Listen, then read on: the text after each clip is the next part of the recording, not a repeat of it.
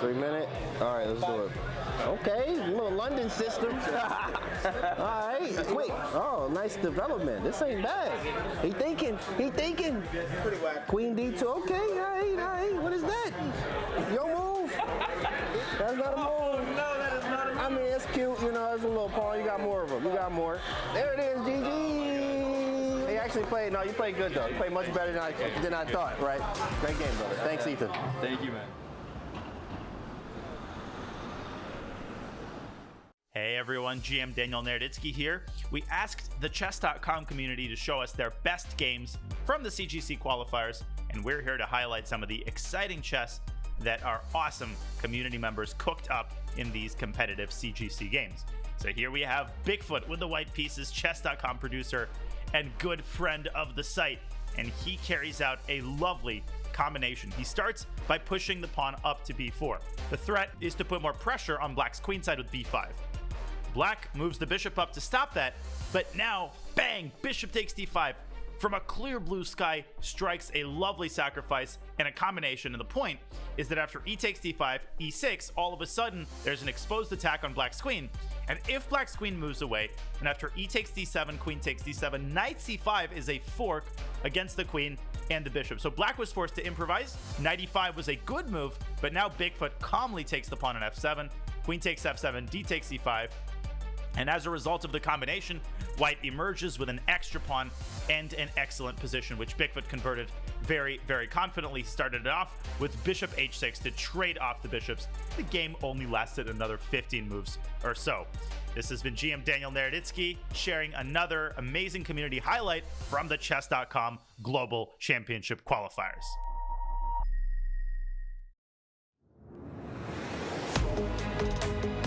We are here at the Chess.com Global Championship in Belgrade with Grandmaster Nihal Sarin, who is tied 2-2 after day one.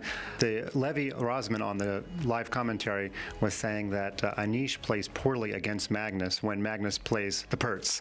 Does that factor in? Did you study Anish's weakness against the Perts? Not exactly. First game I went into his prep and got crushed, so I just tried to get some interesting position which is not in his prep. It was risky choice, but it worked out brilliantly.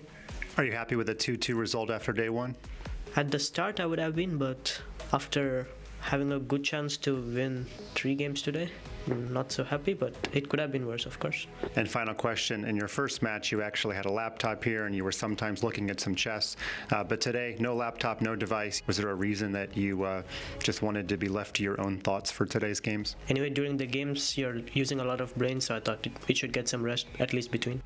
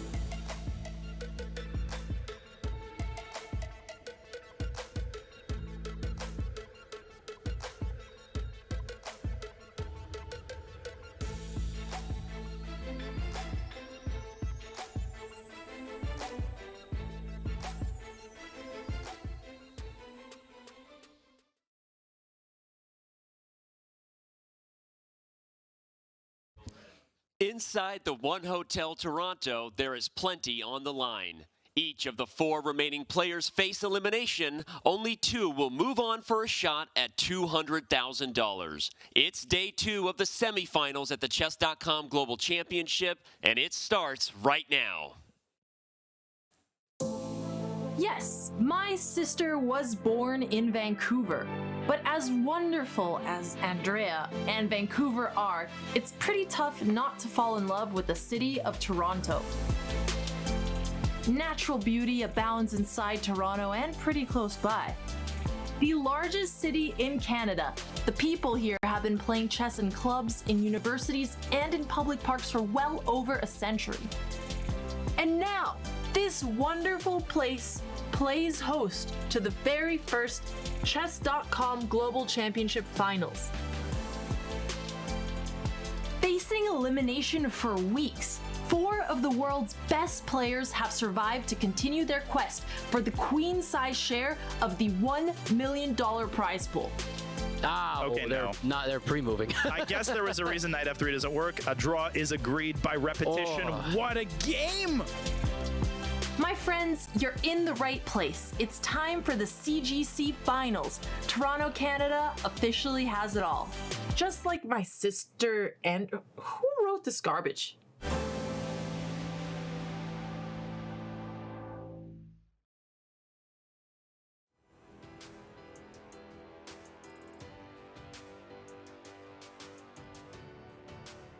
Well, Alexander, as we head inside the One Hotel Toronto, we'll ask someone to take out the garbage. What has not been trashed, though, is the quality of the rapid chess we have seen this week, and there is much more to come. Welcome to the Gameplay Hall. I am here once again with Levy, Canty, and Danya as we get set for today's semifinal matchups. We will soon be joined by Robert Hess and Fabiano Caruana as well to call today's matches. Fellas, by the end of today, we'll know who's playing for the championship match. How excited are we here to be here today? How exciting has Toronto been for you, Levy? It's been great. The food's been amazing. And yesterday we had some squat chess. We had some push-up chess against you, against Fabi. So I'm having a great time. Looking forward to these matches today. Are you a little sore today? Not so much. It's all easy for you. It's nothing, man. You want to do some push-ups right now, Danny?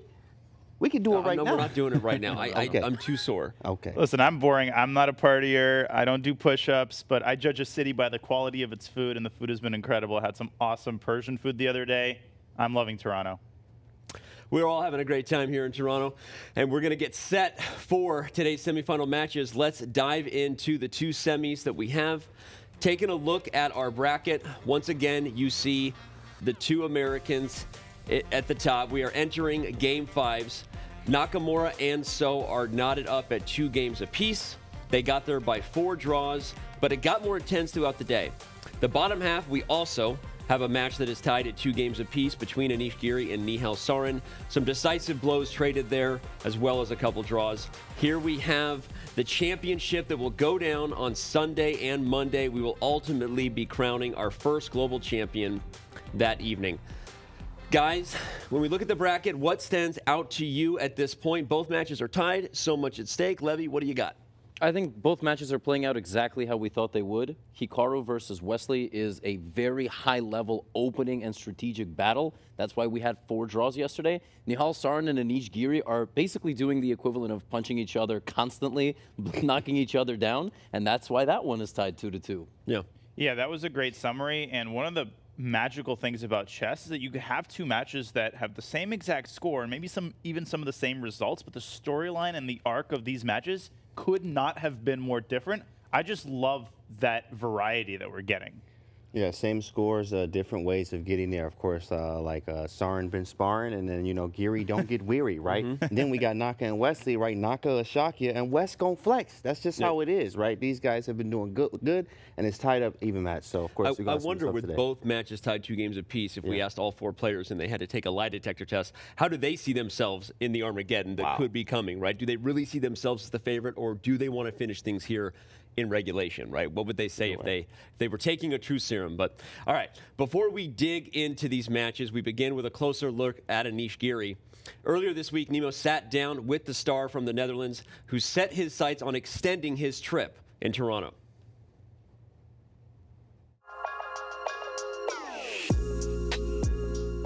I thought, if I come all the way from Europe, it's a long flight, I might as well try to stick around, and I hope to make it a memorable stay. I am here with Anish Giri. I will be interrogating him a little bit. How would you rate your play in 2022? I think it was sort of an average year, but I think still there are some big events, especially this one. Also maybe World Rapid and Blitz. So I think it's not the time yet to to count the what do they say? Count what? Chickens? Hens? Count the eggs in the basket or something like that. They're counting something to do with chickens and eggs, I think. But yeah, it's not the time yet to count them.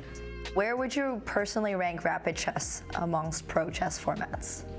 Back in the day, the classical chess had much more weight to it. I think it's got sort of shifted, and now like all these events, also online and also Rapid and Blitz, are really important.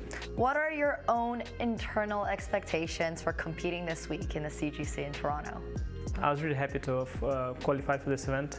Usually I get, the privileged route, I get invited, but here you have to qualify, and I'm really happy to make it. Will you be trying to take advantage of Toronto while you're here? Yeah, I'll be staying here, in fact, until the end of the tournament, no matter what happens. So I hope I will not have the time. Thank you, Anish.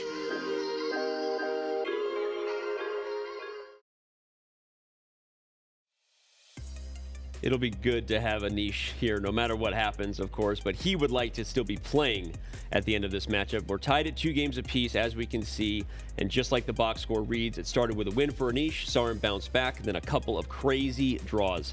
All right, guys, a lot to unpack here, but before we dig in, let's quickly review our picks. Now, Levy, you weren't with us yesterday, but let's review and tell everybody, who did you pick, honestly? Yes, it's tied. Who'd you take? So first of all, thank you for not having me on the pregame yesterday. I came, to a store, got some nice shoes, and I wanted to pack. I had Anish Giri taking this match. I'm also 4 for 4 on my picks. I just want to tell that to the camera right there. Ooh. And so I wasn't going to go away from Anish. The problem with this match, though, is it's been topsy-turvy. His biggest strength is getting a smooth position out of the opening. Nihal has that strength also. And if you leave both players in an uncomfortable position, then I'm going to take Nihal. But I believe in Anish today. It's basically a best of 4 going into the Armageddon, so I'm sticking with him. Yep. I also took Anish. Everyone saw me pick Anish yesterday, not just because he was here and gives a good hug. I literally believe that he is just a slight edge, and I think his experience is going to pay off the longer this match goes on. Absolutely. I'm going with Giri. Once again, of course, I love my guy, and he's very prepared, one of the best prepared in the world. And, of course, when time is there, too, as well, he has time, had all that time in between today and yesterday to actually prepare. I think I'm going to still go with Giri here. Danya, you're the only guy sitting here who didn't take Giri. Don't worry, he's not in the room, so tell us really why. tell us the inside scoop. Oh, well, first of all, I mentioned that Anish plays best with a chip on his shoulder, but I'm also just on the Nihal train based on how he's played online in the last couple of months. And yeah, Levy said this match was very topsy-turvy. It has been uncharacteristic missed opportunities by Nihal. We're so accustomed to him playing ridiculously clean chess and capitalizing on his opportunities. If he manages to capitalize on the next opportunity he gets, I think he's going to have a great chance to win the match. I think this next game, Game 5, I have a feeling that this game is going to decide the match for whatever reason. Okay, wow, that's a big call out. Game 5 going to decide it. But okay, our picks from day 1 aside, how do we see this match going down? Don, you just said he thinks Game 5 is huge. The X's and O's on paper. Levy, what do you think is going to happen here? Well, what happens if Game 5 is a draw? I don't think it's going to Armageddon. I see. Oh, okay. You think someone's going to win and somebody's going to take it after that? Okay, no, I mean, that's a fair point. Yeah, if Anish comes out striking and everything goes well, then yeah, maybe he just takes it all the way down. It really just feels like Anish has to strike once and hold on for dear life, right? But Nihal's strategy is going to be a little bit different. Like he could maybe try to build on a lead, or I don't exactly know what Nihal's path might be, but for Anish, I know that's got to be the path. Yeah, and there's the reason I'm predicting a decisive result is because the fact these last 2 games have ended in draws are already miracles. It was like one side is going to win or the other side is going to win. And the opening choices have been very flamboyant. I think both players are just going to step on the gas pedal, and we're going to have 2 cars going after each other.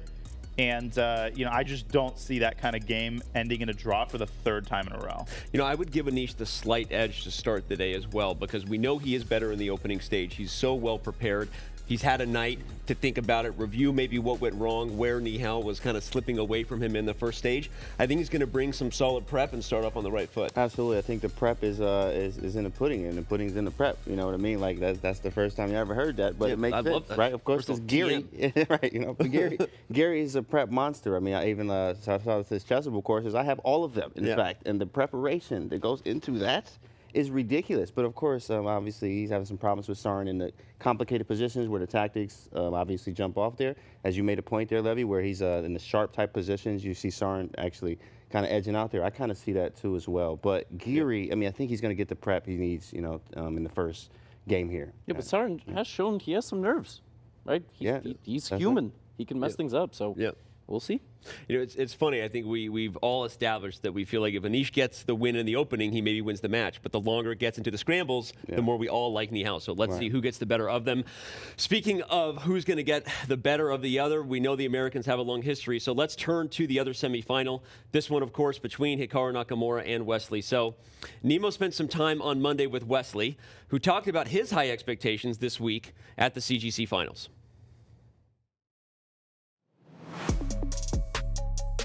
I'm very excited. I mean, I have to fight for my spot because there are always other players, other younger players. Yeah. But I like the game. Give your best, see what happens. I just want to play some good chess. So, Wesley, are you excited to be here this week? Yeah, definitely. First, it's good to see all the people here in Chess.com. And I'm very excited because it's the biggest online chess tournament. What are your own internal expectations for competing this week? I really look forward to it. You know, there are 8 games. Knockout's my favorite tournament format. Okay. Yeah, it's interesting because, you know, you don't know when you're going home. As long as you don't lose too many games, and you still got a chance. How is preparing for a rapid tournament like CGC different from preparing for large over-the-board events? 6 years ago, most of the tournaments were classical, but this year we're really moving it online. Also, faster time controls, speed chess. So you gotta be very good in blitz. You gotta be very good with the mouse. And also practice makes perfect. Thank you so much, Wesley. It's been a pleasure having you.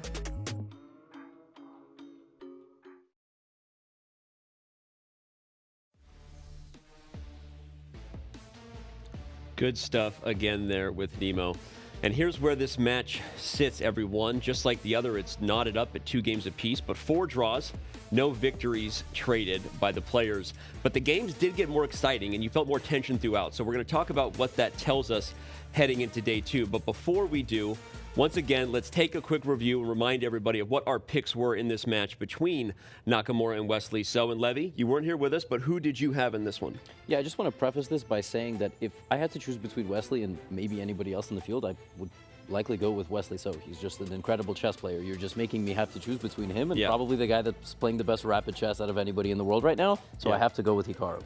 I think it's a great take, and I'm going to emphasize that I probably also would consider Wesley the favorite at this point against anyone else in the field, but he's going up against Hikaru. He just won the Fisher Random World Championship in Reykjavik, and I see Naka as the guy here. That's right. Naka is the guy. I mean, Hikaru Nakamura is the world champ right now for a reason, playing some of the best chess you've ever seen right now. Title Tuesdays, winning all of them all the time, right? It's kind of annoying. Bully at school, right? Winning everything. Why do you got to do this, right? I mean, give him a one-round bye. Can somebody else have some fun? You know what I mean, right? Dude, I totally co-sign your point and Levy's point about Hikaru just having that proven track record. I think when both players are at the peak of their forms, they're very evenly matched. I mean, we saw that yesterday. They went back and forth. The games were super even, all things held equal. But again, Hikaru is just so clutch. He's clutch in those critical moments. Yeah. Wesley, though, he spent a couple hours last night and this morning playing Blitz on chess.com. So he's taking this super seriously. I love it. And I think we're going to see more like incredibly close, high-quality games today. Wesley has been nonstop. He don't stop on chess.com right now with Blitz. But all right, we've talked about our predictions. Let's get into the footwork, the X's and O's between these two heavyweight fighters. What do we see happening here as the match plays out? And who would you take if it gets all the way to Armageddon, Levy? Yeah, as it gets closer to that final Armageddon game, it's definitely going to be in Wesley's favor because it just the variance just skyrockets. I think Wesley has one of 2 paths to victory. He has to use what he did in Game 4 yesterday, get that squeeze from the opening and kind of convert it. Obviously, he was unable to. Position was quite complicated. Or he's got to go down to that Armageddon and just hope for the best. And Hikaru's got to win one of these scrambles. He almost won a 130-move Endgame yesterday. That's the way he's got to do it. He's got to bleed that clock down, and he is just he's just incredible in those scrambles. So that's what I think. Canty, you agree that if we get to Armageddon, So is happier than Hikaru? Not at all, in fact. Oh, okay. 100% disagree. But of course, I know I love Levy. I even watched the YouTube videos and put little hearts in the comments, right? You know? Yeah, absolutely. But at the same time, highly disagree. I love my guy Hikaru. I do know that he's extremely strong in any time format. And then with Wesley here, I think he's just got to be really aggressive right now, especially King's Indian. He has everything in his repertoire. I think that he needs to get a little bit risky, just a little bit, just a little bit of risk. And he's probably one of the best players in the world that can give you a little bit of risk and still be good and still be able to calculate out of it. Calculation over everything. He's a calculator, right? Yep. A human calculator at that. TI-80 Nakamura, right? So we're going to keep it at that with Naka. Yeah, I'm kind of ambivalent. Like, on the one hand, I agree that the variance rises. If a team makes it to the fourth quarter, anything can happen. On the other hand, let's not forget that Armageddon has no increment, and like Hikaru and no increment play, I mean, it's absolutely terrifying. You can get flagged when you're down to 6 minutes in an equal endgame. So from a purely like objective perspective, I think Hikaru is still the favorite in an Armageddon. But from like a variance perspective and from an anything can happen perspective, yeah, Wesley definitely wants to get this down to like one final game. Yeah. I think it might depend on what Game 8 tells us if they get to Armageddon. And maybe we should ask someone who's been in Armageddon before. Hey, Anish, how you doing, buddy? You enjoying the show? Great stuff. Do you need a hug to break the tie, or you got this? No, but I told you, the key is not to get the hug too early. Okay. Oh, not too early. So we're going to hold out. Anish says the key is not to get a hug too early. You don't want to cash in too early. Count the chickens and they've hatched. Yeah, no, it to makes quote sense. the great Anish Giri. Well, chat told me yesterday if you drew, I wasn't allowed to give you a hug. So they kind of want you to win one on your own. Okay. All right. All right. Well, Anish, listening in. All right, that's going to do it for us here. We will see you later, chat, of course, no matter how long it takes today. We're going to be here all the way to see who punches their tickets to the CGC Championship. But to get things started, once again, we say hello to Robert Hess and Fabiano Caruana to call today's action. Hi, Danny. Bye, Danny. But welcome, Fabiano, once again to the set. This is your United States chess champion. And Fabi, we had a really exciting day one, the semifinals, but the players find themselves neck and neck. Yeah, it's very close in both of them. I would say that they both have some positive and negative emotions. Both matches were very exciting, but we see a tie in both of them. We do. It is 2-2 in both of these matches. But Fabi, we got there in different ways. So Anish Giri, Nihal Sarin, they traded victories in the first two, then 2 draws. Wesley So and Hikaru Nakamura all knotted up at 2 with 4 draws between them. But why don't we start with the matchup between Anish Giri and Nihal Sarin? That will be the first game to start today. You picked Nihal Sarin to win. You sticking with that pick? I'm sticking with Nihal. I think both players have something to be happy and unhappy with. For Anish, he's happy that he saved some lost positions and that the match is still tied because it could have gone a lot worse for him. But Nihal has some other things in his favor. When he's avoided Anish's preparation, things have gone his way. He's actually been able to outplay Anish, who's a more experienced player and traditionally been a stronger player. But once he's getting to those unusual opening positions, he's actually outplaying him, which is definitely something in his favor. I think there might have been some opening day nerves in the semis for Anish Giri, but I'm sticking with my pick. I believe he will take down Nihal Sarin. The chat agrees with me on this one. I know that's shocking, but here we are. And Fabi, in the other matchup between Hikaru Nakamura and Wesley So, can't even really use the word other. That's like a big-time matchup between 2 heavyweights. You picked Hikaru in that match. You stick in there after what you saw in day 1. Yeah, I think this is a match which could easily have been a final, but we see these guys duking it out in the semifinal. I think that this match is as close to 50-50 as you can get, and especially after we see in the first day was so balanced. I'm still giving Hikaru the slight nod, especially if we see an Armageddon, where his massive experience in short time controls and those final few seconds, that final flurry, might prove an important factor. Okay, I mean, I understand your pick, but I'm still going to go with Wesley So. I think he has the psychological ploy of just avoiding Hikaru at all costs. He's got his hand over his eyes. He's not looking Hikaru's way, so he's going to look to win this matchup and head to the finals. The chat, though, they agree with you, Fabiano. Hikaru Nakamura, a fan favorite, a content-creating machine, and, well, he's just a boss. He won the Fisher Random World Championship as well.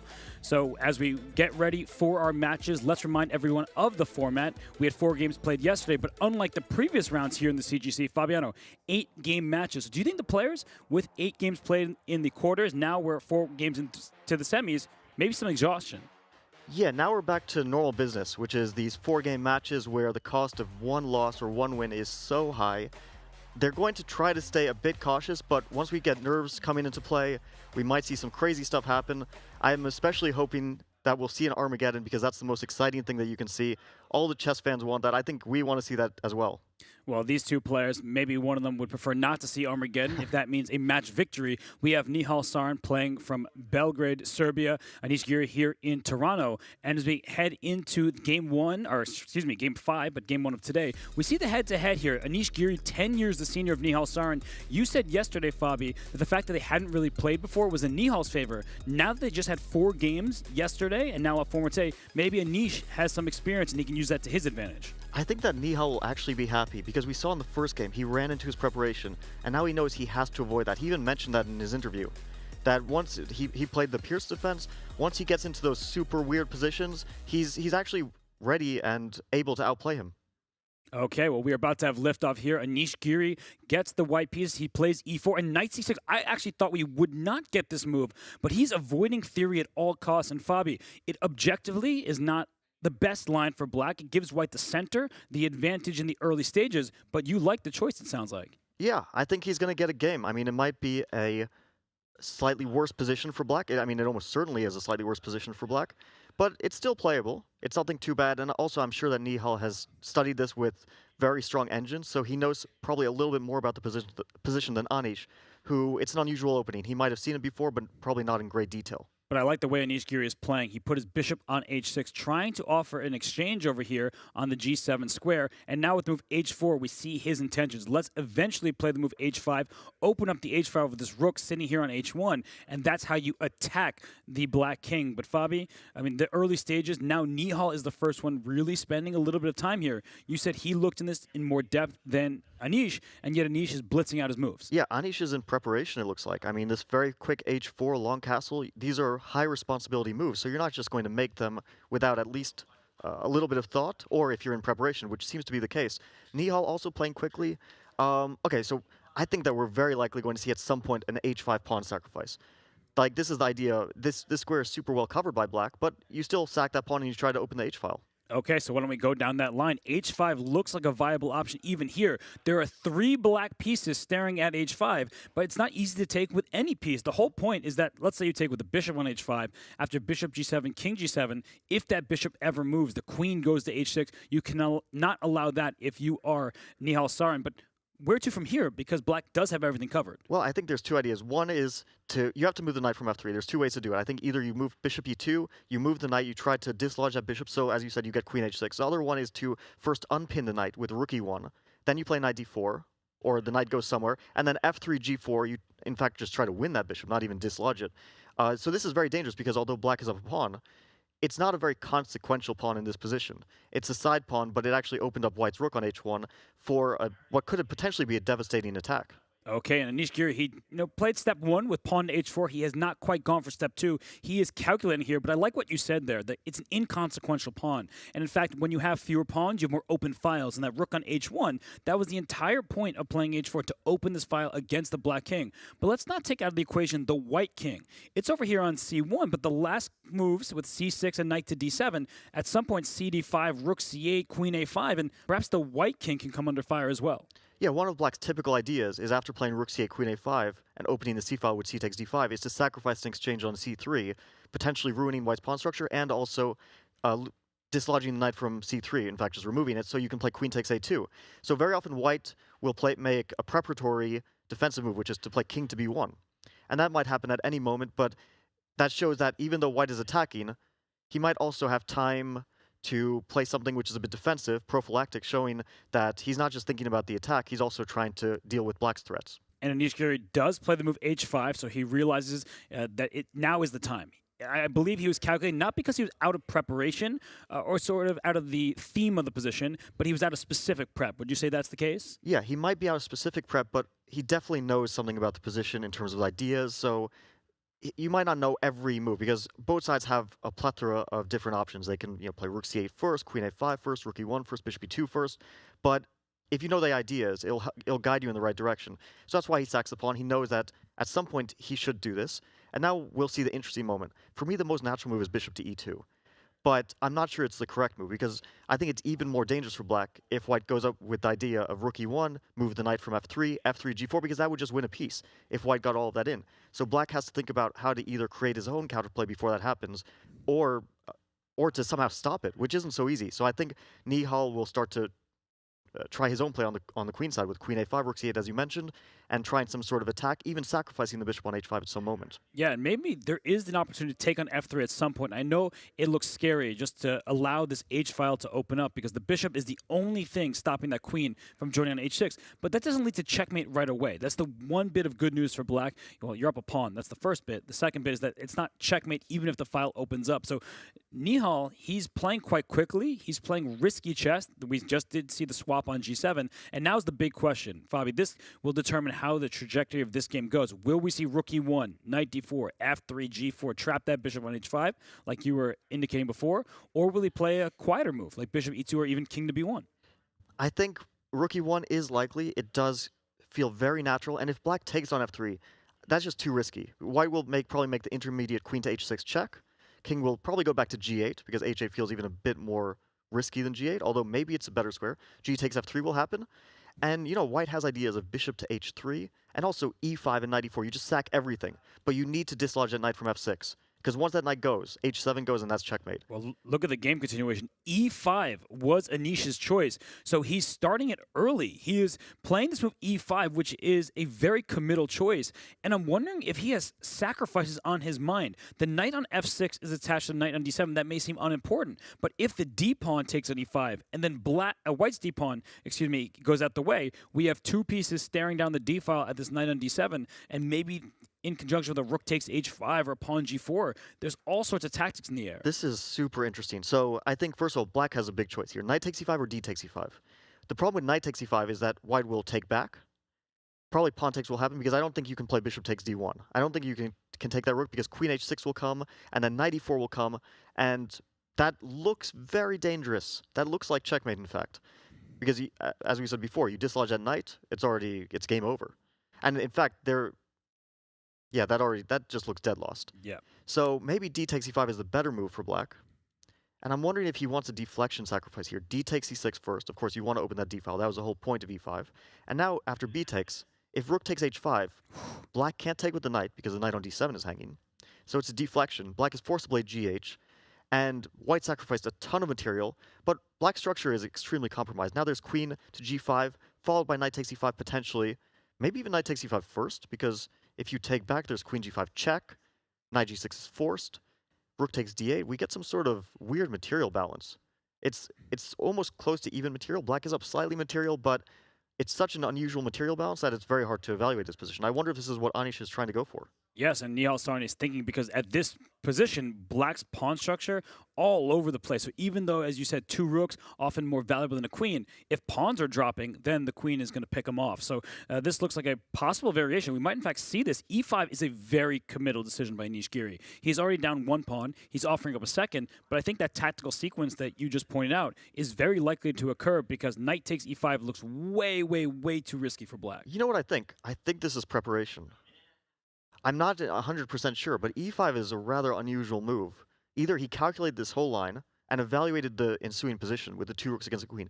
And evaluating that position is very tough because it doesn't look clear-cut. Like, queen against two rooks is such a difficult material balance. It always is based on like these factors that you can't fully predict.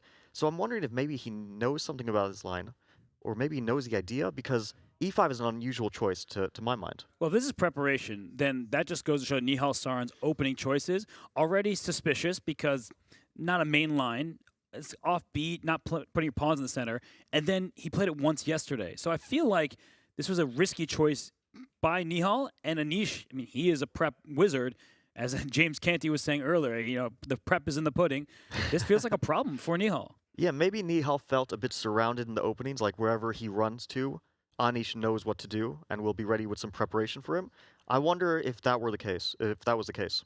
Well, we'll leave Nihal Sarin to it. He's going to spend a lot of time here. The second matchup, the one between Hikaru Nakamura and Wesley So, is about to begin. And in that matchup, we've seen the two players choose openings that are very similar. Their head-to-head stats also knotted up. So, Fabi, what is going to separate these two?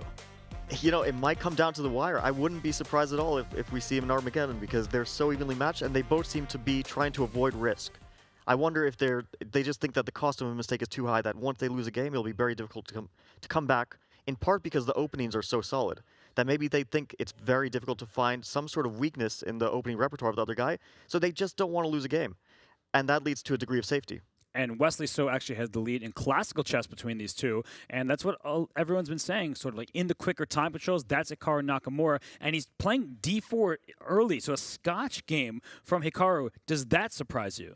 I was going to say I love this choice, but then Hikaru played knight D2. I was hoping that he would play E5 and we go to the craziest positions in chess. The Scotch is so wild that you play it, you accept that you may not have any control over the game, and you're just throwing caution to the winds. Knight d2 is a bit more of a circumspect choice. e5 is, okay, you're advancing your pawn, but you're trying to gain time, and that pawn may become a weakness. While knight d2, okay, black will play d5, we'll trade pawns in the center. White has a slightly better structure. Black has good development. It's a very level position. But we'll see what Hikaru has in mind. For sure, he has prepared this and has some sort of small idea to try to take Wesley out of book. The idea of this whole opening is Hikaru thinks, okay, it's not so common. Wesley won't be super familiar with it. Right, and the issue, I guess, with it from Hikaru's perspective is, while that may be true, the choices aren't that difficult. It's not like anything is under attack in Black's position. He's ready to castle, but Hikaru going for b3 and a fianchetto bishop, the evaluation bar says slight edge to Black, but I don't think that's the important thing. As somebody who's prepared at the highest level for so many years, sometimes you make an opening choice that the computer frowns on a little bit, but if your opponent isn't ready for it, that could be the best decision. I suspect that this position is very, very close to equal. Despite what the computer claims, it's probably more or less completely level. And what Hikaru is saying is, I'm just ready to play a game. And it's an equal position, but we're making moves. Mistakes happen, and you know what? He might have found some inspiration in that third game yesterday, where even though it was a completely level endgame, he found very, very serious winning chances in that game. And Wesley was under pressure. And I think that Hikaru is a wonderful endgame player. That's one of his main strengths, because the endgame calculation plays a huge role. That's where your calculation abilities shine, and Hikaru is a great calculator. So as an endgame player, I think he's very confident, very comfortable, and we see here a trade of a lot of pieces. If we see a trade of queens, we're already talking about an endgame. For sure, unless with a5, maybe White will play a4 to stop Black from doing it, but a very different type of game in this one compared to the game between Anish Giri and Nihal Sarin. And look at the position on the right side of your screen. If it looks familiar to you, it's because it is. Nihal Sarin has not moved after Giri pushed that pawn to e5, and you see him on screen. He is staring at this board because he knows he may be checkmated in a few moves if he does not find the accurate continuation. So two very different games here. And Fabi, we started calculating some of these lines with pawn takes e5 or knight takes e5, but the fact that he hasn't moved yet, he understands that if he does not find the right choice right in this specific position, he will just get blown off the board. Yeah, here he recognizes, and we already mentioned this, that this is a super critical choice. Black has only two moves that have any logic to them. D takes e5 or knight takes e5. But both are not only difficult to calculate, but difficult to evaluate in the ensuing position. And I'm wondering a bit about knight takes e5. Maybe we could delve into that line. White will play knight takes e5. We already showed why bishop takes d1 loses the game on the spot. So Black is forced to play d takes e5. Now White plays f3. We already showed that idea that bishop on h5 is trapped. But Black can sack it. C takes d5, g4, maybe d4. I don't know what this position is. I mean, g takes h5 I don't think works because just simply d takes c3, and I don't think there's any attack on the queen on the king side happening. So White has to move the knight somewhere. That's a tough choice, where to go. With the knight, Black has a tremendous pawn center, 2 pawns at the moment, but in fact it's 3 pawns at the moment. Can't even count, it's so many pawns. But who knows what happens? I mean, Black has a bunch of pawns, White is winning a piece. Both sides are kind of attacking. Very difficult to evaluate. Well, that's why Nihal Sarin, maybe he couldn't evaluate that one. He goes for d takes e5, and after pawn takes e6, pawn takes rook takes h5, Nihal is back on the clock. So he must have seen it a few moves ago after e5. He knew this was coming, but he hasn't moved yet. Is he really thinking about knight takes h5 on queen takes d7? That would give White 2 minor pieces for the sacrificed rook. That would be terrible for Black. I don't even think it's a material balance, but the ensuing position, Black's pawns are dropping. So you might have 2 pawns at the moment, for 2 pawns up for Black, but you're going to lose them. And then you're just going to be down a bunch of material because a7 is weak, c6 is weak, e7 is weak, e5 is weak. Everything is a weakness. So I think g takes h5 is simply a forced move. So I suspect he'll play it. So what is he doing? Because g takes h5 is obvious. Why is he spending time here? He's already has just about half the time that Anish Giri does. So what is going on? What's going through his mind?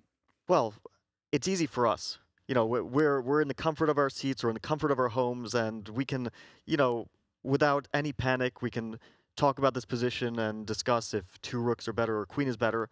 I mean, he actually has to take these very responsible decisions. He understands that g takes h5, it could be okay. It could also be losing. You have to go through all these calculations.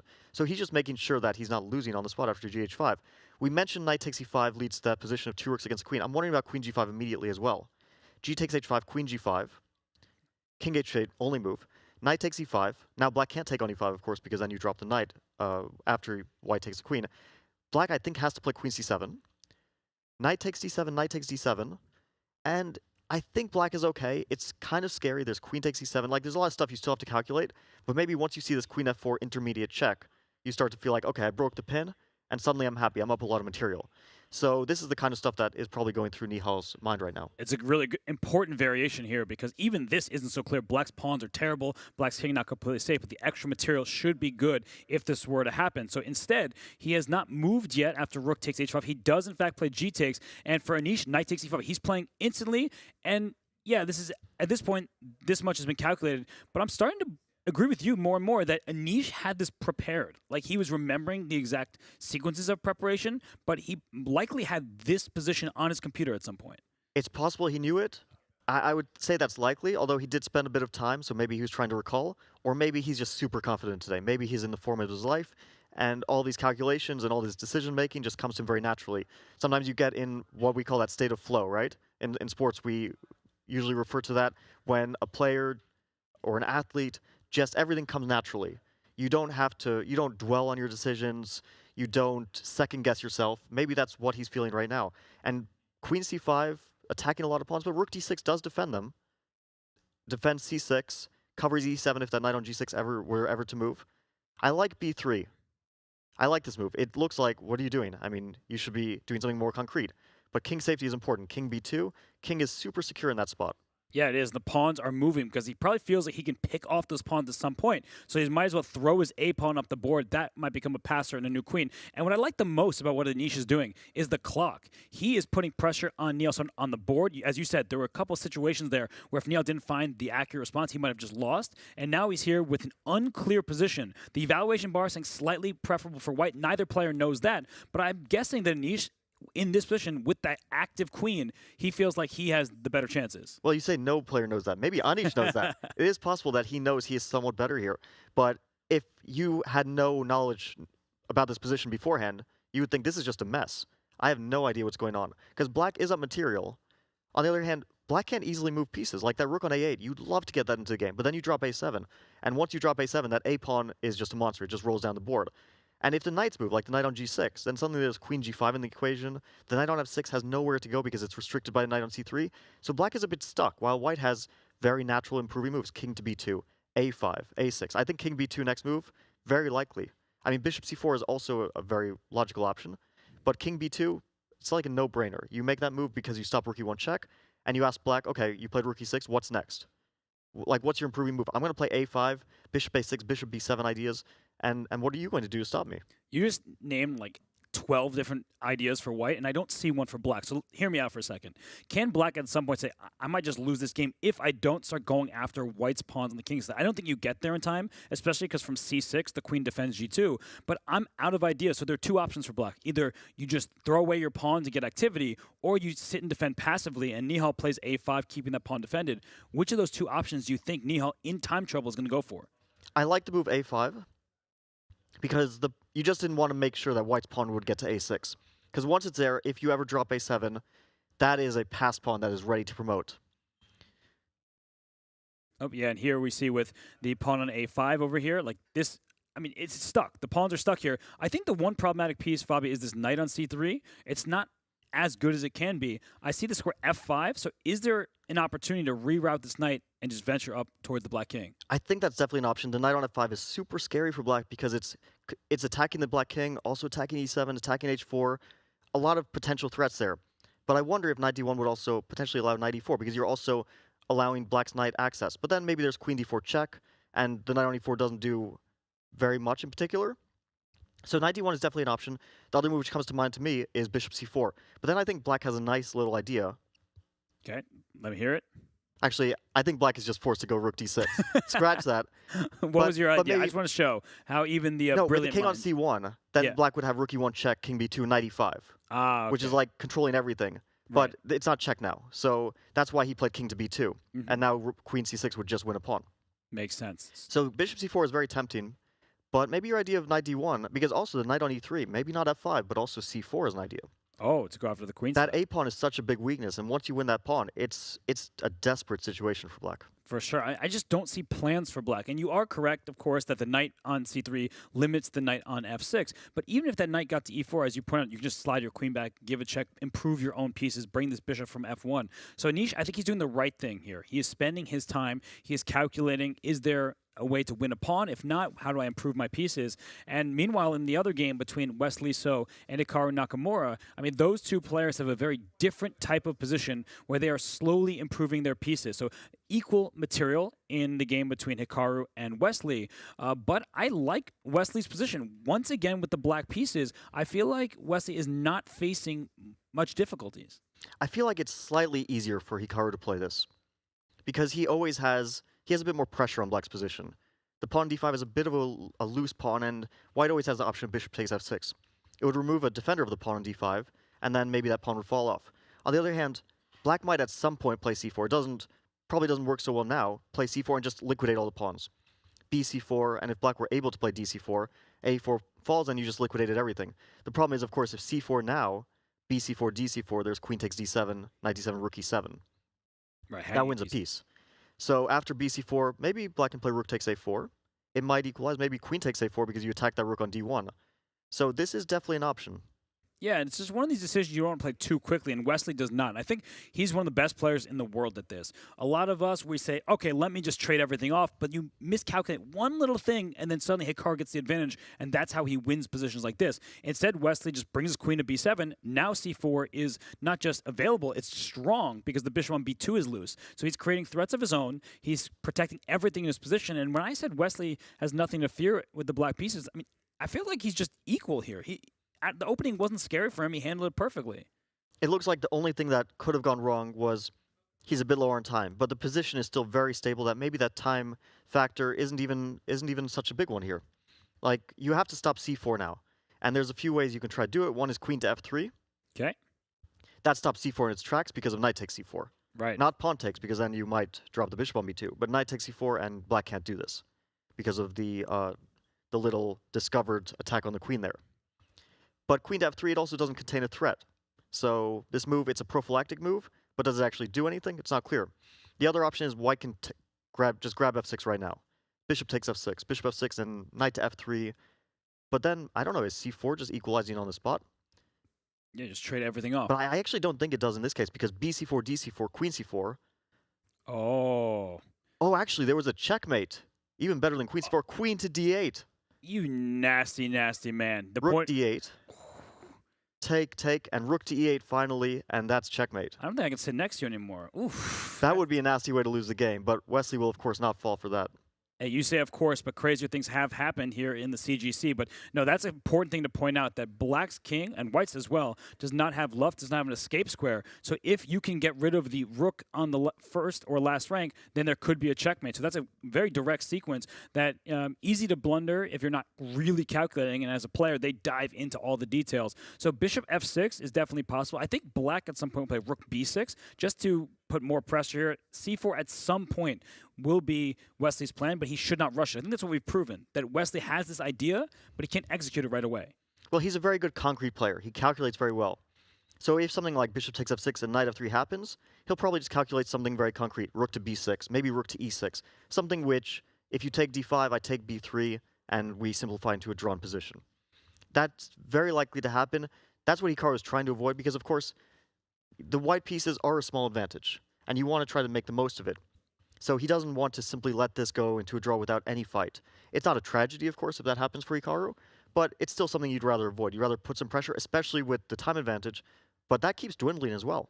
Yeah, no, it feels like Hikaru wants to play on, but he's not seeing anything that leads to even an interesting choice. Right? That's what you want to do, is give your opponent difficult options, and they, hopefully, if you're playing for win, pick the wrong one. But Wesley, time and time again, he proves to be just too solid. His opening repertoire is similar to Hikaru's. It's probably uncomfortable for both players, and I'm not seeing anything here to speak of. So I think we can leave these two players as Hikaru sits in a deep think. We will pull up the game between Anish Giri and Nihal Sarin once more, because that one has a totally different dynamic, as Anish has a queen, Nihal has those rooks, and very importantly is the coordination of white's pieces is there, Fabi. And for Nihal with black, that rook on a8, it's stuck being passive defending a5.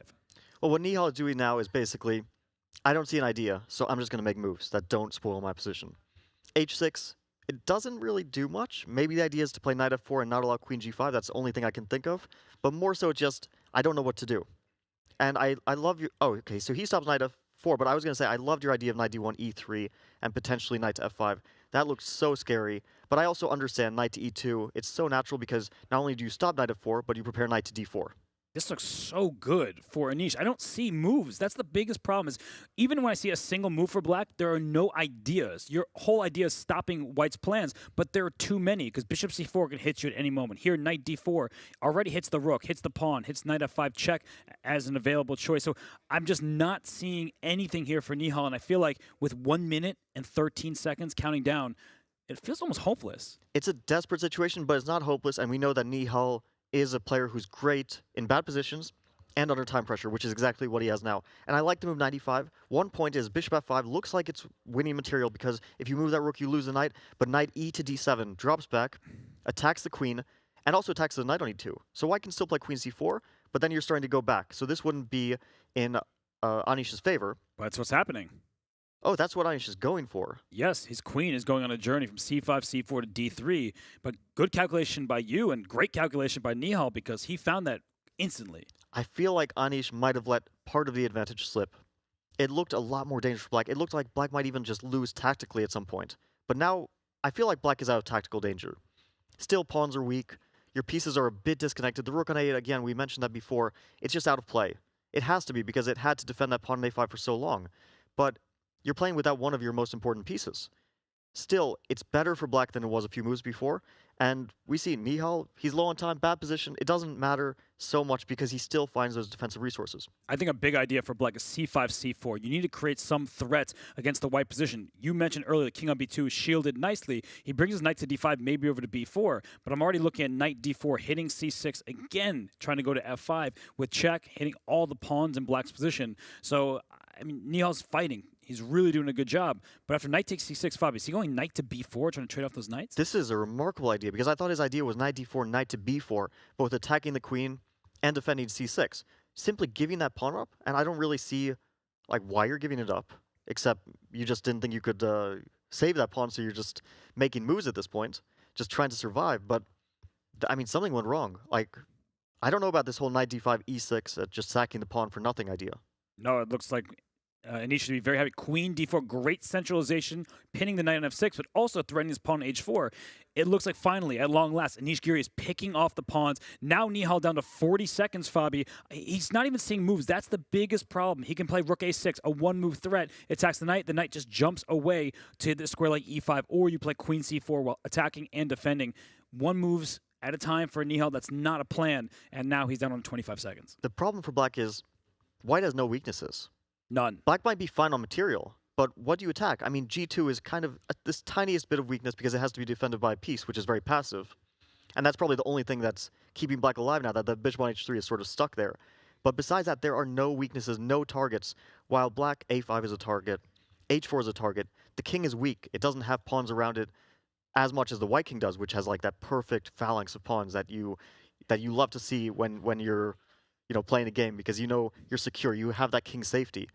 And things are just going wrong. He's going to lose that a5 pawn very, very soon. Is he also just going to lose a piece here? Because c4 hits the knight on d5. The rook on b6 is loose. And if rook b4, there's knight d3. And now your rook's under attack and kicked out from the place where it pins. I think that this is game over right here. And Nihal Sarin is about to lose more material. Yeah, this is over. There's no way to save that piece. And no matter how good of a defender you are, you can't save this. Knight to d3 is, I don't know, is knight to c6 also an option? There looks like a few ways to dislodge that rook and win either an exchange or a knight or some sort of material. But what I love about Anish Giri is he's spending time right here. Nihal has 5.9 seconds, but he knows the position is winning for white if he plays it accurately. So why win on the clock when you can win on the board? And maybe there's something even more precise, but knight d3 should do the trick. This knight can go to c6, as you point out. It can go to f3. It attacks rooks from both sides of the board. h4 is loose. He knows his position is good, and he does play knight c6. Nihal down to 4 seconds, 3 seconds, 2 seconds. We'll even get a move off at this point. He does. He plays e5, Fabi, but I believe the queen just runs away, and then 2 pieces are under attack. That should be that. Yeah, now black is losing a rook and dropping all his pawns this is pretty much game over unless some sort of tragic mistake happens, but I don't even think he'll want to take that rook on b4. He might just want to go for the checkmate. I see knight to d8 here, and there's no way to defend f7. And you don't even care about the rook, you don't care about the king side, the queen side, just that pawn on f7 because it leads either to checkmate, the knight on f6 falling, some sort of massive attack, and again, black has no counterplay for it. White's king has never been in danger this entire game. I love you calling out my tunnel vision there. I see material, I take material, but knight d8 just ends the game on the spot. You cannot protect f7. Then your king is in. Oh, he plays it. What a move and what a spot by you. Queen takes f7 check. Should be lights out. Knight takes f7 actually is great as well. Hitting the rook, setting up discovered check against this king. And Nihal with 3.1 seconds left. This is just, as long as you don't blunder a queen, you have this game in the bag. You're spoiled for choice. White, every move that White plays, which doesn't blunder things, wins. Now he's taking all the material. This is it. I mean, he's taking g5, followed by a5, and black has nothing to show for the material loss. And apparently there was a checkmate at 10. I don't really fault Anish for not finding it, but queen takes a5. How many extra pawns does a player need? He has 3 of them, and knight e4. Queen takes b4 is not a free rook. There's knight d3 check. Maybe that's good enough, but he doesn't want to give material. I think you can go for that, but why? I mean, you can play queen to d8, check, probably followed by a checkmate. King to a3, just get the king out of potential checks as well. Yeah, this doesn't look like there is much hope, especially since Anish still has an abundance of time on his clock. Well, Anish is just playing with precision. Every single move, queen d7 check, might just pick up this knight in e4, because if the king goes to f8 or f6, queen f5 is check. And where else is your king going? To g8? I don't think so. Instead, he sprints the pawn towards the other side. 1 second left for Nihal Sarin. Will he even get the next couple moves off? He does. We know he's a bullet beast. At least he's not running out of time, but that's the only thing that you can say in his favor in this game. He is actually starting to create some threats with knight e2, but they don't lead to a checkmate. 2 knights alone won't checkmate the lone king, so he can play a7 here. Knight to e2 check is met by king to d2. The king can escape via those dark squares. It can just like slide across. The knights are controlling some squares, but not quite enough. And yeah, this is game over. This was a perfect game by Anish. This was a beautiful victory. And it goes to show that maybe you shouldn't deviate as early as move 1, because when you play an opening like one knight c6, you get yourself in trouble from the very start. And for now, Anish Giri takes the lead once more. You see game 1, you see game 5. He is an early riser. He wins the first game of the day, and Nihal Sarin has proven he can come back. What does he need to do differently? I think this game is even more important than the first game of the first day for them, because now we're getting closer to the finish line. The weight of these victories matters even more. And yeah, Nihal will have to strike back immediately. I don't think that he can afford a draw with White in any of these games. And he's just hoping to get to an Armageddon now. And Nihal did play a perfect game 2 yesterday, but the game that's going on right now is Wesley So and Hikaru Nakamura. And if we're being frank, not much of an interesting game right now. We have 3 pawns per side, 2 rooks each, a minor piece, and both sides are going to have a piece on the first rank. So I would actually say, and I don't know if you agree with me on this, that White should be a little bit better here just because of the coordination. But as Wesley is ready to bring his king up to g7 and rook to f7, his pieces are nice and tight, and there really is no way to make inroads. Well, knights are tricky pieces, so you never know. But between players of this caliber, yeah, this is a draw. As long as he doesn't blunder a knight fork, like rook to f7 will happen, and then knight to f4, but you don't blunder knight e6. You play, like, say, rook to a6, something like that. You're not going to lose this game, and this is going to be a draw, and it's the same sort of game that we've seen the past few days. The past few games, not the past few days, sorry, where it's relatively evenly matched, and neither side was able to get very much. In this match, we've seen very few chances by either player. Hikaru got some small chance game 3. Game 4, Wesley got some chances, but it was never very close to a victory by any of these players so far.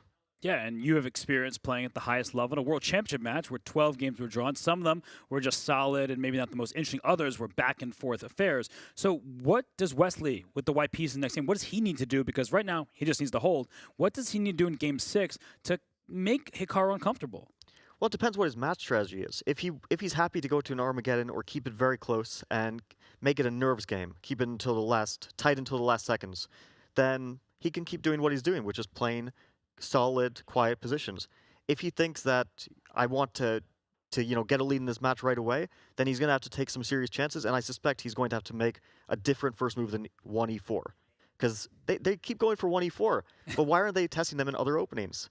I mean, if I were Wesley, I would think maybe the Catalan would be a good choice. Well, E4 best by test, so it is said, and unfortunately in this match, neither player could get separation. You're right, though. Maybe they need to choose different openings, and you kind of asked a rhetorical question, but I'll dive into it. Wesley So, does he feel comfortable going to Armageddon? Does he think he can just make all these draws, play Armageddon? Do you think he believes that's his best chance, or will he need to take a risk with 2 whites in the remaining 3 games? I think he's ready for Armageddon, but I don't know if that's what he wants. The thing about Armageddon is it's very, between players of this strength, it's just a 50-50 game. By the way, he actually sacrificed a pawn here. I just noticed.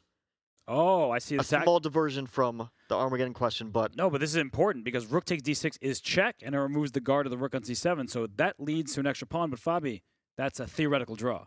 3 against 2, yeah, that's a draw, but Hikaru will go for it and try to press a little bit. You know, you have that, I guess that small moral edge. Like, I was the one pressing this game. I'm a pawn up in the endgame. Does that matter at all?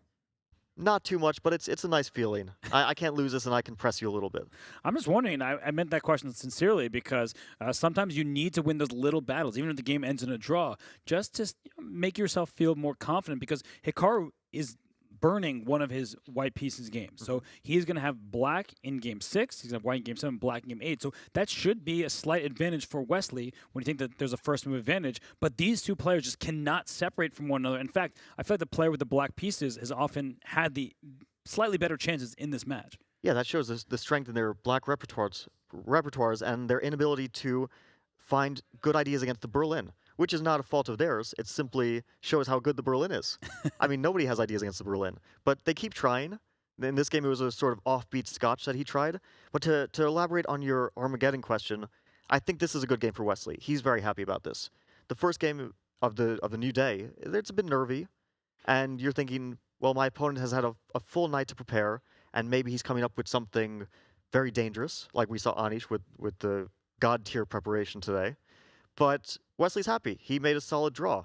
And so maybe he's going to try to avoid that Armageddon, try to get some chances in his in the next game and his remaining white game after that. I'm just happy that you've been influenced by social media culture, hitting me with a God tier reference. Who am I sitting next to, Fabi? But in this position, the key for black is keeping this king off the 4th rank, because if that king can go up the board and go after this lone pawn, then there would be some chances for white. So the reason why Fabi and I are saying this one for sure is going to be a draw is because Wesley too strong and has too much time. If he had maybe 8 seconds remaining, he probably still would hold it, but that would be a bit dicey. Well, just show how black can lose this. For example, king to e3, and you don't play rook to a4, but you play rook to a5. Yep. At any moment. After king to f4, this is starting to get very dangerous, because if you allow king to g5, that's already it. Right. That's game over, because you're getting rook f6, rook f5, winning a pawn, and 2 pawns will, in a rook endgame, will win. For sure, and that's why Wesley, he chased the rook around, put his rook on the 4th rank, but Hikaru making a bit of progress here. If that king goes up to f4, that's going to be scary, but look at Wesley. He puts his rook on a6. That way king f4 is met by king f6, and the white king can't get in, and the white rook, as soon as it leaves the 4th rank, the black rook would check the king off of f4. That's really important stuff, and Wesley showing great defensive instincts. Yeah, with these guys, you're not going to trick them in these types of endgames. They've seen this before. There are some rook and 2 against rook and 1 endgames which are a bit tricky. For example, if black's f-pawn were moved to the e-file, for example, to e6, that's a tricky one, because then white has a passed pawn. And I've seen people, strong grandmasters, lose that in classical games. For example, the game, sorry to call out Mickey Adams on this one, but Mickey Adams against Jan Nepomniachtchi, 2017 London Chess Classic. Jan Nepomniachtchi won that with the pawn up. 2 against 1, you rarely see grandmasters win those endgames, but sometimes they're very tricky. How dare you call him Mickey Adams, the nicest person in the chess world. And a great chess player. Yeah, of course. And here we are talking about one of his defeats rather than one of his many, many wins. But right now, it's just nothing happening. Hikaru would love to get his king up to g5, but as soon as the king goes to h3, rook h8 check. The pawn on f5 keeps the king out of g4 and we'll push it back. So the king goes to f7. I think some people would want to bring the king forward for black, but if you move the king forward, you're actually walking away from your pawn. Now the question is Hikaru trying to get back to 15 minutes? And will he stalemate Wesley in this game? He might try, because I know Hikaru likes to stalemate his opponents. It's like a small moral victory. Mm-hmm. But it's not easy to stalemate here. I mean, you'll have to trade rooks, trade pawns, and go to a king and pawn ending. Or we might just see a draw. Maybe they want to preserve their energy for the remaining games. All right, be honest. If we were playing this game and I had the black pieces, and would you offer me a draw or you'd make me suffer? I want to say I'd make you suffer, but I'd probably just offer a draw. Oh my gosh. I'm making myself suffer too. I don't want to play this position. It's boring. Well, look at Hikaru's face here. He's, he doesn't seem thrilled. He wants to get a victory. I mean, he is fueled by positions with calculation, with tactics. He's not getting them. Wesley So has just been way too solid. And now we're in this endgame where there's an extra pawn, but unfortunately, and this is why it's not going to be a win for Hikaru, because you're often taught when ahead material, trade down. The black king will stay in front of the pawn, and king and pawn versus king, if the king is blockading the pawn, that is a known draw. And the only way you can create a pass pawn is by trading on g4, and look at Hikaru giving up to see that. g3. We might see exactly this. If you take on f5, rook a5 check. So I think we are going to see exactly this and take on f5, and they will show you how king and pawn versus king in this position is a draw. So we will see a stalemate. Hikaru is going all the way. And yeah, if black doesn't know that you play king f8, you lose the game after king d5. But of course, all strong players know this, and we see a stalemate and a draw. And Hikaru took off his headset before the game concluded because both players knew it was a draw. But Wesley So, a little smile on his face. He is still tied with Hikaru Nakamura. And look at this, Fabi. Half point, half point, half point, half point, half point. They are drawing every single game. We could have sort of predicted this. These guys are so evenly matched. They're so strong and so hard to beat. And even though they're trying and sometimes gain some small chances, overall, very difficult to find a weak spot in their repertoire. They're feeling each other out. But yeah, it's tough. And if I were in their position, I'd also feel like, how do I break down this opening repertoire? The Berlin is just so good. I think at some point we'll have to see them play something besides e4. They will, because the other match we've seen that from the players, offbeat openings in the one between Anish Giri and Nihal Sarin. So we see the scores for both matches now. Anish Giri gets that big win in the 5th game. And Fabi, I mean, as we look here, Nihal Sarin, he's the one now who's on the clock. He needs to find something. I just feel like, is it today or is it yesterday? Because we're seeing an exact repeat of yesterday's first round. And just a perfect game by Anish and a solid draw between Hikaru and between Wesley. And Nihal will have to strike back. Maybe he'll do a repeat of the second game yesterday, but the onus is on him now. The onus certainly is on him, and his preparation, while it's quite good, he has his repertoire that's set. He needs to find something like what Anish Giri did in this game, because what a marvelous display of preparation, and then even stronger technique perhaps. But in this moment, Fabi, when the move h4 was played, you were saying this has to be preparation. It felt like it. He was taking some time, so I was questioning it, but e5 played so quickly. That was either incredibly impressive calculation and evaluation skills, or it was preparation. I suspect he knew something about the position. I mean, trading off bishops and e5 here. This is another pawn sacrifice. The whole point is that the first pawn that was sacrificed opened up the h file for an eventual queen h6. And with e5, we were talking about this during the game. Knight takes e5. You may think you're piling up pressure on a pinned piece, but no, it's not an absolute pin. The knight can still go. If you take, you lose the game very quickly with the knight coming into e4, distracting the knight from f6. So instead, the pawn capture on e5. And Fabi, we got this forcing sequence. Rook takes h5. Knight takes e5, looks like a free knight, but not all pieces are free. And once we got here, it felt like Anish just built up the pressure and never relented.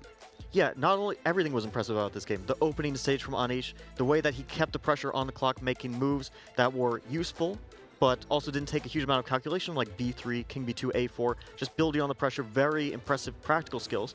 And once he got a winning position, converted flawlessly. He did. He brought his bishop around to the h3 square eventually. It looked weird, but it protected the only possible weak point. Knight d4, threatened knight f5, and knight takes c6. And with that double attack, e6 stops one of them, but down goes the pawn. And Fabi, from here, it was pretty simple. But I loved this moment, too, because after queen a7, knight f4, I would have grabbed this rook and tried to win the game here, but he still was calculating and digging into the position. Well, certainly knight takes b4 would have been a good move, and most likely winning in the long run as well.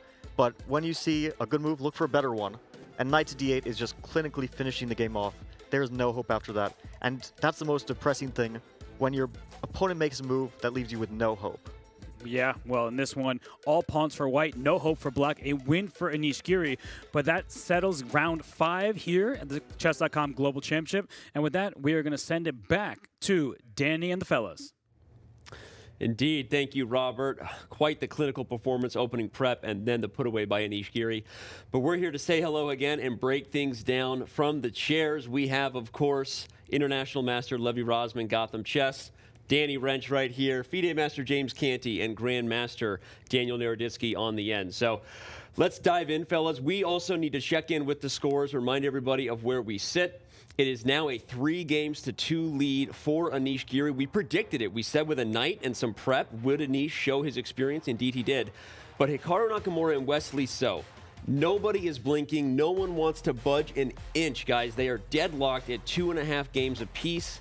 What can we say about this matchup right now, guys? Levy, let's start with you, right? Are these guys just going to agree to play the Berlin till we get to Armageddon, or is somebody going to switch things up? Yeah, the most fascinating thing to me here is the lack of urgency, it seems. And to quote the great Max Kellerman and what he said, you need one game, all right? The aliens got the death beam pointed at the chess world. You need one guy to take one game to win it. I got Nakamura in the Armageddon. Yeah, give me Iguodala. Give me Nakamura. I guess that there's really no urgency because he thinks whatever happens is going to go down to Armageddon, and I'm the favorite. Well, apparently he wants to prove Canty right. Canty said he would be the favorite in Armageddon, regardless of how Wesley feels. You sticking with it? I'm sticking with it. I mean, of course, every game has been a draw here. Every game, I'm like, what is it? All right, we can go to sleep for like 15 minutes, right? Because it's been like that, but it's been a grind every single game here. As the time gets faster, though, when the Armageddon comes up, I'm going to take Hikaru there. Also, I think he should take just a little bit of risk. Just a little bit, right? Because it's been no risk taken at all in these games, really. Yeah. I honestly can't wait to see whether we'll see either player take a risk. Will we see a Sicilian? Because let's be clear, the opening repertoire of both of these players is vast. I mean, it's not that they're not capable of playing a different opening. It's just that both of them are by far more comfortable playing E4, E5 than any other opening, and both of them feel that the other player is incredibly good at punishing dubious lines and punishing a risk. So I don't think we'll see the Nihal opening played by Hikaru or Wesley. And I just think both of them are like, okay, I'm fine with the Armageddon. Let's let the Armageddon decide things. But you kept talking about a different opening, and I want to bring the audience into a conversation that we keep having out there in the room where we're all gathered as fans and watching on the monitor. We're all talking about, will Hikaru go to his vintage knight f3, b3, these systems he knows so well. You know he can beat the best players in the world in it. So, Danya, let's go back around this way. Why isn't Hikaru mixing it up a little bit? Well, that kind of beats me. I mean, I predicted that opening, I think, before game 2. Or game 4, I forget. And I was pretty confident that Hikaru would play knight f3. I think the only rational explanation is that he just fears deep preparation by Wesley, because the knight f3, b3 stuff, it's really, really good if black isn't prepared. But black has several paths to complete equality. And, I just think Hikaru fears that he might even get a slightly worse position out of that opening.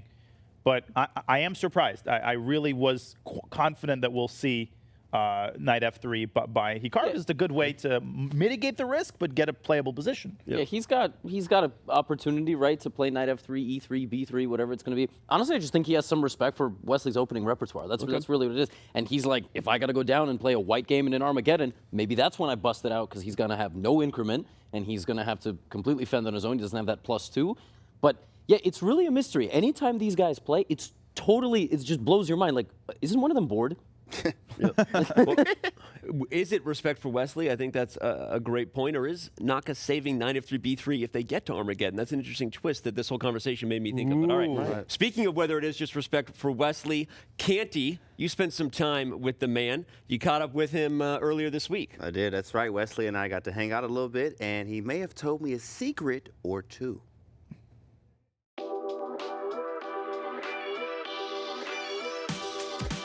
We have Big Wesley, a.k.a. Big Flexley here. Look at him. All right, man, I got some questions for you.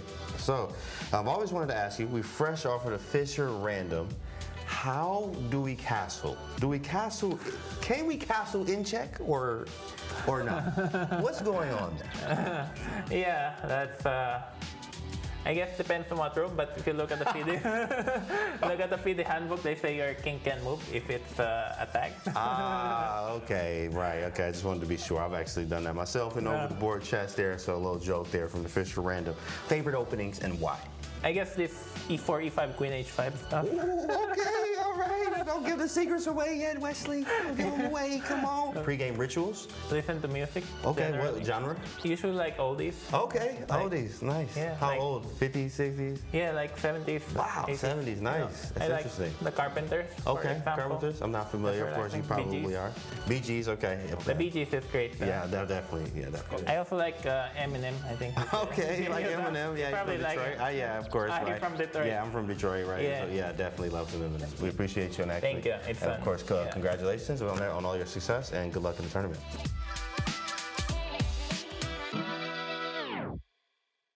That was incredible. We went from Carpenters to Bee Gees to Eminem in the middle. Yeah. We lost ourselves there. Till with I Wesley collect, So, you know, right? and he's just also just vibing to some beats. Dude is one of the kindest, coolest customers in the chess world. And your thoughts on his taste in music, Levy? Eclectic, to Yeah. borrow a Good word word. from my esteemed colleague. I don't know if it passes your bar, though. Oh, but it most certainly does. Eclectic musical taste, Danny. No, I'm just floored at Levy's choice of word there. But I mean, Wesley's just such a nice guy. I had the honor of sitting next to him at our pre-tournament group dinner, and he's so genuine. You know, he's not just smiling because he has to. He just loves life. He laughs a lot. He's got a great sense of humor, and I love talking chess with him. So big Wesley fan for sure. Canty, should I be calling you out that you didn't know the Carpenters there? You know what? Hey, man. I am born in 2000. Yeah, you know. No. I'm old, so I knew the Carpenters. But okay, when he said E4, E5, Queen H5, were you surprised by that? That was pretty fun. I was actually surprised, and I was like, aha, that's why, you know what, I need to do that, right? Yeah. So my next Norm tournament, I'm going to play E4, E5, Queen H5, and then look at him real hard. U.S. Masters in Charlotte. I hope to see you play it. I'm going to hold you to it. All right, okay, hold up. OGs of the American Swiss circuit will remember that Hikaru used to play E4, E5, Queen H5 against real. grandmasters In to fact, win the he World did that. Open. Okay, He back actually in the did. day. But all right, before we take a break, a quick reminder again from our sponsor. Brave means private browsing. You know it. It means so much more. By default, Brave blocks ads and trackers on every page and videos you visit, even on YouTube. No ads means up to 3 times faster page loads, faster streaming, and faster playback. It also means 35% longer battery life while saving on mobile data and internet bandwidth. It's for Android, iOS, and desktop. Get the best browser for gamers, streamers, and creators. Switch in 60 seconds. All you got to do, go to brave.com/chess. All right, well, much more to come from day 2 of the CGC semifinals. Game 5 is in the books. Game 6, right around the corner. Twitch subscribers, we have plenty of exclusive content. Don't go anywhere. Throw us that Prime right now, and we will see you during the break. Don't miss it.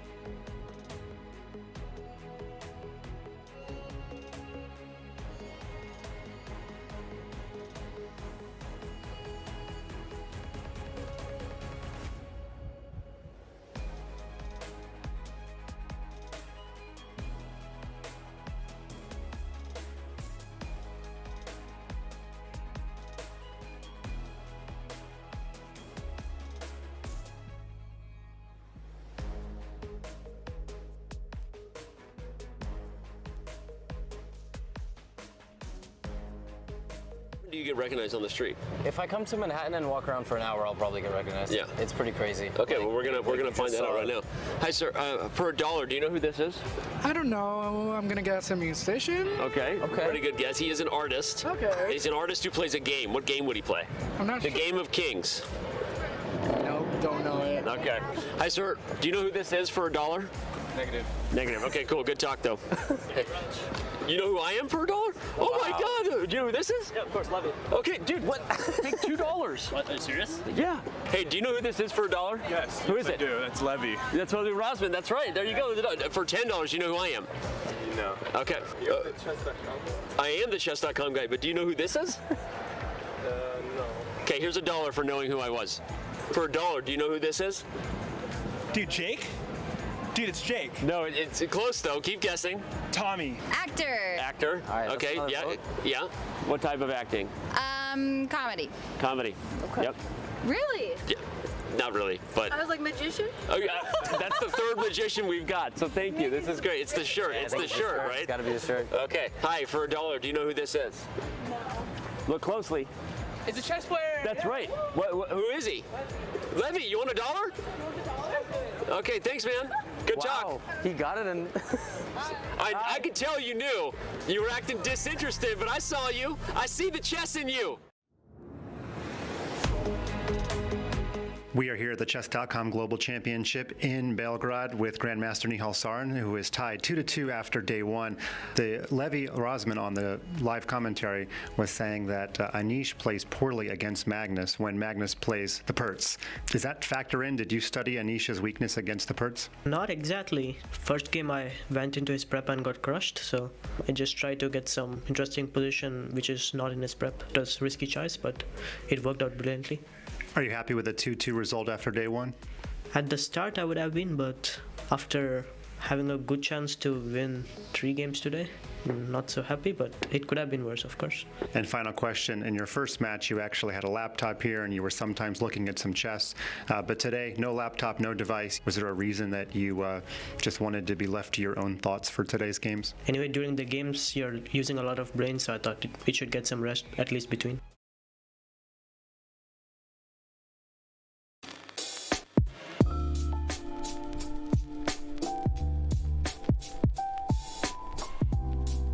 Alex, you told me if I came to Belgrade I'd get a game in like 5 seconds. I've been sitting here forever.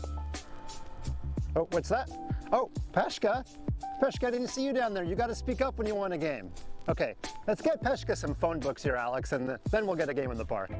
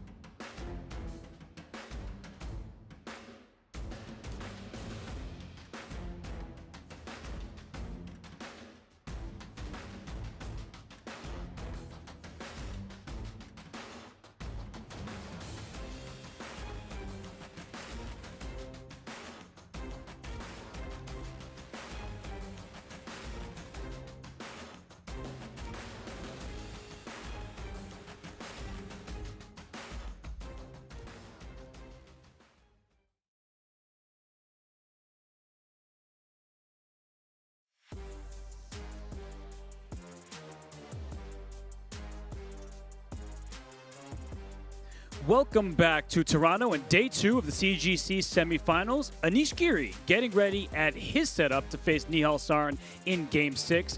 Back in the spring, we had thousands of you participate in our CGC Bracket Challenge. Here's how you pick these semifinal matchups if you had them in your bracket. Many of you had Hikaru moving on, but less than 1% of you even picked the Giri-Sarin match. And welcome back to all of you here in the semifinals. I am Grandmaster Robert Hess. Alongside me is Grandmaster U.S. Chess Champion Fabiano Caruana. Fabi, we know the scores through Game 5. It's 2.5, 2.5 in Hikaru versus Wesley. Anish Giri out to a 3-2 lead, so we keep talking about it. Nihal needs to get this Game 6. He needs to find an opening that suits his style. He needs a repeat of yesterday. And I think I saw Anish, he looked a little bit nervous. I think he realizes how important it is. If he gets a draw here, he is a huge favorite in this match. If Nihal makes a comeback, I would still put it at slight favor to Nihal. But still, this first game is, of course, an amazing game for Anish. I mean, in the match, especially coming close to the end, this is exactly what he needed. And you called it nearly a perfect game from Anish Giri versus Nihal Sarin. That will be our first match going forward in round 6. Wesley So and Hikaru staggered by 10 minutes. And you see Anish seated there getting some water. Nihal seated in Belgrade, Serbia. So Anish has yet to face an opponent face-to-face here. And I think he's happy about that because he can just play the board. Yeah, he's happy with the chess right now. But still, I think he realizes the importance of this. He's going to have to hold solidly. He can't have a repeat of yesterday, where in the second game he was just soundly outplayed. And Nihal Sarin, as we look at our rapid insights, has played about double the games as Anish Giri in rapid chess, but they're both equally accurate. And Nihal, the nod for wild games, but also he plays a larger percentage of endgames, Fabi. Maybe that's a good thing, the amount of wild games, because this is exactly what he needs now. He needs some wild games. He needs to get chances, and even if it leads to a loss, he needs to go out swinging, because you can't just go to some equalish positions and let Anish draw it out.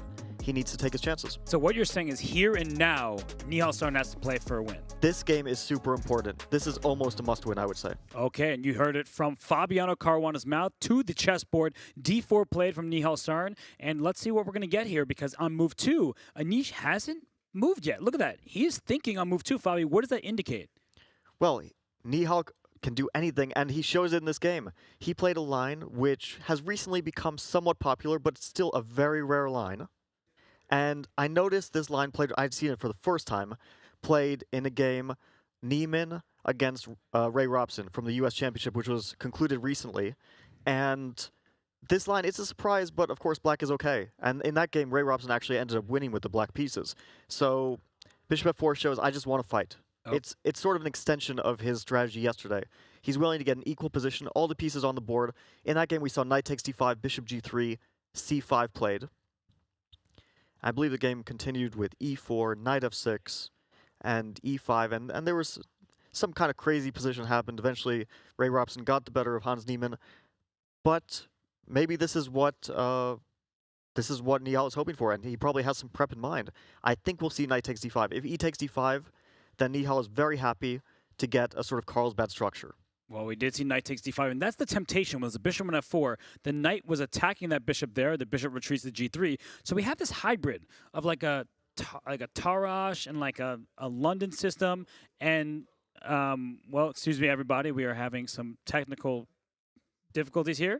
And so as we bring the game back on screen, it was like a hybrid opening from Nihal Sarin. Like this bishop f4, you said it's rare. He's trying to catch Anish Giri out of preparation. And when we see something similar to what you were just describing between Hans Niemann. Actually, this is exactly what happened in the game. I'd confused it. He didn't play e5 immediately, because then black could have put the knight on e4, attacking the bishop on g3. He played knight d2, sacrificing a pawn. And it looks like black just won a central pawn.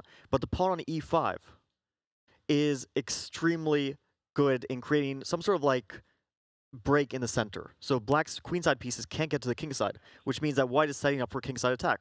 Bishop to d3 castle, it's a slow attack, but it could potentially get very dangerous if black's king is on the kingside, and the minor pieces, knight on c6, knight on d5, bishop on c8, can't get access to that part of the board, while white's pieces are all aiming in that direction. So white is saying, okay, I don't care about the pawn so much right now. It's a pass pawn, but it's also not going quickly anywhere. And I'm just hoping that in the long term, I can create an attack. And yeah, I think this is a great opening choice from Nihal. He took some inspiration from recent games. Of course, these young players, not only young players, but especially them, they keep up to date with all of the trends. So he saw this as a trend, and he analyzed it, and he knew that he could get a fight in this way. It's exactly what he needs. Yeah, I think it's the perfect opening choice, as you said, because it's a pawn sacrifice, but the intentions are clear. And what Nihal did not have in game one was a plan. Here, you just named like 5 different moves with a clear intention. Bishop d3, knight e4, castle, all this stuff playing against the black king side where the king on e8 is likely to go. And so let's talk about from Anish's perspective. Moves that come to mind for me, of course, bishop e7, that's just one move. But in terms of a plan, at some point I would think about playing a move like f6 just to get rid of this thorn in the center. I think that is... Oh, wow. He plays knight to e7. That's a big surprise. I think that what you said was the most natural, to play bishop e7, short castle, and at some point, maybe not f6, but f5. Because if f6, you don't really threaten f5, but if f5, you block the bishop off, so you kind of force white to capture en passant. But Anish goes for something entirely different. He's not developing his pieces, and what do we tell to people who are just learning chess? First rule, develop your pieces. Anish is breaking the rules, but of course, as a super grandmaster, he knows when you can break them and when you can't. And maybe this is a case when you can't. But on the other hand, I would think playing, how many moves has that knight made? Knight g8, f6, d5, e7, f5, 4 moves in the opening with 1 piece? That's a lot of time wasted before you've even castled and gotten your pieces out. But that's how that works. So you become a super grandmaster across 2700, and then you can do whatever you want. So just something to aspire to for me. Well, you can break the rules, and then if it's bad, people can criticize you for it. But if it's good, you look like a genius. So maybe that's what Anish is going for. But here, I don't know, because the knight on f5 is not entirely secure. Like, it might take the bishop on g3, but I'm not even sure if you want to do that, because then you're spending 5 moves just to trade off a piece. But if white plays bishop to f4, g4 is on the cards at some point. And if white were given the choice to play like h4, h5, g4, well, we see g4 on the board. Yeah. I think now knight h4 is a forced move. But knight h4 makes a lot of sense because now white cannot let that knight jump into g2 with check and a fork of its own. And I feel like this doesn't look that dangerous for black. Something went a little bit wrong. I think maybe g4 was premature from Nihal Sarin because this bishop on f4 is kind of in your own way. I guess knight f3 just continue kicking away black's pieces.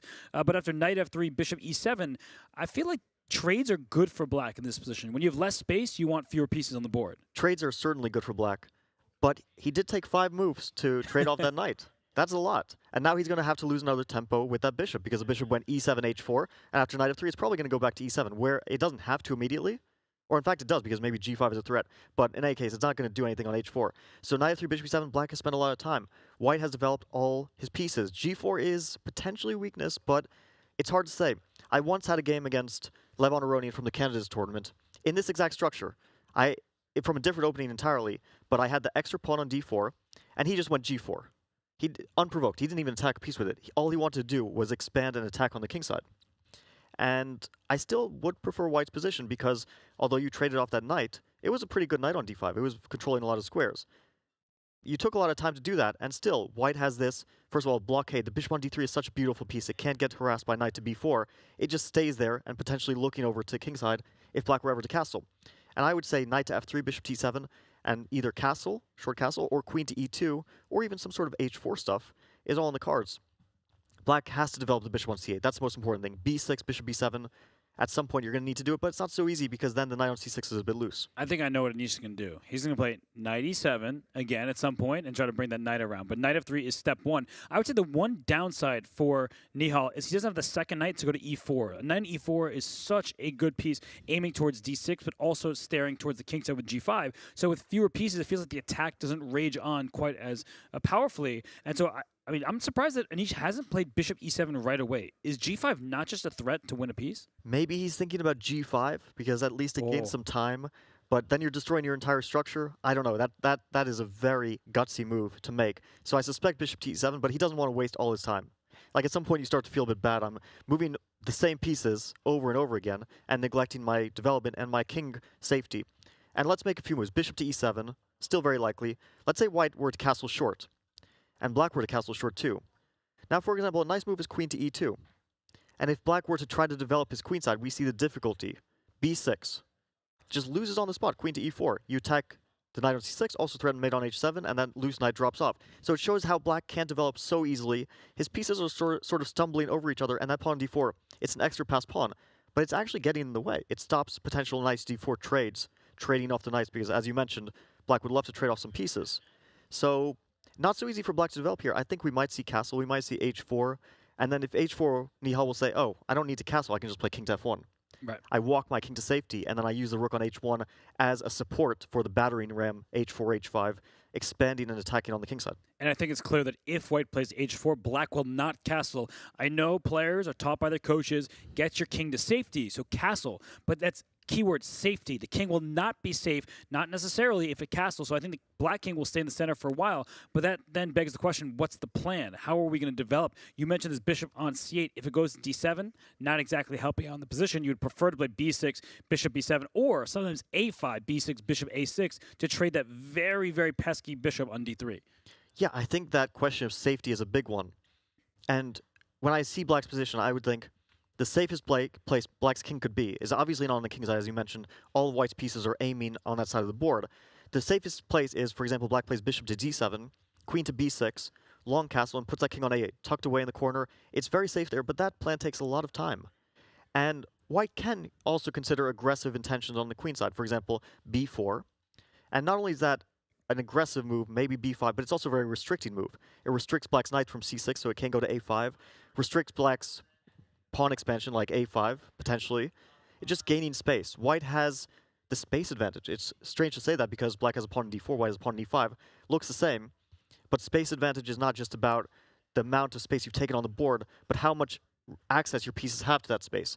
White's pieces have a lot of access because the bishop on d3 is firing on both sides, and black's bishop on c8 is stuck on its initial square and very difficult to get into the action. I agree. It kind of looks like a French defense. And, well, speaking of openings, the first moves will be underway shortly in the matchup between Wesley So and Hikaru Nakamura. And these two juggernauts have drawn all 5 games. And, Fabi, the insights between these two, you look at it, both extremely accurate, both have about the same percentage of wild games, and Endgame slightly more for Hikaru Nakamura, but it feels pretty even across the board.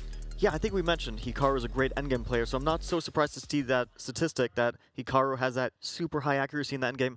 And we have to say that accuracy is doubly impressive because endgames often lead to time trouble. And to have that accuracy when you're down to seconds, that's a very hard skill to hone. So Hikaru, as an endgame player, definitely one of the best, but Wesley, no slouch in that category, or in fact in any category. It is just a match of evenly paired players. And Wesley, he gets the white piece and immediately puts his hand over his head again. I really believe this is part of his strategy. I would love to hear from him about that, but he just doesn't want to look over at Hikaru, and he's playing this Italian game, and Hikaru plays A6 rather than what we've seen from him often with his pawn going to A5. Well, the funny thing about this is that sometimes the pawn goes to A6 and then later it goes to A5. Black uses a tempo to lock the queen side up because White's plan is very often expansion. We even saw that yesterday. White plays B4 and tries to start pushing the pawns, gain some space advantage on the queen side. But it looks like we're seeing a repeat of yesterday. This is the most solid line that Black can play. It's in fact the line that I prepared for the Candidates tournament and also the line that Hikaru plays himself very, very often. So I took some inspiration in looking at Italian lines from Hikaru's repertoire because it's so stable. But Wesley did get his chances yesterday. I'm still a bit surprised. These guys are always going for E4, E5 structures where it's really hard to break your opponent down. But Wesley got good chances in the final game yesterday. So maybe he thinks this is where I'll have the best chances today. It almost feels a bit stubborn, and maybe you can talk about this because at the highest level, you want to prove that your preparation was worth it, that your line is good. Do you think that's part of it, or is this truly what they believe is the best, and that's why they're not deviating from repeating their lines? I think that they're looking for even the tiniest place where you can get just a tiny advantage because they know that once you get that tiny edge, you can increase the pressure, especially in these quick time format games. It's doubly, like when it's a classical time control, you can sit and think and find the best defense. But when you're low on time, the pressure and the stress of it is increased. And it's very easy to, once you get a worse position, for that to spiral out of control. We see a bit of a different structure compared to yesterday. And this Rook B1, Rook A1 idea, it's very funny looking to the uninitiated, but it's actually a very typical and theoretical line. But I think Rook to B8 is not supposed to be the way because you're supposed to get that knight away from C6. You're supposed to at some point play knight E7, and Rook B8 stops that idea in its tracks for Black because then A takes B5. And Rook A7 would win the bishop if Black were to ever recapture on B5. Yeah, I almost want to do an instant replay of that little maneuver there because it's a really good point by you that Rook B1, it made it seem like White was going to play B5 and have an open file for the Rook, but then Black plays B5 and the Rook just shuffles right back over. And I like to say this, the side that controls the pawn breaks is often the side with the advantage, and because White can determine A takes B5 opening up a file, whereas B takes A4 doesn't open a file. This pawn on B4 is safe and sound here and the square, and if the Rook takes A4, you've just created a problem for yourself. So I really like that move, Rook back to A1, and now we see the knight come to F1, Fabi. It looks like standard plans, knight trying to go to F5. Very standard play, and yeah, you're absolutely correct. White controls the levers on the queen side. He's the one who can decide when he wants to take on B5, whenever it's advantageous, or he can just keep that tension as long as he wants. He's the one who controls it because Black can never play B takes A4. On the other hand, it's not easy to find another plan besides at some point playing A takes B5, because if White were to play A5 here, Black provoked that move, saying, okay, I gave you a tempo, but I dropped the bishop back to A7, and now you no longer have that pressure on the queen side. And the structure, again, we point to the bishops.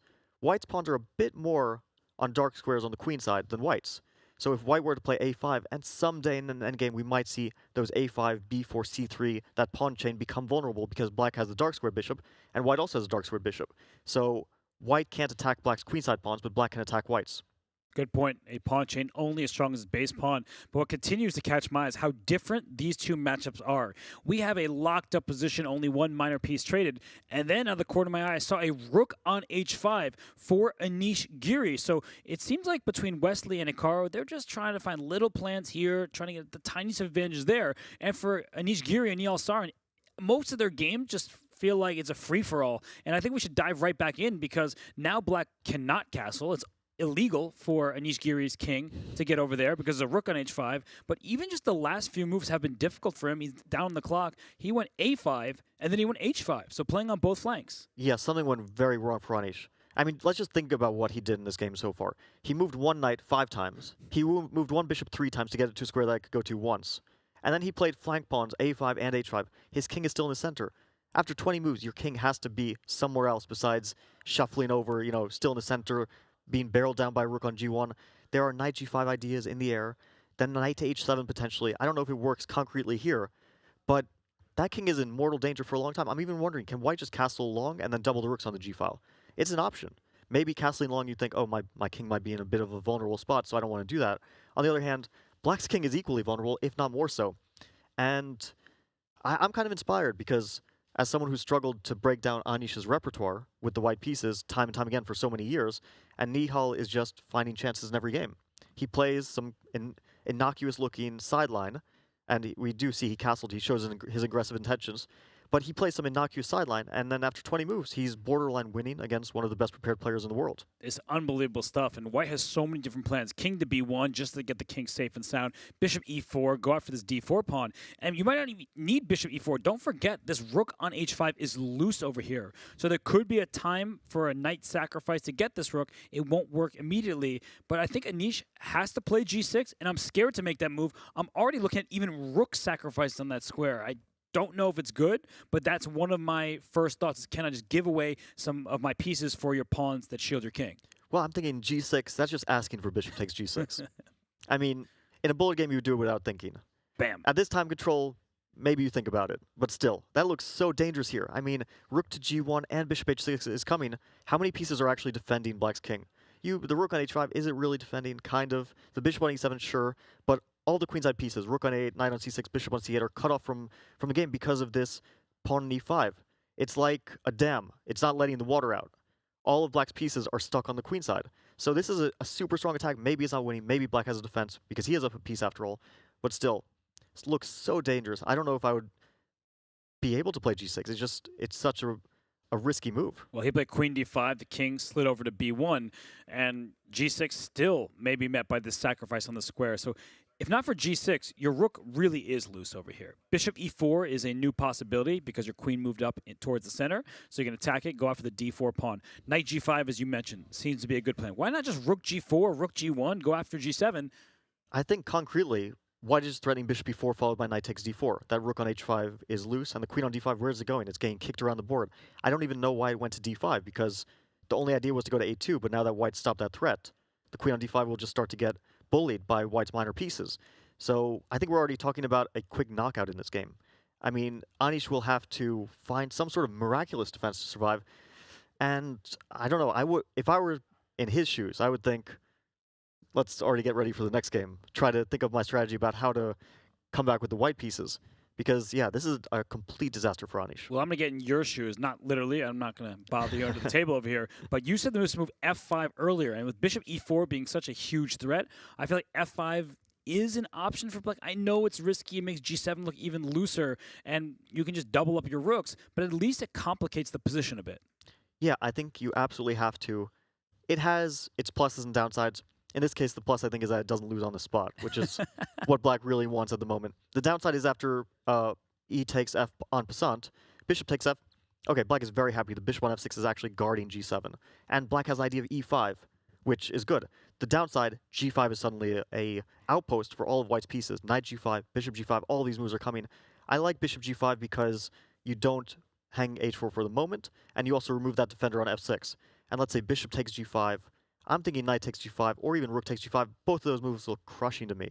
I mean, rook h4 here, but is there bishop to e4 followed by queen to f3? Is there knight to h7?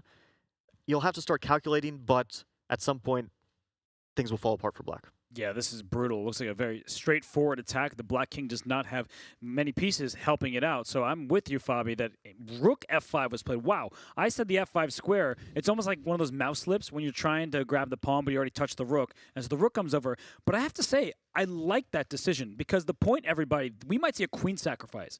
If bishop takes f5, e takes f5, here comes this bishop to e6. Suddenly we see a plan. Maybe queen e4 check if you need to trade queens. In fact, the evaluation bar says black is better thanks to this attack. And if you play bishop e4, this is the queen sack I was about to highlight, is rook f4 takes. You have 2 minor pieces and a pawn for the queen. This is anything but clear. You know, I do like this decision practically. And if I were Nihal, I wouldn't take anything. You can take a queen, you can take a rook, you'd think, oh, I should take something. But I would have actually thought rook to g4. Just defend? It's kind of funny to just ignore all of black's pieces that you can take, and he doesn't go for it. Bishop e4 is probably the correct move, and also the most logical one. But I like rook g4, just saying, I don't care about your pieces, I want your king. What do you think about this sacrifice, though? You get 2 bishops and this d4 pawn for the queen, and all of a sudden this bishop can come to life. Do you think that black has real chances? I would be so happy if I were in his shoes to at least get some activity. Because, you know, rook f4, bishop d5, e d5. I'm looking at bishop f5 ideas. I'm even looking at somewhere knight b4 once the king goes to the a file, because if that a file opens, we're looking at potential checkmates. Objectively, of course, white is much better, probably winning. Practically, black has the activity. The bishop on c8, we were saying that was a bishop that was stuck the whole game, and now it's come to life. And yeah, at least you see the hope, you see the prospects for your opponent to make mistakes. And that's the most important thing when you have a bad position. I think that Anish Giri has to go for it, and he should do so quickly. And I still just can't get this out of my head. I look at this game, I look at the game between Hikaru Nakamura and Wesley So, and as we see side by side, they could not be any more different. These matches could not be more different. Anish Giri has won 2 games, Nihal has won 1. The other matchup is 5 draws, and if you just look at the screen on the right-hand side, it is another locked position. 2 knights per side, just a pawn and a couple minor pieces traded. It's not the lively position we see on the left. And I feel like for Anish Giri, who's now dropping to 3 minutes and 20 seconds, Fabi, as he continues to spend that time, is he going to sacrifice his queen? He has to. I mean, there are situations when you want to do something, when you're happy with your situation, and there are situations where you just have to do it because it's your only chance. And that's exactly what I'm thinking that Anish has to do. I mean, he might realize that this is probably lost. In fact, I'm sure he does. But he's probably already realized that he was in a desperate situation. This is where I think Hikaru would shine. Just take your practical chance. So you're saying that Hikaru and Anish just switch places because Anish, he often shines himself in these positions that don't seem like they have the clearest plans, but he can maneuver around. He's a pragmatic player, but he's not using his time wisely, I believe. I know he wants to play rook takes f4. You, as a chess player, you don't want to sit and have no plans. He does go queen b3. He must have evaluated or seen some exact sequence that eliminated rook takes a4 from his calculus. He probably saw something, or maybe he just couldn't bring himself to make a move that, even though it has practical chances, he probably thinks this is objectively lost. He is a very classical player, but this is not classical chess. In rapid chess, time is an important factor. Threats to your opponent are an important factor. Putting pressure, making your opponent think, Nihal think, I'm going to blunder because there's pieces around my king, active, minor pieces, bishop to f5 coming, knight to b4 coming. You need to get in your opponent's head a bit. Queen to b3, not a very threatening move. White has a wide variety of choices. Maybe simply bishop to g5.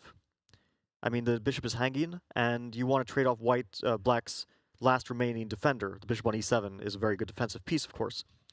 And the problem after bishop g5 for black is you want to play bishop takes a3, but then rook to d3 happens. And you don't win a pawn on a3, you end up losing a piece instead. Right, so it's like a tactical solution does not exist here for Anish, and Nihal down to 6 minutes on the right-hand side. We see that Wesley So's knight is on f5, and it was not captured. I feel like he is making progress in that game. It's not a sharp position, but with that rook on d3 on the right-hand side of your screen there, that rook can slide over to the g-file, staring at the black king, and Hikaru does need to be careful. Yeah, this reminds me a little bit of a game that Wesley played recently. We were playing in the Chess Olympiad together this summer, and he was playing against Vidit Gujarati. And he had a very similar type of position. It was some pressure, and he was increasing it. Eventually it ended in a draw, but he's definitely good at increasing the pressure in these types of positions. The structure is symmetrical, completely symmetrical almost, except for the a4 versus a6 pawns, which we might actually see a trade right at some point and complete symmetry. But the knights are the important factor. And this knight b3 move is quite nice. It's based on a tactical point, which was if black were to take on e4. Okay, we could show this variation here in the Wesley So versus Hikaru Nakamura game. You're saying that if the knight took on e4, go ahead. Then rook takes d8 comes. Oh, opening up the queen to the second knight. Something captures on d8, queen takes e4, and white has the advantage of 2 pieces against the rook, with the knight coming to c5, especially beautiful knights in a winning position. So Wesley is using small tactics to improve his position in ways, trying to get a more active knight on b3. Now it's an interesting moment. Hikaru can change the structure, but maybe he doesn't want to, because after c takes d6, the knight on b7 gets permanently shut out of the game. And if you take with the knight on d6, in comes the knight to c5, attacking the a6 pawn. So process of elimination may mean queen takes d6, but then you allow rook d1 with tempo. So all captures had these slight drawbacks, but material's even, pawn structure all on the same files. The knight on b7 is just the kryptonite against this knight on b3, because the knight on b3 goes to a5 or c5. The knight on b7 covers both of those squares. So I feel like a couple accurate moves here from Hikaru Nakamura, and then the advantage that Wesley had a few moves ago, it's gone. But I just want to point out how, just look at the practicality that Hikaru approaches these decisions with. After rook takes d6, he had a choice of many recaptures, and a lot of people would, try to find the perfect recapture, right? Or eliminate knight takes d6, or eliminate c takes d6. In a few seconds, he played queen d6. I don't think he calculated at all the consequences of rook d1 attacking the queen. He just knew, I need to keep time on the clock. This is probably the right decision. Let's not overthink it. Let's just make practical moves. And we talk about the tiny differences between great players, as all these players are, and very often it comes to tiny practical decisions. It might look like it's not an important thing, but it could make the difference in these types of games where it's just so high pressure, fast time control, and once you get low on time, that difference between, let's say, 2 minutes and 1 minute, it gets felt. And the difference between spending 30 seconds on a move or a minute on a move, it gets felt as well. For sure, and the reason why I think white doesn't have an advantage anymore is now a4 is hanging, and that's why I pushed the pawn, but that closes down the queen side. So this rook eventually will like to go to d8 and trade pieces, not now. If you play rook d8 too soon, thinking, I get rid of the rook on the open file, I'll just make a draw. No, this knight will come to c5 after just the swap of pieces. The knight goes back to d8. White is too active, and that's going to be bad news for black. So I feel like you need to be accurate here. Maybe rook c8 and pawn c5. This pawn is a backward pawn. That could be a way to get rid of one of your weaknesses. Rook c8 is a slightly unnatural move because normally you don't put rooks behind pawns that haven't moved yet. You want to put them on open files. And especially if your opponent has a rook on open file, you want to trade them. But it does have a very clear idea to play c5. Probably a very good move. And I think Wesley might have to be, in the future, a little bit careful to make sure he doesn't overextend. He's still the one pressing for an advantage. But if at some point black were to get rook c8 and c5, the a5 pawn could be a strength or a weakness. That being said, I also don't see a huge problem with rook to d8. Because after trade and knight c5, queen d6, maybe black is just ready to trade off the knight with knight e6 next. But it could lead to some sort of endgames like queen to d3, taking everything, and black is not in time to get the moves he wants. He wants knight e6 and f6, because white has two threats, knight c5 and knight e5. And this actually looks a lot like a knight endgame we already saw in this match, but here black is losing a pawn, and most likely the game. Right, so you want to trade everything, you can't get away with it. We did see actually the move rook c8 by Hikaru, and after rook d5, we saw a swap of knights on the c5 square. So black can take the d file. White's rook very active, hitting e5, hitting c6, maybe c4 next. But the material, even. The position, even. Both sides have their small plus and minus. They agreed on a draw. This game is over. A sixth consecutive draw. So both players, they're smiling, because what else can they do as they cannot separate themselves from one another?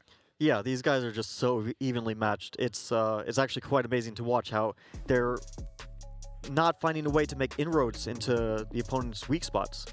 I mean, they keep trying to find some small ways to get a slightly better position, but even if they do, usually the defense is up to par that they can't really make much of it. And in this game, it's just a completely different story. In the Nihal Sarin against Anish Giri match, they're trading blows in every game. For sure, and we can almost pre-move the result between those two, just drawing every game. But here, between Nihal Sarin and Anish Giri, it's a big moment for the Indian teenager, because while Wesley So and Hikaru Nakamura finished Game 6, Nihal needs to win Game 6 to get to that 3-3 score. And there was just a huge moment in this game, because after Queen B3, the white knight dropped back to D2, where it attacks the queen on B3. But after D3, Bishop takes D3, knight D4. Now, you take my queen, I take yours. The point, everyone, is that the bishop on F4 is loose. So knight B3, knight E2, bishop E2. Thank you for a piece. Well, thank you, because now we're even, and black is going to survive this game. In fact, is better. So that's why Nihal plays queen E3. And Fabi, queen A4 was Anish's choice. He's hanging on by a thread here. I wouldn't even say he's hanging on, because if white were simply to play bishop takes F5, is probably just winning position based on the material count. Knight takes f5, queen to e4, try to trade off a few more pieces and make it into a technical endgame. It might even be that he has better ways, and in fact, Nihal plays... This is just crushing. This move is so good. It's threatening knight and threatening knight b6, and it's forcing black's hand to play bishop c5. And bishop c5, then bishop takes f5 is available because the knight can't capture back. And I wouldn't be surprised if there's a rook takes g7 and a bishop h6, things like that. I mean, Anish Giri is being hunted on all sides of the board, and this is what I love about Nihal Sarin's chess, is he has a great position, maybe bishop takes f5, take materials winning. He seems to calculate and find the proper finesse. Well, he is a calculator, a great one at that, and this is his style, that regardless of what you think the logical choices, you take a rook, he just looks for the better one, and he uses pure calculation to do so. So yeah, bishop c5 will almost certainly happen here, because the only other option is resignation from Anish's point of view, and he probably doesn't want to resign just yet. And then we may see bishop takes f5, followed by queen c4, as you mentioned. White is up a clear exchange, and look at those pieces on the queen side. It's not just about the material. The bishop on c8, it just never got into the game. No, neither of these pieces have. In under 20 seconds is Anish Giri. He doesn't really want to play the position, but he goes knight to c2. And after bishop takes c2, then the knight can be captured on c4. But at that point, Fabi, you can successfully take on f5. You're up a clean exchange, and then it feels like mop-up duty from there. But I don't think you want to, because once you take on f5, you do allow black at least the hope, bishop b6, and some counterplay on the king side. Sorry, that is on the queen side. If you don't take the rook on f5, you just leave it there. You can always take it. It's not going to go back anytime soon. You can make other moves. You can make rook d4. Oh, my. Oh, but that's clinical. I think that's actually checkmate, isn't it? Like, how do you avoid checkmate in this position? That's so nasty. That's a brilliant move. We'll just show if g takes h6, it's checkmate in 3. And the king runs away, but this is getting just more and more upsetting if you're Anish Giri. He took a one-game lead, and immediately he gets destroyed by Nihal Sarin. And that's game. Yeah, he didn't want to look at this position anymore. Look, he didn't develop any pieces. His king is still on e8. It actually moved, but it had to move back. The only active piece is his queen, which got kind of bounced around by white's pieces. Overall, Nihal, brilliant game. And the same sort of story. It's like a repeat of yesterday from both matches. It is. We see that Anish Giri won Game 5, the first game of today's action. And Nihal Sarin, I mean, the guy is unfazed. I say, guy, he's a teenager. It's like he's been there before, and he was there yesterday. But that's incredible stuff from somebody who does not have the experience of his opponent. Well, we said that this game might be a must-win from, not purely a must-win, but from Nihal's point of view, he might feel like he needs to come back right away, and he did so. And I feel like this is a big psychological edge to Nihal, even though it's the same match score. Anish is not behind by any means, but Nihal is the one who's coming back, and now these critical last two games, I feel like Nihal will have an edge. Nihal Sarin ties up the score, and as Fabiano Caruana himself says, he should have the advantage, but it's 3-3 in both matchups. Two completely different matches here. So, Fabi, you say Nihal has the edge. What about the one between Hikaru, Nakamura, and Wesley So? Is it still advantage Hikaru? I feel like it's unchanged from the start of the day. These guys are just unable to break through, and I would even put a high probability on Armageddon at this point. I don't know if we'll see all draws to get there. I mean, when have you actually seen a match all draws? Doesn't happen very often, and especially in such a long match as 8 games, but they just can't find the weakness in their opponent. Unlike this matchup where it feels like every game could be decisive. And we saw in this position, Fabi, where white had a pawn sacrifice. We see the extra pawn in d4 for black. But here was the start of an assault with the move h4, and it felt like Nihal never took his foot off the gas pedal. I think this is where things started to go really wrong for Anish. I already didn't like knight to e7, just wasting time. We said you shouldn't move the same piece so many times in the opening, whether you're a beginner or a top chess player as Anish is. You can't break the fundamental rules of chess, but things started to go even more wrong because you can't open up the position where your opponent's attacking. This is also a fundamental mistake. White's the one who has the aggressive attacking pieces on the king side. Black's not supposed to start play there. Well, he plays h5, which was a mistake because the rook comes out to h5. The g file is open. Thank you very much. And Fabi, another great decision here from Nihal Sarin. Yeah, long castle, great.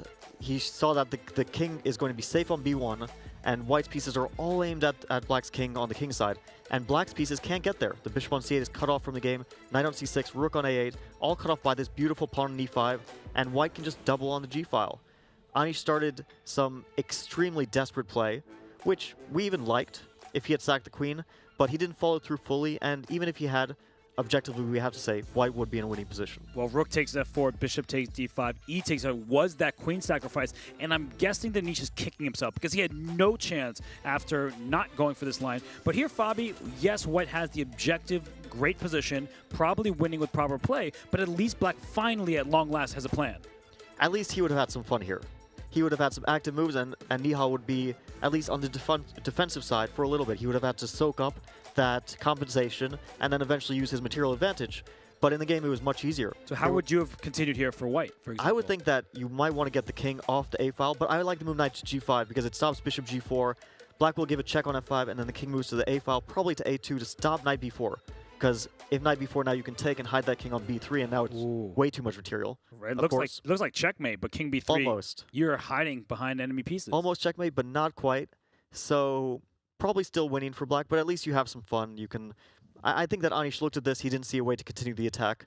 But sometimes you just have to, take a leap of faith and say, okay, I'm losing, but maybe my opponent will make mistakes, and I'll get some chances in a messy game. While the way he did it, he was hoping that at least he's keeping even material.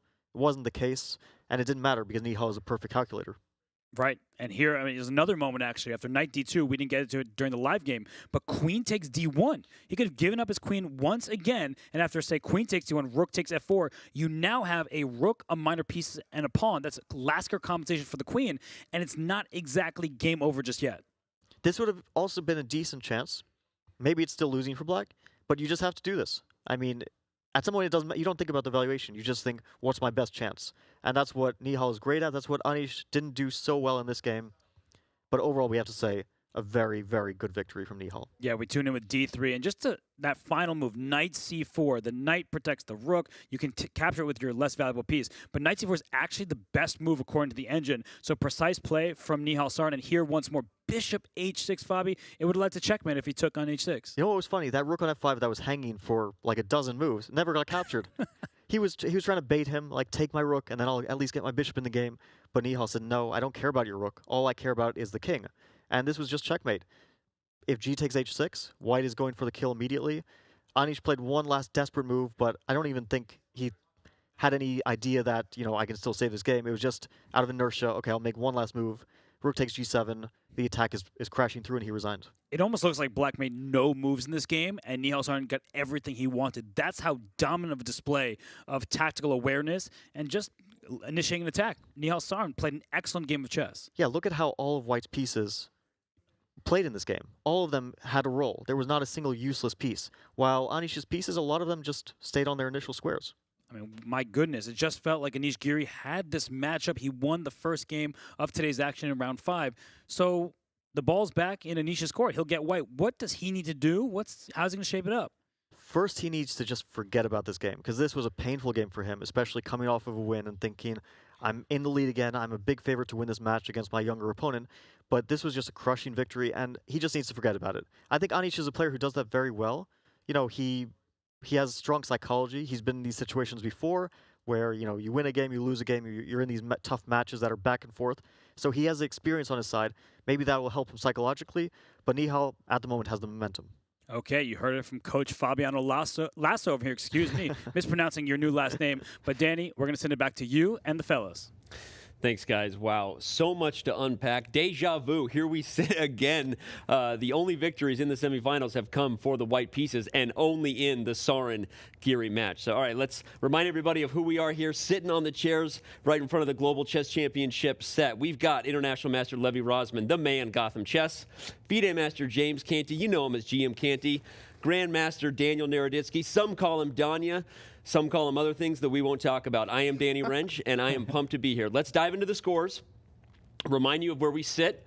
We are still deadlocked at 3 games apiece. It looks like not much is changing, but once again, we have very different roads in which we've arrived here. Nihal Sarin, guys, bouncing back, getting the dub again, despite his more experienced opponent showing up with great opening prep, putting the youngster on his heels, delivering the first win of the day. Nihal Sarin says, I'm all right. I got you. I'm cool, calm, and collected. Right back at you.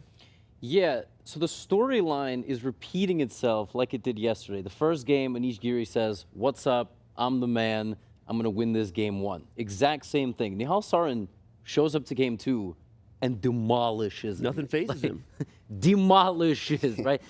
And it wasn't close. So now the fascinating thing is they've played 6 games, right? In 4 of these games, Nihal has had the upper hand. And each had the upper hand in the first game of both days. He's got to completely flip the script, and he has very limited time to do that. You know, yesterday, Giri got away with a couple games in the back end of this match, right? He was under pressure by Sarin after a similar victory where Nihal turned around, right? I don't think Giri's going to get away with that again if he gets in bad positions once more in games 3 and 4. Sarin been sparring, and he hit him with a mean one, a mean right hook there, and he collapsed. And that was a scary one. In fact, you know, if I'm in his corner, I'm like, hey, bro, he can hit hard. He hits very hard.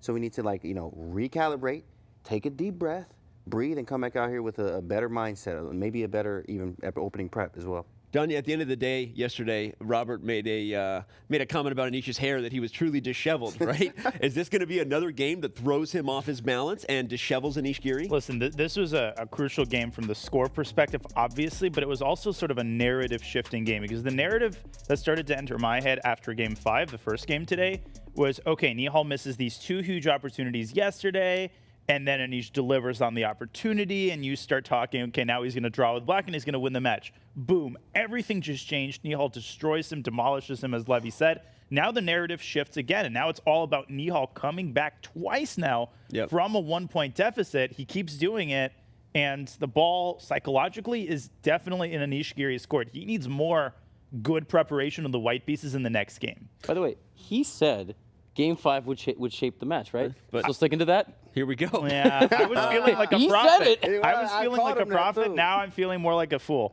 But well, maybe it did change the match. It just woke up Nihal. And Nihal's yeah, that's like, what I I'm meant. here, guys. I meant Nihal would lose, and then he would win the next game, and then he would You saw the whole thing. You are the prophet. Right. They call you the prophet, right? So, I mean, if he is the prophet, maybe he saw it all. But going back to the X's and O's that Fabi was talking about there, the one moment maybe Anish had, at least to have some fun, was that interesting queen stack that could have turned the balance, at least from a practical point of view. You buying any of that? No. I mean, yes, anything Fabiano Caruana is selling, I am buying, absolutely. But I think he just sort of was surrendered to the fact that the game was over. And, I mean, Nihal, by the way, showing up with an opening surprise in a mainline kind of position on the 3rd move, right? Like, he's doing it with white, he's doing it with black, very deliberately trying to take Anish out of his comfort zone. Actually, when Game 5 started, and I saw that Nihal repeated the same E4 knight c6 Nimsovich Pirt setup that he did yesterday, I was actually really mad. I thought it was a terrible decision because you're giving Anish Giri like the entire night essentially to prepare against that, and he shows up and just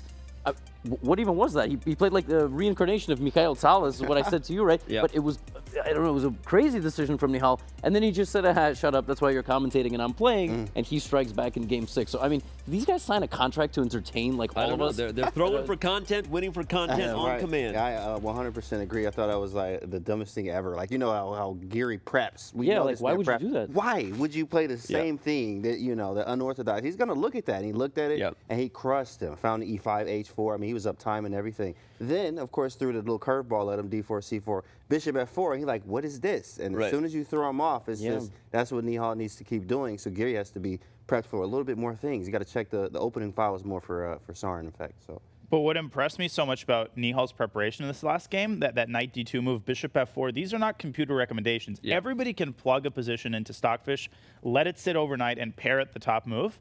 Not everybody can have that keen sense of what position is going to be hard to play from a human standpoint. The computer was even arguably giving a tiny edge for black after that pawn sack, but Nihal understood that this is a ridiculously difficult position to handle, especially in a rapid game. That astute sense impresses me so much, especially given Nihal's relative inexperience and youth. He played that like a champ. Yeah, it's interesting because from a prep perspective, both have their plans in terms of prep. Anish's is much more, I want to get him in a main line and show him what I've cooked up at home. Everything you just described about Nihal's approach is also gets a lot of credit from a prep perspective. It's a very deliberate approach when you're trying to avoid main lines. And I hear people talk about Magnus in that sense a lot too, that he didn't get enough credit early on when people were talking about his opponents being better prepared.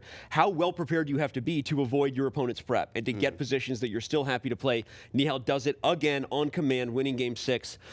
And wowzers. Okay, we have another match going on. The match delivering the decisive blows has gotten all of our focus here so far at halftime, but let's switch gears and head on over to Wesley So and Hikaru Nakamura. Guys, I have no idea what to make of this match right now. I don't know who's feeling better, who wants Armageddon more. They both seem to have made up their mind that we're going to get a bunch of draws. Fabi asked a question, Levy. He said, who draws all of their matches and just gets to a tiebreak? As he was saying it, Don and I were looking at each other like, Fabi, you remember playing Magnus Carlsen? But okay. Right. Are we going to get 8 draws here? I don't know. The more I'm thinking about it, and the smaller the window of time is kind of growing. Yeah, it seems like it makes sense that we will go to an Armageddon. Maybe they both just think that they're going to fare better there. I mean, I made this joke to you before, or maybe after we went to break. What happens if they submit equal wagers? Are we just going to sit here for 8 hours? Sit here forever, you know? Yeah, I don't know. Do you just give them boxing gloves? Just figure it out that way? I'm really not sure. But I think with White, Wesley, the last couple of games with that Italian, he's got a little spice on there. He's put a little seasoning on the position. And I mean, yesterday he had a great position. But ultimately, Hikaru's tactical defensiveness, which is a very underrated skill in chess, defensive tactics, was the one pulling through and helping him hold the half point. Johnny, I want to throw over to you because one thing that just popped in my mind was one thing that was different about Game 6 was they didn't even pretend that they were frustrated. You saw them both agree to a draw, still with the queen and the rooks on the board. Were you surprised by how quickly that game ended, giving us some more breakdown time here, but they just agreed and both players seemed frustrated with what was going on? Yeah, I mean, I think they're not necessarily happy that neither of them is getting that many chances. They're also getting more nervous as the match is going on, so you can see those jitters coming out on the surface. But I think if we see e4, e5 in the last 2 games, I think we're going to see 2 draws. If either side decides to deviate, whether it's Hikaru with one knight f3 or Wesley with something like a Sicilian, I think the former is more likely than the latter. I think if Hikaru plays e4, Wesley plays e5. If Hikaru plays knight f3, we'll get a more exciting game. But at this point, both players, that Armageddon game is already sitting in their minds. And that's causing the butterflies in the stomach to start up again. Match strategy, Canty. You think Hikaru just wants to get to Armageddon and then finally break out his Title Tuesday special, knight f3, b3? Or are we going to see the guy break the Berlin? You know, doing the faces, because that's what he was doing the faces. So reading the face, like, he's ready for Armageddon. He's definitely ready for Armageddon here. I think, of course, as we said, if he deviates, then it's probably going to be a win from somebody. But if we see e4, e5, it's going to be Armageddon, and I think Hikaru was taking that one. I'm going to throw just a huge curveball. I think if either one of them is going to deviate, it's obviously going to be Hikaru. Okay. Can I get an agreement? I would agree. And if you're going to deviate in this match, you got to do it on move 1, and you got to do it with White. You can't go for a Sicilian out of nowhere. Well, he did the 4-knight Scotch, right? He's already technically deviated, but that was like a mini deviation. Yeah. But the one thing is this, if they reach Armageddon, we definitely won't see a Berlin because Black would have such a huge edge in that. They've been drawing in the game. I think you're going to deviate with C4. Yeah. Because I think C4, the English, is the best way to create something on the board. Now, whether they'll still try to play a Queen's Gambit declined, or, I mean, C4, E5, the reverse Sicilian, is the most imbalanced opening that we have right now in top-level chess. There's a million different move orders that are all flexible. That's what I think is going to happen if one of them has to do something differently, but will it happen in the Armageddon or in Game 8 or in Game 7? I think it'll probably happen in that Armageddon. It's a good guess. It was a curveball. C4 was not what I was expecting, but if I had to guess, I'm going to upset Canty here and say I actually think we're going to get 2 more E4 games, and I think we are going to have 8 draws headed into Armageddon. So don't beat him up for that, Canty. Maybe if you threaten him and say, if you play the Berlin one more time, I'm out of here, then, who knows what would change. Exactly. But We'll see. all right. In addition to watching what's going to happen next, our players have been having fun with Nemo and Canty all week. On Monday, Nemo put our CGC players to a little 10-second puzzle challenge that we had cooked up. You may be surprised by the results. Welcome to Toronto. Welcome to the CGC. All right, your 10 seconds is up. Bishop D2. Bishop D2. Is that correct? It is not Bishop D2. So it's obviously F2, and then Queen G2, Knight H3, and Rook F1. Wow, okay, so you're... I mean, there's also Rook F takes G2, but same thing. Are you ready for the second one? Yeah. So I think Queen G3, G, or Queen F3, Bishop D2, let me think. Unfortunately, Bishop D2 doesn't work because of Rook to G3. Oh, Rook G3. So Queen F3 first? Yes. Okay. Queen F3 first. There we go. Okay, I would stay with Queen F3 in the first move, and after Bishop takes F3, Bishop D2 is for sure the main line and the beautiful one. Yeah. You're nailing this one. Are you ready for the last one? Yeah, I guess it's Rook E8, Queen G6. Rook E8 check. Bishop takes E8, Queen G6. Yeah, finally. Yeah, I got one correct. Well, I want more, like 10 more. Okay, he wants 10 more. I need to redeem myself.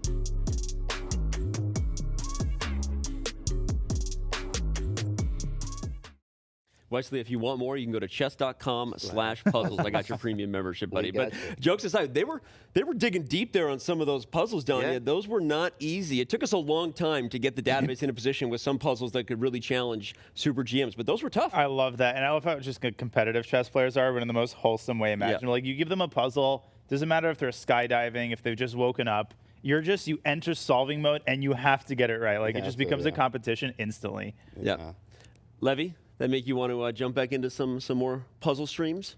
Well, so just to break it down for the audience, the first puzzle that they saw was a force mating sequence in the sense that, like, black was giving check, check, check, check, check, mate. And it had, like, a couple of very interesting ideas where the first move is this pawn walking through danger a bunch of different ways. But that second one, if anybody wants to rewind that footage and go see, that second one was borderline impossible because you have to sack the queen, and the checkmating idea by white is a quiet move. You play a setup move. That's what we call like a chess study. Very rare out in the wild in a normal chess game. Usually that first one is much more common. Just chop everything down and then win. But that second one was just so savage. I was trying to sit here and like, oh, I'm going to get it too. I'm going to. No. I didn't see that. Katie, you put up some mean Puzzle Rush scores, though, on your stream from time to time. You know, my puzzle rating is, my power level is over 9,000, but my puzzle rating is at 3,500 right now. Whoa. So, yeah. It's only 3,500. Yeah, a mere. Only 3,500. The Puzzle Battle Championship coming back in January for all you puzzle solvers who love that. Can't wait. Can't you're gonna throw your hat in the ring for that? I'm gonna be there. Yeah, I know. I got some GMs. I got Creekor. Me and him was close the last time, so I got to beat him. Danya is like disgusting with it. It's pretty. Don't invite him. But do you like the survival mode or the timed mode? I like the time mode because I'm really only good at the first minute because I'm trying to get 30 in a minute. But then once we hit puzzles number 40 and onwards, it's on to Ray Robson and Jimis and all the guys who can actually solve. My survival is at 72 though. Pretty nice. Yeah? I heard Fabiano talking about giving some puzzles to students out there. Do you use puzzles at all? I know now you're a content creator, so you're teaching the world, but were puzzles a big part of your repertoire as a coach? Yeah, I mean, the more practical ones like checkmate in 3 or just combinations, but actually in general I would avoid checkmating ones specifically. Sometimes it's just good to know like when to win material. And I mean, the hardest one to solve, by the way, in terms of a tactics puzzle is whether there's a tactic or not. So sometimes I would set up positions for students and go, is there a tactic here? Because when you go click on puzzles, you already know there's going to be puzzles. But sometimes if your coach sets something up and goes, is there one at all? You're like, that's one of the hardest challenges, right? You don't have a bird on your shoulder in real chess. So if you don't actually know if there's a tactic, it makes a puzzle a lot harder. But all right, before we take our break, a quick reminder again that the SEC is back with 14 superstars confirmed. The main event begins Monday, November 21st, with participants including, as you see, Magnus Carlsen, Arjun Iragaisi, Hikaru Nakamura, Jan Nepomniachtchi, Fabiano Caruana. He's here. He's playing. There will be 2 more qualifiers earning their way into the tournament as well. With $100K on the line, you don't want to miss the most exciting Speed Chess Championship we've ever had. Type SEC in the chat. Use the command to get more info. All right.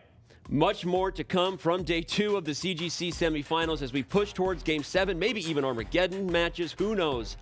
All right, in each of these semifinal matches, there's so much ahead. Twitch subscribers, we have plenty of exclusive content. Don't miss it.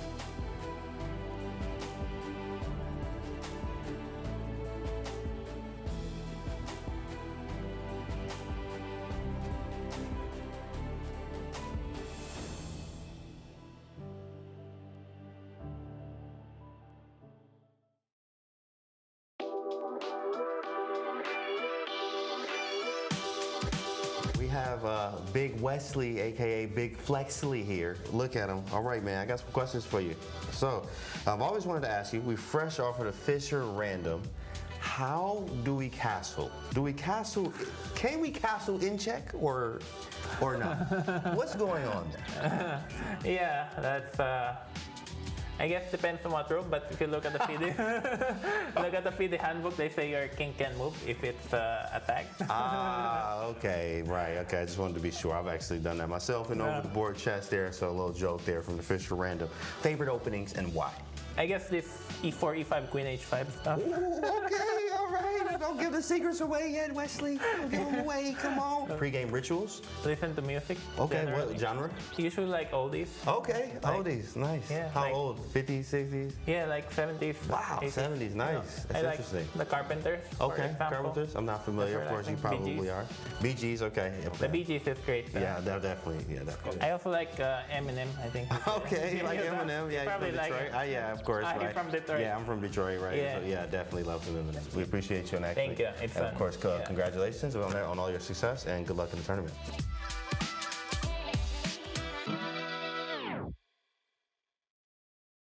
Check out Chess.com's newest mobile release for Android and iOS, now with Game Review. Game Review is a fast, fun, and instructive guided review of your games. See your accuracy and your opponent's accuracy. Check out the eval graph for an instant overview and scroll down to see how many great moves, best moves, blunders, and yes, brilliancies you have played. Learn from Chess.com's coach who gives move explanations, opening statistics, and shows you the best lines of play. Use retry mistakes to get another shot at finding missed opportunities. Game Review is available today on both Android and iOS. Download our app and try it yourself.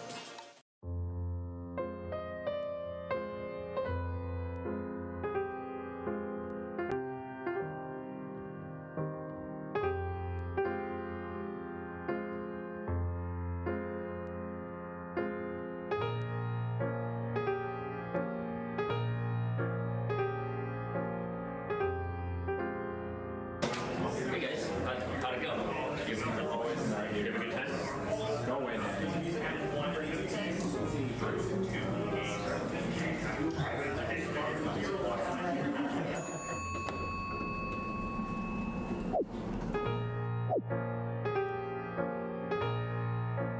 So Robert, about cannoli. Yeah, love cannoli. I'd love cannoli too. Can't even describe how much I'd want some. Hey, Danny, what are you doing there? Nobody puts Danny in the corner. Come over here.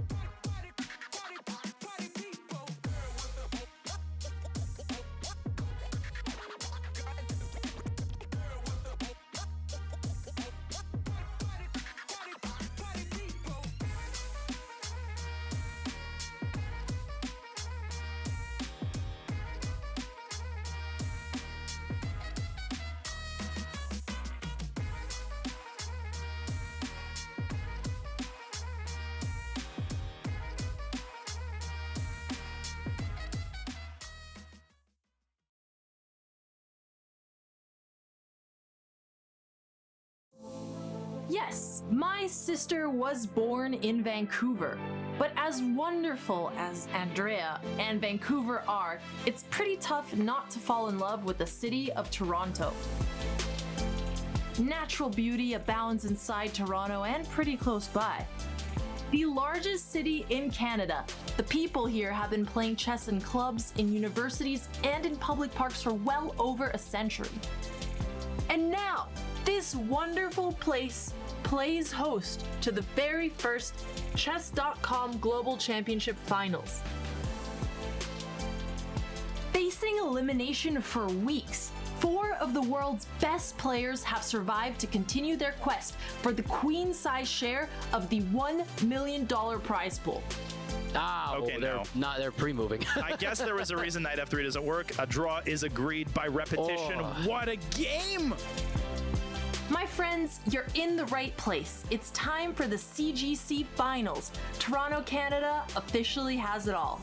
Just like my sister and... Who wrote this garbage?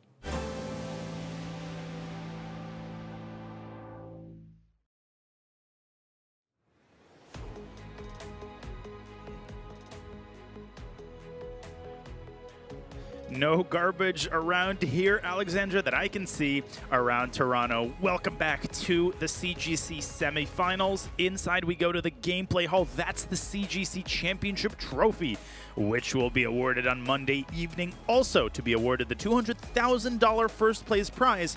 Here's what we have given out thus far. Rajabov, Sevian, Duda, and Andrejkin have taken home a calm and cool $25,000 prize. All right, welcome and hello for the first time today. I'm Grandmaster Daniel Naroditsky covering games 7 and 8 of these exciting semifinal matches. Alongside me today, Grandmaster Aman Hamilton. Aman, so excited to be commentating with you. How excited are you for these decisive 2 final games of the semis? Well, Danny, I'm so excited for these games, excited to be commentating alongside you. I feel like they kept us away. They wanted to save the best for last. Oh, they absolutely did, and they knew who was commentating the last 2 games. We will also have an exciting guest dropping by pretty soon, but we'll get to that later. Right now, we need to get to the scores through Game 6. What you see in front of you, the matches both deadlocked at 3 points apiece. Giri and Nihal Sarin, Wesley So versus Hikaru Nakamura. The stage could not possibly be set for a more exciting finale. You couldn't script this any better, and you couldn't script the Anish Giri Nihal Sarin match any better. They have gone back and forth. Nihal winning on demand with the white pieces twice now to level up the score, as we see Anish Giri, a dissatisfied Anish Giri on camera. Aman, he can't be happy. Well, Daniel, these matches have been going so opposite of one another. And that's what's so exciting, is that we have a match that's level 3-3 that has been neck and neck. Chess played at its finest, basically to perfection. You can't even find the blemishes or mistakes that these players are making. When you look at the other match, it's whoever has the white pieces seems to be getting the wins. So we have the same scores, Dania, but very different matches. And you mentioned no blemishes. Nihal Sarin, no blemishes in that previous game, and definitely no blemishes on his way to the CGC semifinals at only 18 years old. Aman, Nihal Sarin is just amazing. We can't repeat it enough. I mean, his resume is impeccable. It is. And the thing about Nihal is he's such a young player, but he plays as if he's been through this all before. He plays with maturity and experience, and you wouldn't expect someone so young to have that quality yet. No, you would not. But now he has the black pieces. The game is underway. The openings have been all over the place. And finally, we go back to home base. Are we sure this isn't the Hikaru So match, Aman? Yeah, wait a minute. I was just talking about how, that was the match that was going neck and neck. Same openings, E4, E5. I think we have the wrong match, maybe. Yeah, 2 shapeshifters that we have here. We have a mainline Italian, knight BD2 by Anish. There's C3. I mean, this is as standard as it gets. I wonder if Nihal might have expected E4. I mean, that is what Anish has been playing this match. But Nihal straying from his D6 experiment. Hey, Aman, it worked once. It failed the second time. That's right. Now he says, let's go back to something more conventional. I like this choice by Nihal Sarin. Yeah, he's learned from his mistakes. And the other thing is, it does a number on, your nervous system, playing these insane games every single round. I mean, it's finally time for an E4, E5. This is the first time I'm going to say this in commentary, but you know what? These guys deserve it. I'll tolerate an E4, E5, slower game, Daniel. The first and the last. Now, in the Hikaru match, as well as in the Italian as a whole, we have seen this B4 and A4 be all the rage. Everybody's playing it now, and he's giving this a little bit of thought. The traditional way of playing this line is to drop the bishop back to B3 and concentrate on playing on the king side. Rook E1, knight F1, knight G3, standard fare, but Anish going for the modern approach. There's that A4 move we see from everybody these days. Yeah, and you'll often see players throw this A4 out before B4. And before? Before. Are you sure it's before, not after? Before. Okay. And then you'll see them go after before as well, with maybe the move A4 to A5. And, this is just the classic space gaining mechanism on the queen side. But as you mentioned, knight F1 to G3, sometimes we see the same thing from black. It's like, hey, great idea. I'll do the same thing a different way. Knight e7, knight g6. And I think we might see both players going for this similar construction.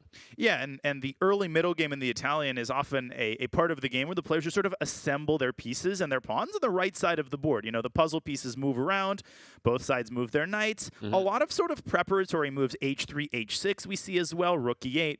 And the first really committal developing move that we see from either side is either bishop b3 or bishop b6. That's really the only developing move I'm on that actually, quote-unquote, threatens to change up the pawn structure or make a substantive change to the position. It's the only thing that actually does something. Yeah. Is what you're trying to say. It threatens to do something. Whoa, we need to take a step back here. Yeah, because you see moves like bishop to a7 that was previously played, and I feel like the stronger player you are, the more ahead of time you put your bishop on a7. Move 3. Yeah, it's like I'm putting that bishop there before even the concept of the idea of b4 yeah, before White even comes plays into your mind. Before White even plays c3 Exactly. and before a4, and there we see h6 by Black. Nihal kind of taking his time in the opening. Obviously, he knows these types of positions very, very well, but there are so many move orders in the Italian that you have to make sure that your head is screwed on straight. And there we go, bishop b6 and a trade of light-scored bishops. I'm on. That's a big transformation. It is. We have to really wonder, did they look at the Hikaru Nakamura and Wesley So match? Because I think we may have seen this exact position, Dania. We might see knight to c4, bishop to e3. If you're going to play bishop d6, it might be time for me to challenge that bishop on a7. And White's going for the queenside expansion, but as you can see, very level here. And in these level positions, you always feel like White has that small edge, but is it enough? Yeah, the engine always gives like 0.3 or 0.4, which is why these top GMs are kind of addicted to the Italian. Yeah. Another big decision that has to be made by Black this time is whether to push d5. Now, you might say, well, Black's already played d6, but because the position is so quiet, you can often afford investing more tempi than you could invest in, let's say, a Najdorf. So Black can play this with the closed center and rook e8, knight e7, knight g6. You pointed that maneuver out. But if you want to play with a little bit more of an edge, you could definitely consider playing d5 here and in the next few moves. And there's that knight e7 move. Like, the knight does need to sort of get out of the way. There's pawn b4 to b5 to consider. And you never want to be in a situation where you have to calculate a move that hits your knight in the middle of a calculation. You want to just get that out ahead of time, similar to that bishop a7 move, right? And it's just, you have nothing to worry about. Now you can maybe even throw in c6. If you want to play that d5 move, you can use a pawn to support it. Conversely, we saw Wesley So throw in the move c3, c4, which, yes, it creates a big weakness on d4, but Black's knights are not really well equipped to exploit that square. You're not exactly going to go all the way back to c6. And remember, White can play the move bishop e3 on demand. He might even play it in this very position. He might play knight g3. But you're right. This c6, d5 idea is definitely very, very common standard fare for Black, or Black could again play d5 without playing c6. It's often a matter of taste. The engine doesn't really discern between these moves. These positions, like 4 or 5 moves sometimes, that lead to approximately the same evaluation. Yeah, and even if you see that evaluation bar, differ slightly between move to move. Whoa, 0.4 to 0.5 I'm on, out of the question. You can't look at your favorite player and say, oh, how could they possibly play this move? It's like, no, you pointed it out. It is just a matter of preference at some point. It's like, how do you want to handle the position? What kind of position are you looking for? We see b5 here, a little bit against the move c4 from White, but also just annexing a little bit of space for Black. Yeah, and there was a ticking clock on this move because White very well could have gotten that space permanently by pushing his own pawn to b5. You don't need to play b5 and attack the knight on c6. Right. That's a good standalone move. We see Anish keeping the tension, moving the rook back to a1.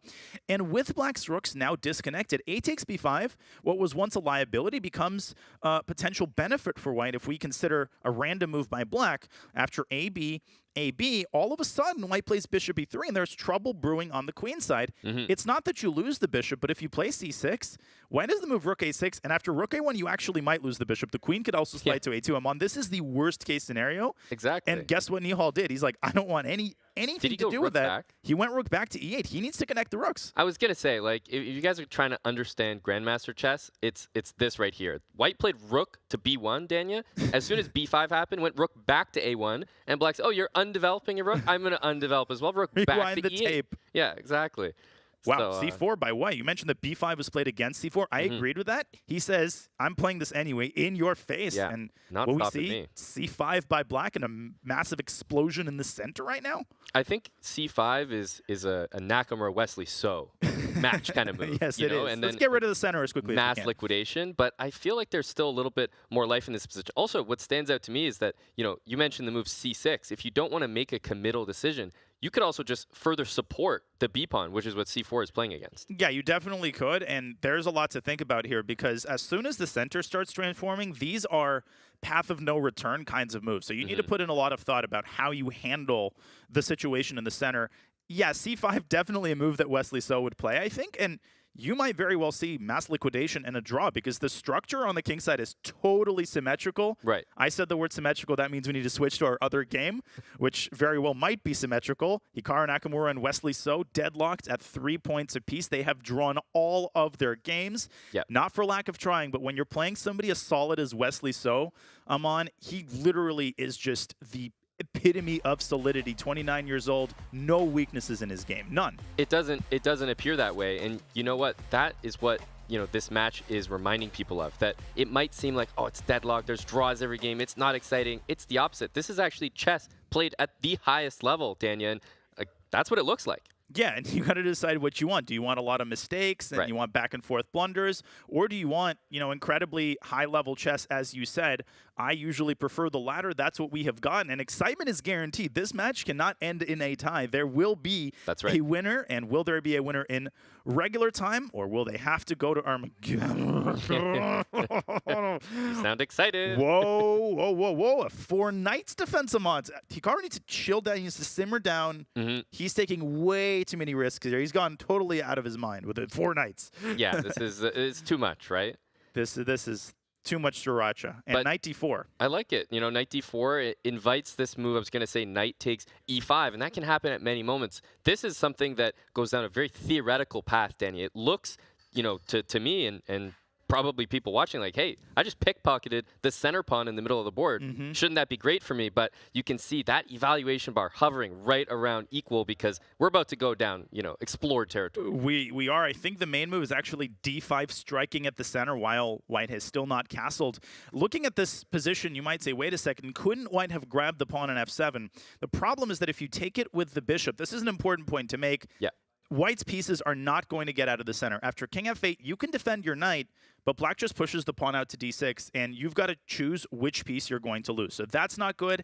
Knight takes f7 opens up the e-file in the worst kind of way, and I think the move d5 leads to an incredibly strong attack, kind of a Traxler style variation. So Hikaru doesn't want anything having to do with that. He drops his knight back to f3. d5 is played, and knight takes d5, continuing to pocket the center pawns, Amon. Yeah, I feel like this is going down that path where, the only explanation is that this is a theoretical discussion at the moment because some of these moves are actually pretty crazy to explain. Black's given up the e-pawn and the d-pawn in the center of the board. And what are we on, move 8 here, Danya? Yep. And, Wesley doesn't look concerned at all.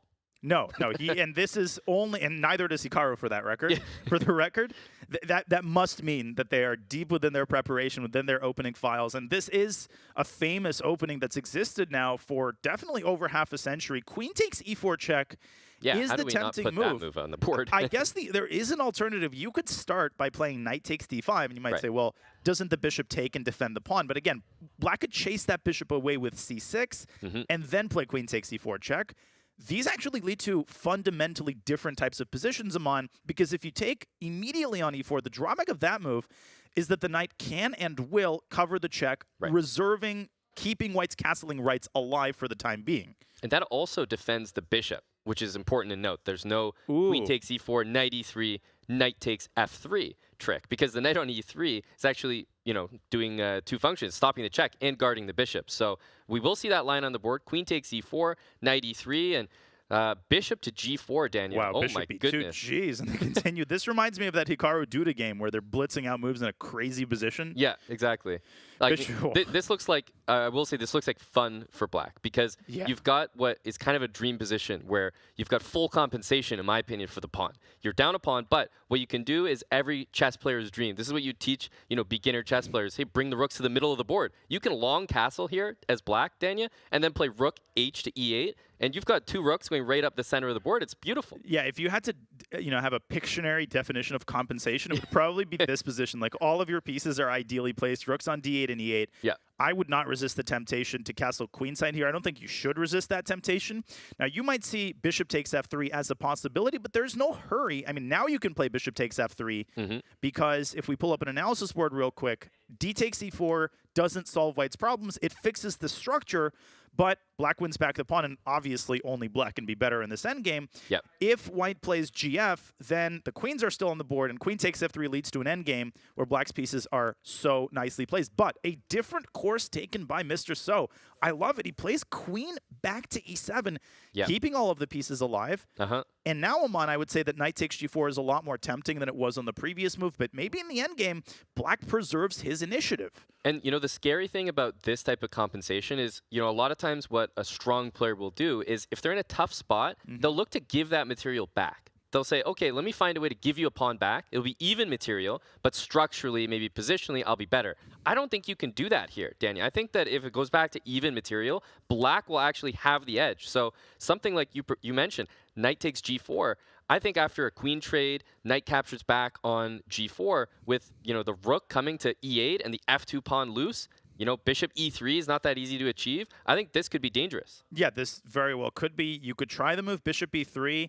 Black plays rook E8, and to piggyback off of your great point, black's going to collect the pawn on E3. He's not just going to trade his initiative and here I'll be kind and give you my initiative. Exactly. No. Black is still going to be much more active. Maybe white could play rook A1 and hide the king away on D2 when the time is right. Yeah. But this is not what Hikaru envisioned with the white pieces, a slightly worse endgame in the penultimate game. So he needs to invest a good amount of time here to make sure that he doesn't walk into a position that's played for 2 results. And he tries to do that with the modest move, bishop D2, but he has to develop his bishop at some point so he doesn't procrastinate any further. Yeah, this is the limit. Yeah, no, this does make a lot of sense, and I love the point you brought up, the penultimate game, because going into the last round, you hand the white pieces to Wesley So, and if the match is tied, it feels like, obviously, grandmasters with the white pieces, they're already kind of playing for 2 results, so you don't want to hand that opportunity to Wesley. Yeah, no, you definitely don't, and bishop d2 is on the board. Wesley contemplating whether he should bring his rook into the game. Rook he8 is the tempting move, but you could also consider dropping the bishop back to h5, maybe paving the way for the g-pawn to advance. I like that idea. Yeah, I like bishop h5. You know, you eliminate all these knight takes g4 possibilities, maintain the bishop pair, rook's coming to e8, and you're almost daring that white king to make that decision. Which side are you castling? Because I feel like as soon as you let me know, I'm like a dog that the leash has just been released and running wild. I can finally play g5, as you mentioned, if you short castle. Yeah, black's got arrangements made no matter where white's king goes. This is going to be a fascinating middle game, and we will keep a close eye on it. But we have another game that we need to update you on, because the middle game in Nihal Sarin's game against Giri has reached the peak of complexity. Let's go to the 2-board view. I love this view. You have Anish's game on the right side of your screen. Both players locked in concentration. What a rich position, Aman. Center tension on really all sides of the board. Don't just think, this is symmetrical, it's going to be a draw. No, lots going on here. Exactly, and pay attention to you mentioned the pawn tension, right? So we don't have just, e4, e5 and nothing going on. We have a pawn on b5 that's attacked a lot. So much can happen here, and the players are, currently holding tight, Daniel, not committing anything, which means this is going to explode at some point. You were right, by the way. C5 is a Wesley move. C6 is a Nihal move. He loves these kinds of tense positions. That's where he thrives. But I'm looking at the clock for the first time. He's 5 minutes down. I thought that might be what you were starting to say. Yeah, no, just time disadvantage. Exactly, Daniel. Wow, such an interesting position. If only we had another qualified chess player to analyze this position for us. Wait a second. As we dig into the game, I see someone in the booth. We are thrilled to have Mr. Wrench jumping into the booth with us to call these Game 7s. Danny, welcome aboard. It's great to see you in the commentator booth. Thanks for having me. I'm not sure I'm qualified. I heard Amon's hesitation. I heard that hesitation in your voice. Yesterday, you and Levy were talking about mayonnaise on sandwiches and things like that, so I figured that the level of commentary had dropped to me. So I was just going to jump in for a few minutes with you guys. Sounds great, Danny. We have the expert on mayonnaise here with us. Thank you, Danny. And the expert on many other subjects. Well, you guys are crushing it, though. No, this is high level stuff. I love your point, Amon, about c6 being a Nihal move, and I think the tension favors him if we get into mutual time pressure. But this much of a time disadvantage has me a little worried for Sarin. Yeah, the thing about the c6 move is when I say a move like c5 is a Wesley move, it's like the opposite of a slight against Wesley. It actually means it's probably the best move. Yeah, that's really what I'm saying. And C6 just seems like a more flexible move. Like, Nihal is just that younger player. He doesn't want to just get rid of all the possibilities in the position. I feel like he is always ambitious that he can win any position and doesn't just want to make a draw. Yeah, go ahead. Dan. I wanted to make a point, though, that Nihal chose to play E5 in this game. Remember, game 3 yesterday, after he won, he went for something kind of offbeat again and got pretty good chances as black against Anish. So when he played E5, was that surprising for you guys? I actually feel like Anish is in a much better spot here than he was in the third game yesterday.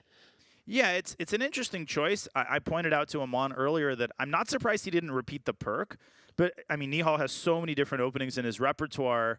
E5 is, I think, a clear signal that he wants just a fundamentally healthy position out of the opening. He's tired of these crazy positions with his king being weak.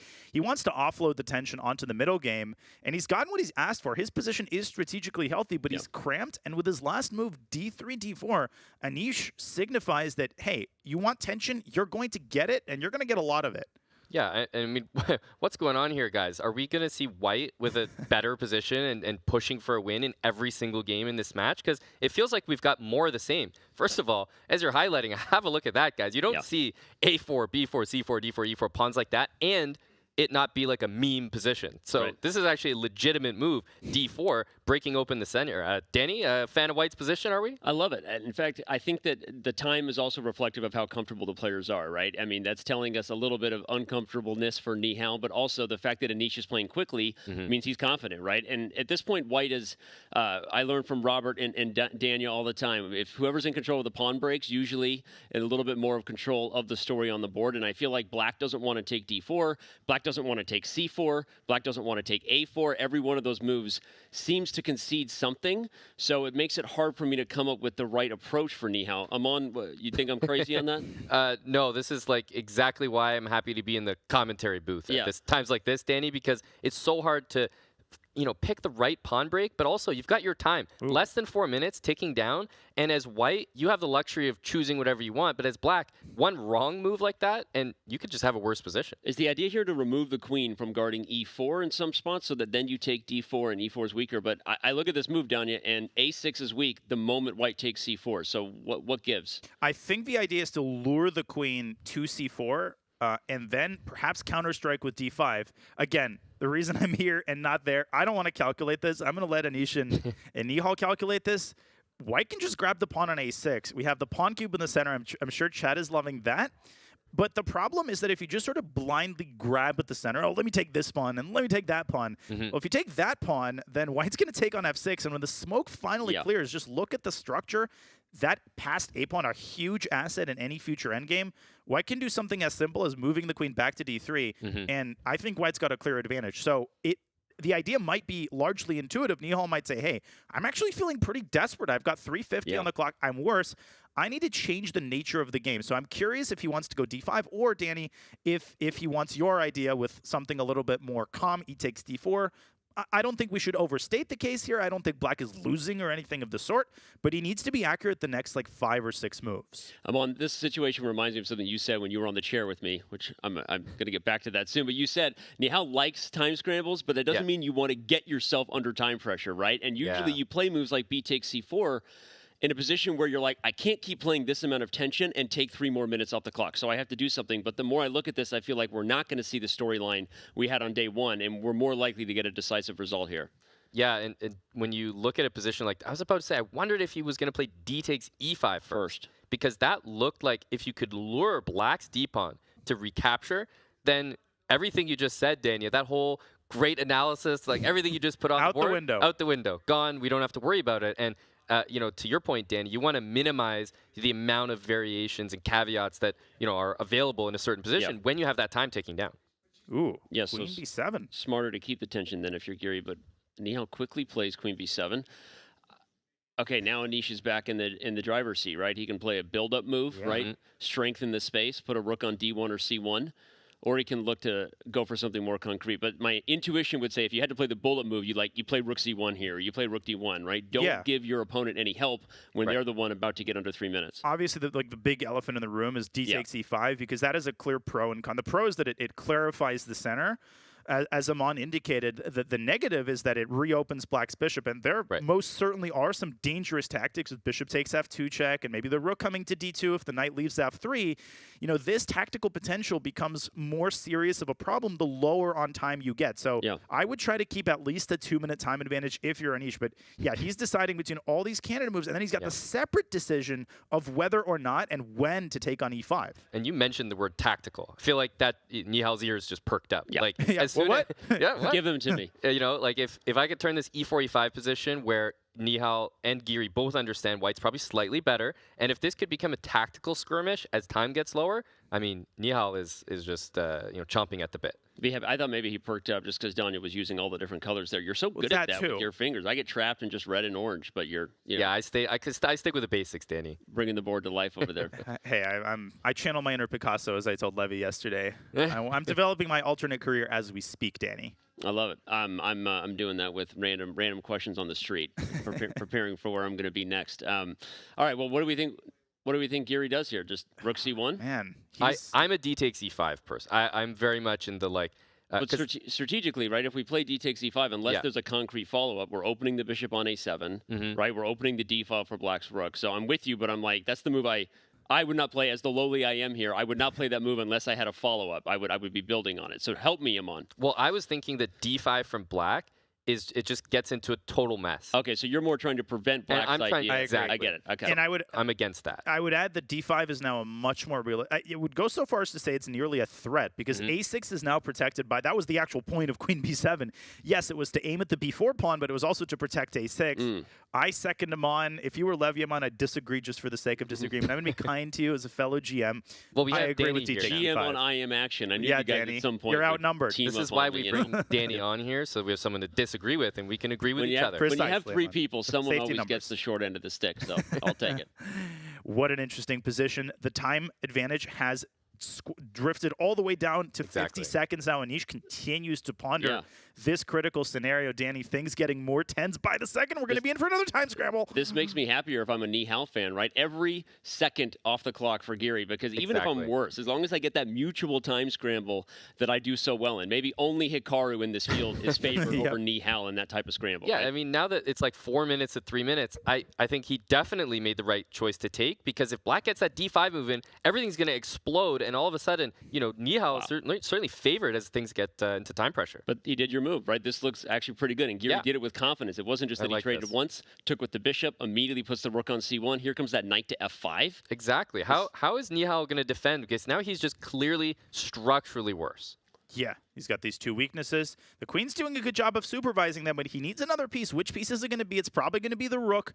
The rook is actually the only piece hypothetically capable of defending c6, but it can do it from 3 different places. 2 different rooks can defend the pawn. I'm predicting rook e6. I think rook d6 walks right into knight f5. I don't see the rhyme or reason behind that one. You could also consider not defending the c6 pawn. The problem is queen takes c6, queen takes b4. The queen captures on a6. The last thing you want is to give white that extra a pawn, because then you're playing for a draw until the end of eternity. There's also some nice ideas where if the knight's on f5 when those types of exchanges happen, in the end you have this little knight takes h6 shot. The f6 knight is a little tender, so there's actually suddenly those looming tactics where when the knight comes to f5, there's more for Black to worry about than first meets the eye. Most certainly. And let's go to our two-board view, because the other game is also heating up, our eyes darting from one side of the screen to the other. Hikaru Nakamura has the white pieces, the match deadlocked at 3 apiece. And we saw Wesley, a very exciting response to Hikaru's 4 knights, sacrificing a pawn. He still has the bishop pair.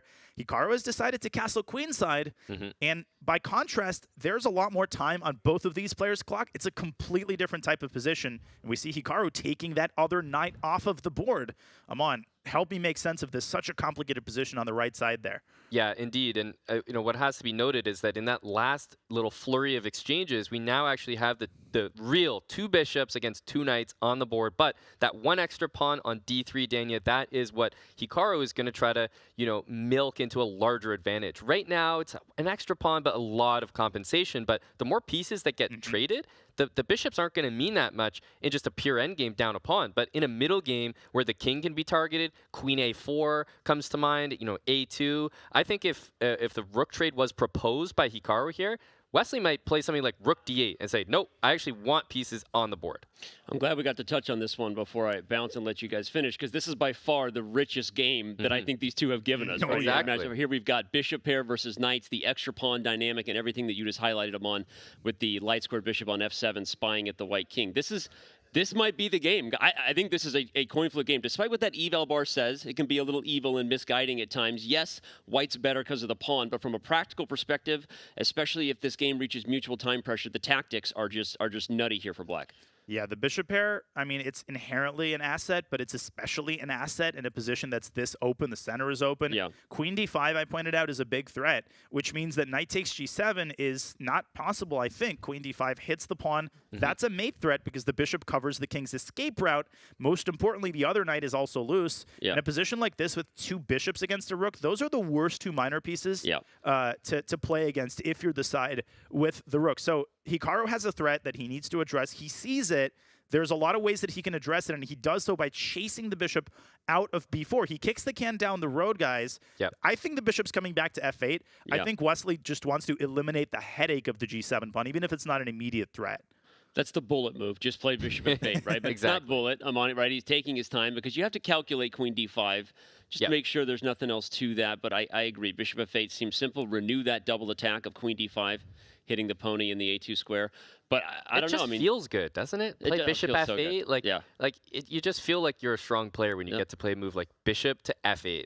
You know, covering g7, getting the bishop out of danger. So that game, as we see, is actually the most imbalanced, as you pointed out, Danny. So we'll definitely keep an eye on that. But Dania, we've got some action, some things developing in the other game. Look at the clock. Nihal down at 28 seconds. So you're right, Amon. The Hikaru game is unbalanced on the board. This game is the most unbalanced on the clock. But look at how Nihal has fixed this position. The queenside pawns visited the orthodontist. Yeah. He somehow exchanged the c pawn for the b pawn. Yeah. It got some Invisalign. That queen up to a6, pinning the rook on b5. e6, e5 is defended. So is this worth it, Dania? Would you say that getting rid of those, positional but let's say weaknesses. Yeah, I'm looking for a much nicer word than bad that. Teeth. Bad teeth. I think Daniel's orthodontist stuff had me going down the wrong path there. But would you say that, being at 20 seconds but not having the weaknesses, is that worth it? Because the time is a major factor.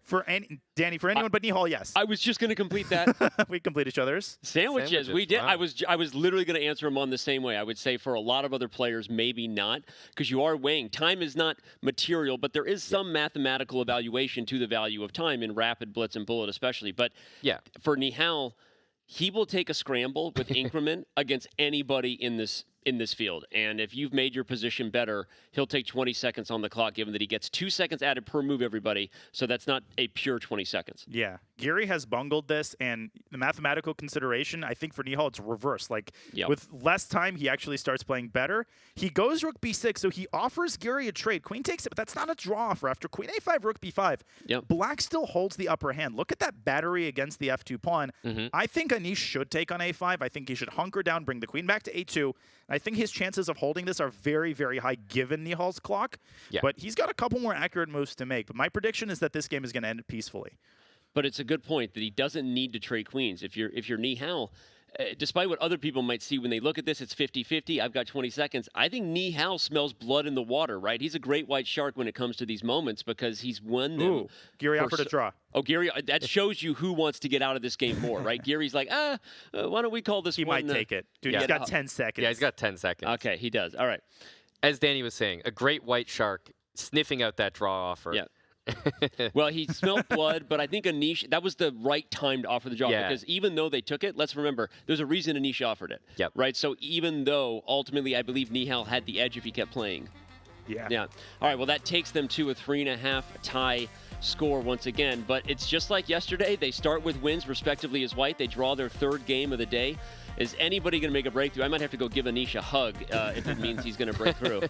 I think you most certainly will. They are down to their last game, and the way Nihal has played with the white pieces, my goodness, does Anish have his work cut out for him as we see the players' intensity, concentration on their faces, and butterflies in their stomach as they get ready for the next game. But we have one more game still going. Hikaru Nakamura and Wesley So are still in the middle of their wildly exciting 7th game. Yeah. What's happening here? H5, Amon. That's the kind of move you make when you have the bishop pair, because the more weaknesses you create on both sides of the board, the higher the chance of tactics, right? So sometimes you play a move like H5, not just to undermine the knight, but to maybe poke at G4, because you get these positions in time scrambles where if you can attack 2 things at once, something's going to fall. Yeah, complicated position. Bishop moves to e6, but with Giri and Sarin complete, Danny, I'm afraid we're going to have to send you back to the booth. I blacked out for a second. I was like, where am I? I'm going to be here all day. Right when he was getting comfortable. Yeah, he was just getting settled in. Danny, it's so fun to have you on set. You're awesome. Thank you guys. The talent here is overwhelming, so I appreciate you playing along with me and letting me sit in for a minute. I'm going to get back to my chair. All right, Danny, thanks again. We're going to keep watching this 7th game in the semifinals. Both matches currently tied. Anish and Nihal making a draw. Is this game also going to end peacefully? Amon, Danny made a great point. Wait, I can still say that with Danny in the room. I think so, Too many compliments, though. It's like not enough disagreements. Take your kid to work day. Having him. It's nice. Exactly. This is the most unbalanced the position has ever been in their first 7 games. Yeah. But still, it's not like going to be decisive necessarily. No, it's not like, oh, there's an imbalance. I guess we're having a victory. No, not at all. Like, you have to remember that like this imbalance is, well, it's called an imbalance for a reason. It's a knight and, you know, that extra pawn, but the bishops are so lethal. I mean, black can win this game just as much as white can. This isn't white with an extra pawn and, you know, playing for a draw or a win, Dania. Not at all. But you mentioned lethal. I think the knight on d4 is as lethal as it gets. If black plays the move bishop d6 right now, white can play rook f3 because the bishop blocks the queen, but rook f3 runs into bishop takes a3. Yeah. There's those lethal bishops again. But instead, I think Hikaru has cooked up the devilish queen g2, wow, exploiting the weakness of c6. And if bishop f4, knight c6, you're in huge trouble. Oof. Yeah, this could be really nasty here. Are we getting knight? I was going to say knight a7 you can always start with, right? You can start with it. You also have the move knight e5. That's what I was looking at. This looks like... Oh. This is cooked, right? This is done. This is done because if the queen moves, the knight serves the que's purpose, and queen e8 is still checkmate. The knight controls d7. What an idea. And we instead have h takes g4, and queen g2 is still played. Yeah, I was going to say, you sounded disappointed with hg4, and then, no, but queen g2 is still possible. Queen g2 is an amazing idea, but he's decided to meet it with bishop e8. So definitely a more passive approach for Wesley, but he's trying to say, look, this is temporary. I'm stopping your idea. Eventually, I'll boot this knight out, and bishop d6, bishop e5, and then I can move my bishop from e8. But now Hikaru is saying this is temporary. His knight is booted. He can move back to e2, but then he's going to be threatening f4 and move the knight right back to d4. So we've got a lot of back and forth action Wesley here. is saying that that's temporary because after the knight goes back, bishop goes to g6 and hits the rook, and you can't go f4. And then White's saying that's temporary because White's going to go f5 and put the bishop back up. We could go all day. We could go all day. Knight, the other knight moves to e2, so c5. c5 is a tempting move.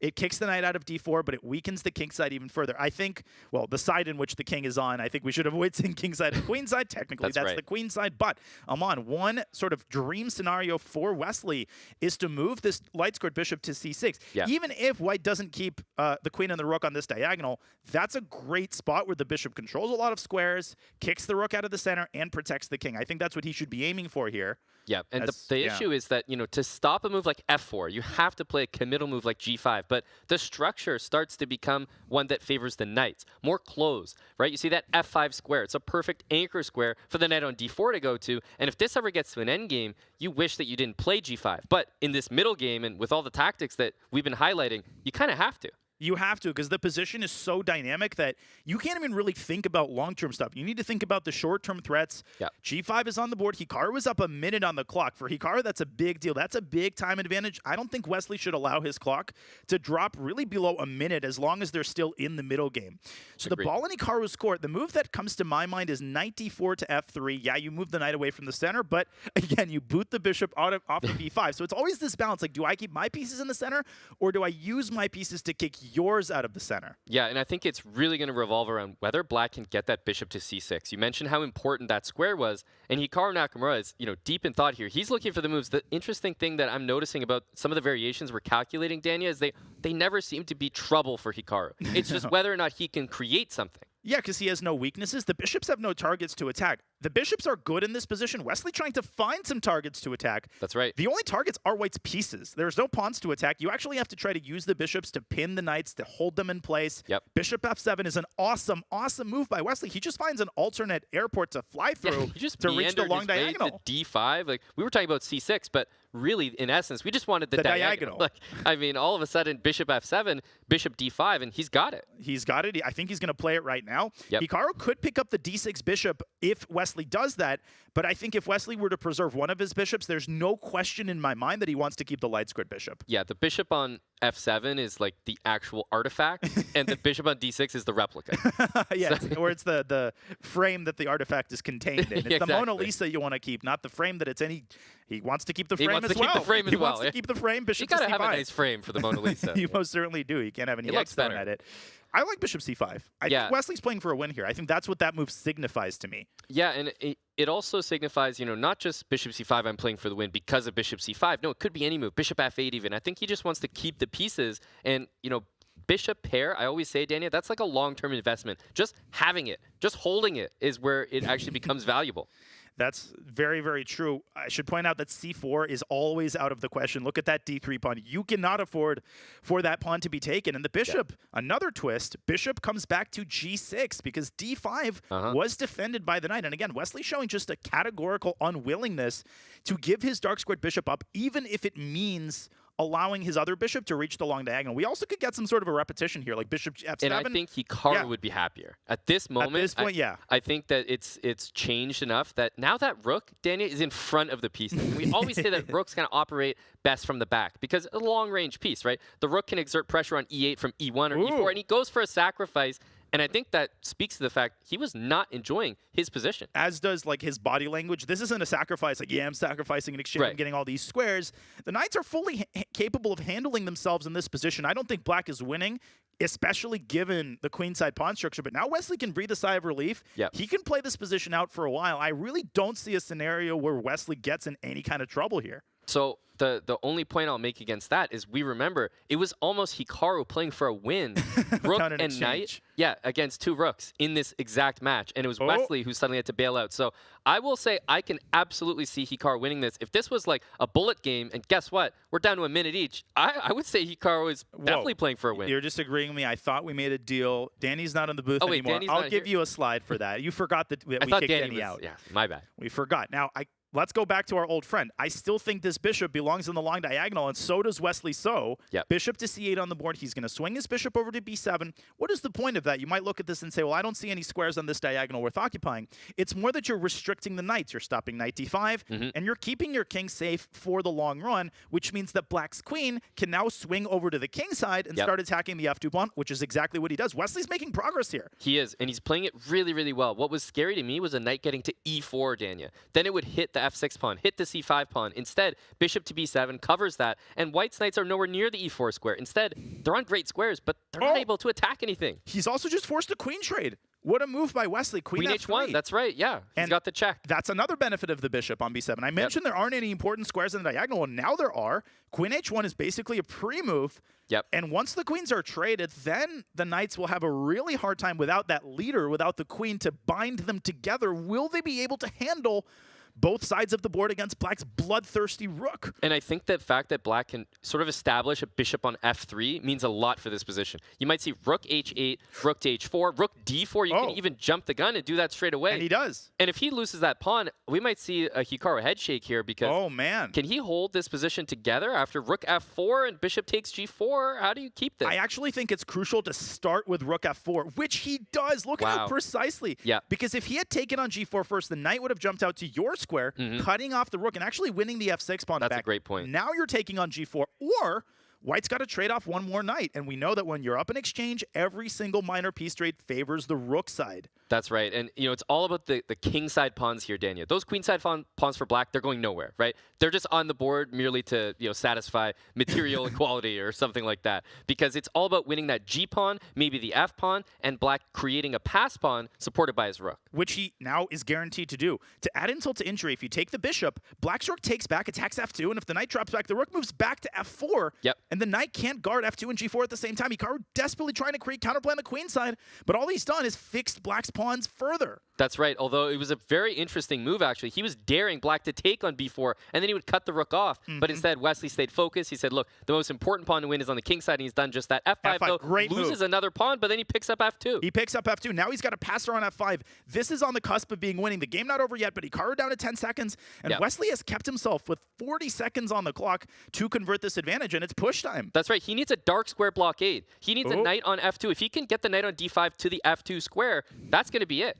Yeah, he needs to travel all the way back. I like to move bishop f3 here. That actually forces the trade of knights, but Wesley goes c6. Obviously, that looks like a good move if Hikaru wins this passer, that's the worst case scenario for Wesley.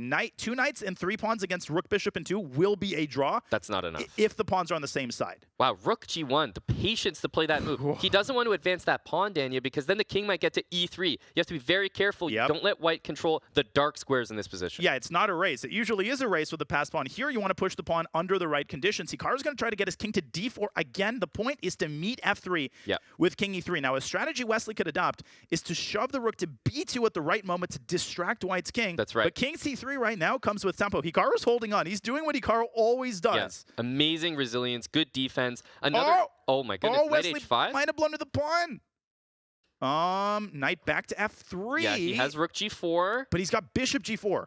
Oh, bishop g4 is even better. But is that resulting position a draw? It is. I think it might be a draw after bishop takes f3. Bishop f3 takes day. Oh, rook f2 is unbelievable. Oh, and now he goes knight e5, and he's going to win the bishop back. King e3. He's going to be temporarily down a rook. But Wesley's going to win the b4 pawn. Rook f8 and rook b8, or rook f1, rook b1. Yep. And I don't know how to evaluate this position. He's going to have a passed a pawn. This has to be winning him on. Yeah, my instincts say this has got to be winning. He's got a pass pawn that the king cannot touch, right? The knight has to bring itself to the b file and act as a shield so the king can walk over. So the king can walk over. It also can, I don't think he's got time to do that. I think he's got to use the knight now to stop the pawn. But how is he going to do that? And he resigns, and Wesley wins with the resignation. black. And I mean, this is probably dead in the water, but that was still an early resignation for me. We know how resilient he is. 94. Actually, I think Hikaru missed that he could go 94. We're going to wait and watch the reactions on camera. Yeah. I think Hikaru could have continued the fight there. I absolutely do, but you know, in the end, he made his decision. He did resign that game, and now the lead with only 1 game to play, Dania, is 4-3 for Wesley So. This is the last thing we expected for black to win a game. Wesley is up 4-3. Hikaru with a must-win game in Game 8. You can see a dejected Hikaru there. The opening experiment I'm on, it just didn't work out, and Wesley met him at the top with that pawn sacrifice. Yeah, and just to take that position and understand, look, you're down a pawn, but the compensation is raging. You've got the bishop pair, and he kept pieces on the board. Queens, rooks, and that was ultimately what led to him converting that game. Yeah, that was incredible. We're going to check in on both of our match scores. The Anish Giri match is still tied. Everything is going to be decided either by the last game or if it is drawn by the Armageddon. And Wesley So jumping out to a 1-point lead. Amon, this is a feast for the eyes, a feast for anyone who likes chess. Yep. What an awesome Game 8 we're going to have in both matches. Indeed, and you know what I've noticed, Dania? That we've never had the same result in both games concurrently. So we've had draws in Wesley Hikaru, and then all of a sudden we get a win in that match, and of course, you know, as the universe would have it, it is a draw in the other match as well. So it's always back and forth with these matches, and of course, we're going to see Game 8s in both of them, just a testament to how close these semifinals are. Yeah, they're going to be wildly close, and the Hikaru-Wesley game was close all throughout. We're going to hit on a couple of important moments. So, Amon, you had this very interesting imbalance with 2 bishops against 2 knights. You don't have that every day. Yep. Hikaru has a pawn in return for Wesley's bishop pair, and the trouble started when you pointed it out. Hikaru's rook went ahead of the minor pieces. Right. If the rook was on e1 in this position, we'd be singing a completely different tune. But with bishop g6, that rook starts feeling really uncomfortable. And I think Hikaru kind of panicked in this situation. He could have come back to e4, but Amon, he sacks on c5, thinking that Wesley's ruined pawn structure will give him long-term play on the king. Didn't work out that way. No, and I think you said it best when it happened. This wasn't a Hikaru Nakamura confident sacrifice. This wasn't like, aha, I've sacrificed and now I'm playing for a win. No, this was an uncomfortable and a decision he didn't want to make. So he could have gone back, but he obviously didn't want to draw. There must have been something, Dania, that he wanted to play for more. So he was being a little bit ambitious with this as well. I think he made a concrete mistake. I think he missed or underestimated this move, bishop c8. And once the bishop gets to this long diagonal, Black's king is now safe, and Wesley was able to trade queens on h1. Yep. Hikaru defended valiantly, and at the very end, let's go to the final position for a second. Just look at that. I think Hikaru could have played knight e4, and what I think he missed is that a4 knight c5 threatens a fork on a6. I think Wesley's still winning after rook a8, but he would have had to work hard for it. After a3 knight a6, Black does not promote his pawn. White's king is just in time to stop it. Here, actually, White is winning. White would be winning there, but he must have missed that there was a way for him to play knight c5, Dania, and actually get that rook off the b file. Because if you look at it, the b file cuts the king off. That's too much. I think he just missed that. Otherwise, we know Hikaru Nakamura. He would have kept playing. He absolutely would have. An uncharacteristic early resign, but the fact remains, Wesley So wins game 7 in improbable fashion. What a game. What precision by Wesley So all throughout. But folks, let's get it back to Danny and the gang in the gameplay hall to break down these two fascinating games as we get into the final game. Danny, take it away. OMGzer snaps. Guys, we do have drama, not maybe the kind we were expecting. Thank you for being with us. Reminder of who we are now joined by: Grandmaster Robert Hess, FIDE Master James Canty, U.S. Champion Grandmaster Fabiano Caruana. I'm Danny Wrench. Guys, let's dive into the scores, quickly set up where we are. For those who might just be joining us, we have a deadlock tie again between Giri and Sarin, but we now, for the first time, have a decisive game in the match between Wesley So and Hikaru Nakamura. It is Wesley So striking with the black pieces, no less. Okay, guys, quickly, I want to get to you, Fabi, and get your reaction on that moment, the critical one where Hikaru Nakamura chose to play rook takes c5 rather than accept the repetition, right? Wants a decisive result, but did he lose his patience a little bit? I think so. The thing is, the entire game, he was directing the action. Yeah. He chose the opening. He surprised Wesley a bit. He got a good outcome in the opening, up a pawn for compensation, but still some sort of advantage for Hikaru. And then once Wesley had equalized, and it was time for a repetition, he wasn't able to adjust. He still wanted to be ambitious, and he played too riskily. Rook takes c5. It might not be a terrible move, but it's just too risky under circumstances, and things just spiraled out of control for him after that. Wesley played a brilliant move, bishop c8, and that was pretty much the deciding move of the game. After that, Hikaru was in a desperate situation. Quickly, Robert, over to you. So you think Hikaru was getting frustrated with all the draws himself? Do you think he misevaluated something concrete, as Danya is suggesting with bishop c8? What do you think happened there? I think he's frustrated that Wesley's the man who will not be moved. Yeah. I mean, Hikaru is used to bullying people. James used that term throughout the last few days. Hikaru, he enforces his will on his opponents, but Wesley So is somebody who, more than maybe anybody out there, he is stoic. He will just play the position, and he showed that when Hikaru goes for speculative sacrifice, he will punish it. As much as we like the script reference, we can definitely say this is not scripted. Right. What do you say Hikaru Nakamura has to do now to win with black and send it to Armageddon? Well, he's going to have to play, if it's d4, we playing King's Indian, and if it's e4, we playing some type of Sicilian, something sharp. We need to get in here. We need to swing, of course, and he did break a little bit there, obviously. I mean, it was the patience, trying to have some patience with every single game being a draw. You just bumping your head, I'm always winning. Now every game's a draw. I'm tired of this. And then he took too much of a risk there. But this last game, we got to win. Oh, man. Well, we're going to see if he can do it. As some of you may know, our friend James Canty, with that hot take, has also been hanging out with our players. He has a pretty good sense of humor and can be a little bit of a prankster. Isn't that right, James? That's true. That's true. Check out this earlier time this week. I discovered that you can't rip a Canadian dollar bill. Did you know that? Did you guys know that? I did not. Maybe you need to keep working out.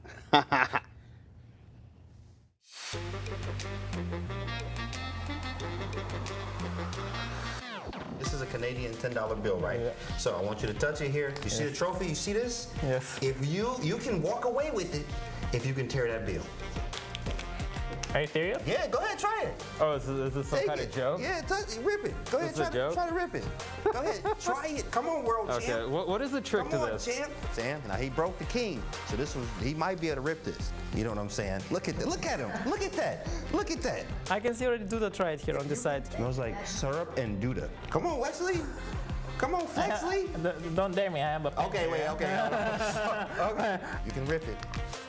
That's a strong man. Look at the straight, you see it? He tried, he couldn't do it. Can I like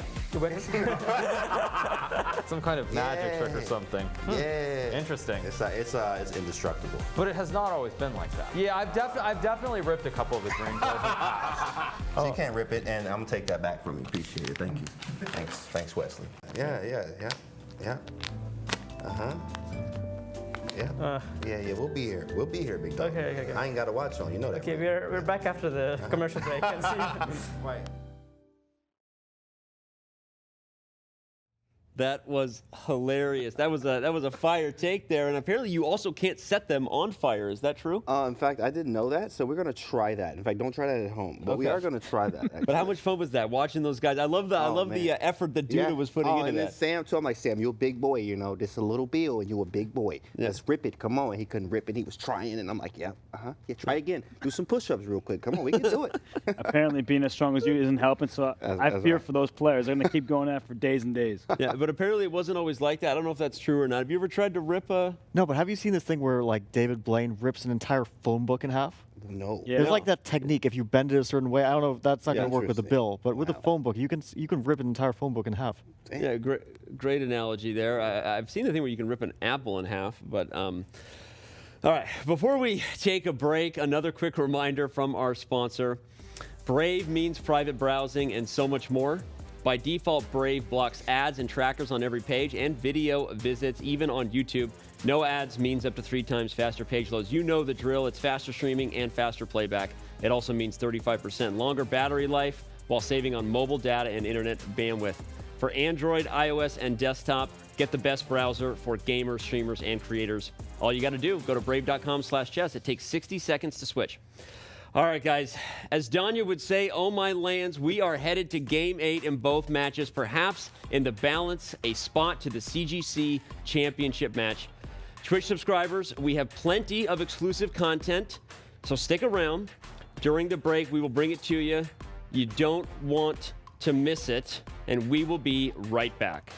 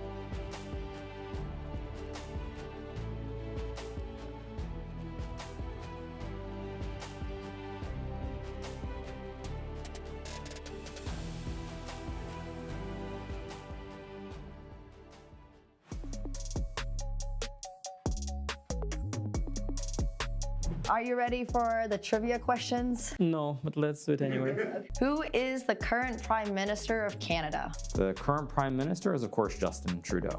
Perfect. I didn't have to run through the multiple choice. I was like, okay, it's multiple choice. Okay, Justin Trudeau. Yeah, like I only know one Canadian politician, so if it's not Trudeau anymore, then I'm done.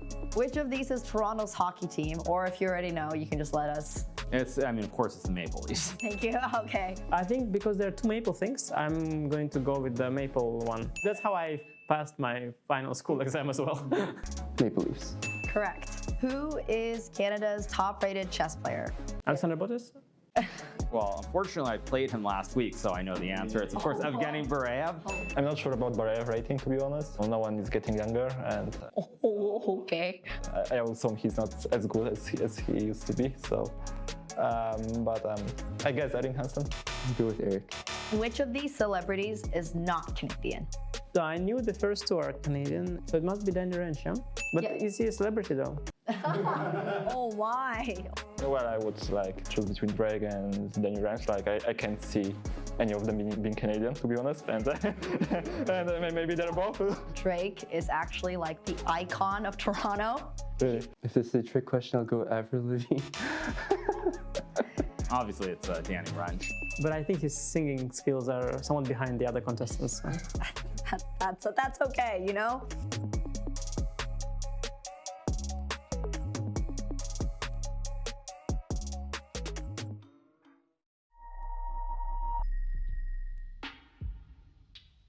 The strongest player, if you ask me, is gonna be Bishop and Kevin. Yeah. I got Queen Jew. Now let me get my own gal. Let me get my own gal. I mean, you my big. His mind, you know, some of the things that he see, I don't understand how he see it, but his mind just kind of works on another level. But I've been introduced to this game since I was 6 or 7 years old, and I'm 58 now. That's it right there, brother. There's so many different locations they play the game at. But third ward is the heartbeat of the game. That's the heartbeat of the game.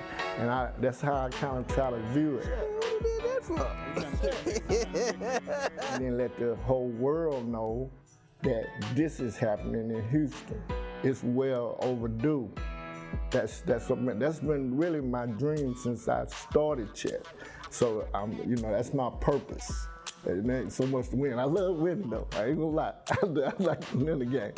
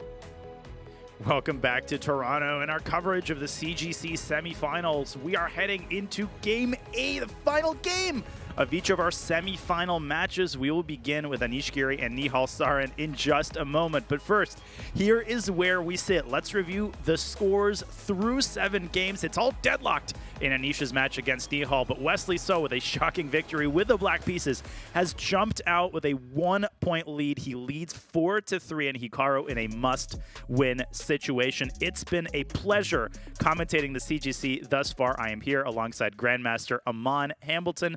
Aman, I have no words. Do you have any words? I also have none. No. All right, that's it. Honestly, Danny, what can we say? We're getting into a Game 8, but a very different one for both matches. One of them could decide the entire match, and the other one is a big comeback that's necessary from Hikaru Nakamura, or we're not going to see any Armageddons. We aren't, and we certainly hope to see some Armageddons. We see Anish Giri and Nihal Sarin, some Inception action there on the screen in front of us. Anish, speaking of Anish, he's got a tall order. He needs to survive with the black pieces, but he's got the pedigree and the experience level to do that. We see his path to the CGC finals. He has so many tournament victories. 2021 Tata Steel, arguably his most impressive performance among. If anybody can do it, it's Anish Giri. Yeah, you said it best, Dania, but although he has so much experience, he's such a young chess player in essence. Yeah. So, I mean, he's got this experience, but I don't feel like we don't give him enough credit for being at the top for so long. No, he's perennially underrated, but he struggled with the black pieces, and I'm so excited to see what we're going to get. It's been such a mixed bag in the opening, unlike our other match in the Berlins. We got one knight f3 by Nihal Sarin, and Giri, starting early, he's already thinking. He responds with d5. D4, and we're going to see a London here. Yeah, we kind of are. This is like a modern version of the London. Amon, if only we had a London specialist here who could explain these first few moves. Bishop E3! If a London specialist shows up, Danya, I'll definitely let you know. Okay. But for the moment, what's interesting to me is that Nihal Sarin is bringing out so many versions of the London. It's not just the trademark D4 Bishop F4. He had that very interesting win that he pulled off against Giri where it started as a London, but it just got weird with C4. And now he's even playing Bishop E3. This is like what you tell London players not to do. Yeah, this is the mouselip London system. And of course, the idea is to fianchetto the other bishop. You can't bring it out to this diagonal. E3 is illegal. And Anish immediately trying to exploit the drawback of the move Bishop E3. He sends his knight to G4, but the bishop calmly drops back to D2. And Amon, when you have this structure, you almost always see the kind of action where black plays A5 and sometimes white plays A3. There's stuff going down the A file. And the question really is, number one, does black get to win the pawn back? But sometimes black doesn't even try to win it back, and black tries to get positional compensation on the queen side. It's a dangerous path, though, because you can often end up just down a pawn for nothing. Exactly, and I think when you play these positions with the black pieces, you have to go into it with a willingness to play down a pawn. And not everyone has that. Some people do this thinking, oh, I'll get my pawn back. Then all of a sudden, white just clings on for dear life, and black's uncomfortable because they're like, wait, I'm not getting this back. You're not always supposed to. And B6 is a perfect illustration, Danya, because, I mean, pawn takes on B6 is already a consideration. And yes, that's a full extra pawn. It's a full, healthy extra pawn. Anish is not trying to win it back. But just as a sample, after CB, which I don't think Nihal is going to play that eagerly, queen A4 there is an interesting alternative. But after takes, let's say white castles. Again, no way that black is winning the B4 pawn back, but black can play A5 anyway.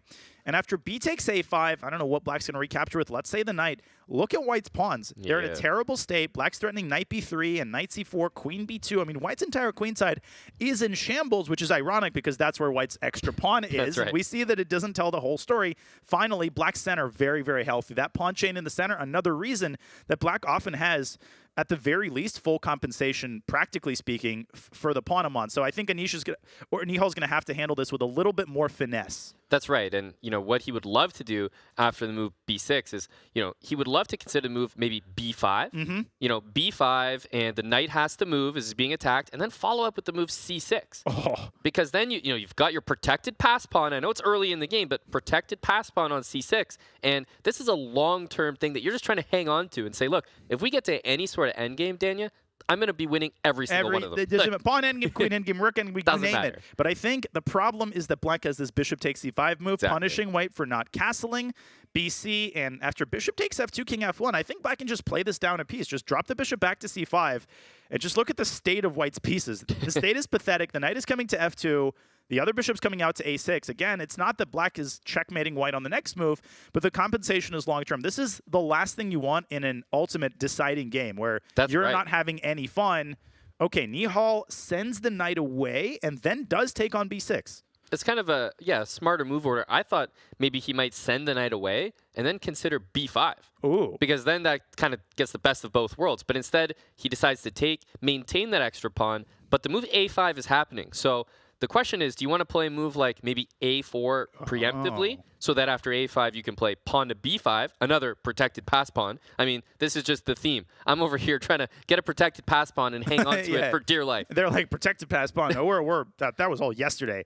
That's, call me maybe, as people were listening to that and having Keep Tahoe Blue stickers on their laptop. But I think white is another way of preserving the pawn on b4, and that's with the move bishop e3. The queen moves back, you get the knight out to d2, and all of a sudden after a5, you play a move that you can almost never play in these positions. a3 is always supposed to be bad because after ab, the rook is hanging. Guess what? It's no longer hanging. Now the queen is linked up with the rook. So I think this is an option. Amon, I love your idea to push a4 preemptively to meet a5 with b5. Again, I got to mention the protected pass pawn. Apparently that's not what the cool kids do. I like the way Nihal has handled this. I don't know if I'm seeing full compensation here due to the inclusion of this move h3. Right, but the one thing that we are seeing is the time difference, right? He's really in the think tank here because, you and I are looking at the position, but he's also looking at it without knowing, hey, did Anish prepare something devilish for me? And the last thing you want in a knotted up match, 3.5, is to go into someone's preparation. And in fact, we've already seen what happens when Nihal does this in this very match. Yeah, this match has featured some of the most creative opening choices, really by both players, and some of the most impressive preparation. And the nature of the preparation has been different. For Anish, it's been he's going to principled lines, and he's trying to punish Nihal. Nihal's going into dubious variations, and Anish just offered a draw. Wow. And Nihal declined it. Did he decline it with the? It's always important, right? With the move. Did he decline it with the move, or did he say no decline? No, thank you. No, he Sorry, played sir. Bishop E3. Take a step back, would you, Governor? Prefer to continue now, mate. Governor. I'm not sure if he did, but it looks like he used the move. So that's the more professional. I remember way when I offered a draw in one of my first ever tournaments. I don't know why I have this vivid memory of my It's a opponent core saying, memory for you, he yeah. said, no way. He didn't just say, no, thank you, I'd like to continue. He said, no way. And he did proceed to beat me, to his credit. So And Nihal says, no way. That man grew up to be Danny Wrench. That's exactly. No, actually, I'm on Hamilton. Little did you know. Queen to b8. It's always an interesting, you play queen b8, and I think it looks awkward in a way because you're putting the queen in the middle of your rooks, right? It seems like at some point you're going to have to move that again. But Black's position is flexible enough that I think what he wants to do is play a5, Dania, but he wants to control b5 because of, drumroll, protected pass pawn possibilities. Protected pass pawn possibilities. He doesn't want to allow pawn to b5. Yeah, no, that's exactly right. And again, this is the moment where Nihal has to make the decision between a4 and knight bd2, and that's why we see him thinking. I am impressed that he declined the draw, but I am not surprised. Nihal is a fighter. He has that killer instinct, and right now he's saying, hey, I am up a pawn. I don't really see the compensation outside of, yeah, you have slightly better center control. I don't really care about that because that pawn on c3 serves two purposes. It protects b4, and it also controls the d4 square, which takes a lot of the sting out of the move e5, which we might say Anish play anyway. Yep. But it's not quite as concerning. So knight bd2 or a4 is on the docket, and I think the result of the opening is flat out a success for Nihal. Indeed. He's got that extra pawn, and he's somehow found a way to get his bishop to e3, and it's not going to be harassed by anything until we see e5, d4. That's many moves away. White's going to be castled, and as soon as knight d2, knight b to d2 happens, that's when I feel that White has sort of reached that opening success. Because as you mentioned earlier, then the rook is protected. So all of a sudden, you have a3 to defend against a5, and then you really feel like you've gotten an extra pawn. Yeah, already a draw for declined. A solid advantage for Nihal Sarin as we enter the middle game in this game. But we're about to start another game. Hikaru Nakamura is in a must-win territory against Wesley So. Wesley leads 4-3. A draw does not satisfy Hikaru. And speaking of Hikaru, let's review his game card. The 34-year-old juggernaut has built up such an impressive career. Amon, right now, he's got his back against the wall for maybe the first time in like the last decade. Yeah, exactly. That's a great way to put it. And that speaks to his success both recently and in this competition. This is the first time in this event, Dania, that Hikaru has actually felt trailing. Like that feeling for him, it just hasn't occurred. He's actually behind in this match and needs to win, which means that this match is what we expected it to be. It's going to explode now. Dan. Yep, it's like a basketball team who won the championship and now stands 3-7. The game is underway. Hikaru not only with a must-win game, but also with the black pieces. And we have the societally prescribed method of playing for a win in the black, which is, of course, the move 1 to g6. It's the only way. It's really the only way. We saw Sam Sevian doing it against Nihal. Yep. We saw Nihal doing it against Anish, although it wasn't really a must-win game, but he had a 1-point deficit. And now we see Hikaru. We're going to see a transposition to a King's Indian here for Mr. Nakamura. And just to expand on your point a little bit and sort of clarify to everyone watching, what do you mean when you say, why is, G6 the way to play for a win? It just doesn't commit anything into the center, and it allows a lot of flexibility. There's so many setups Black can go for. G6, a very reserved approach. You can couple it with D6, knight on C6, pawn on C6, pawn E5, pawn C5. It's up to you how you want to continue, and you can shape your game based on how your opponent plays. And of course, the other main reason is that it does avoid a lot of theory. And if it does go that King's Indian direction, Hikaru Nakamura is a specialist in his own right there. He is, and a lot of people might forget that Hikaru was the leading King's Indian specialist in the early 2010s. He actually defeated Wesley in a very famous brilliancy. Yep. And I think the reason Hikaru started the way he did, you might ask, well, why didn't he just start with the King's Indian move order? He wants to avoid the exchange variation. That's why he's bringing his knight out to d7 first, so that when he plays e5, of course, Wesley could still capture on e5, but that won't lead to a queen trade. Winning an exchange variation against Wesley is harder than, I don't know, name impossible task. Yeah, certain possible task here. Yeah. Completely agree. And that's why, you see these strong players.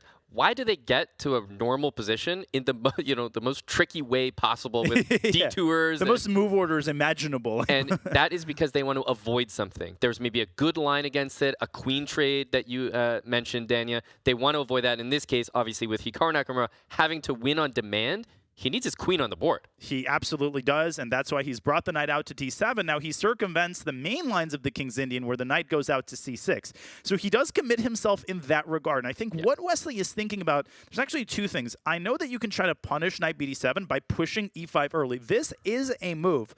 And if I remember correctly, the line goes something like takes, takes. I'm going from old King's Indian analysis back when I used to study openings, and now I can play this very thematic move, e6. You're sacking the pawn, but you're ruining black structure, and you often follow up with knight g5. That's a double attack against the knight and the pawn, but black can defend all three things at the same time. I say three because there's also a fork possibility on f7 with the move knight d to e5, and you might say, hey, now I've got a queen trade draw. Yeah. But this isn't quite the same endgame. This is an imbalanced endgame, and I think Hikaru is more or less fine with that, but if I remember correctly, white's supposed to be better here as well.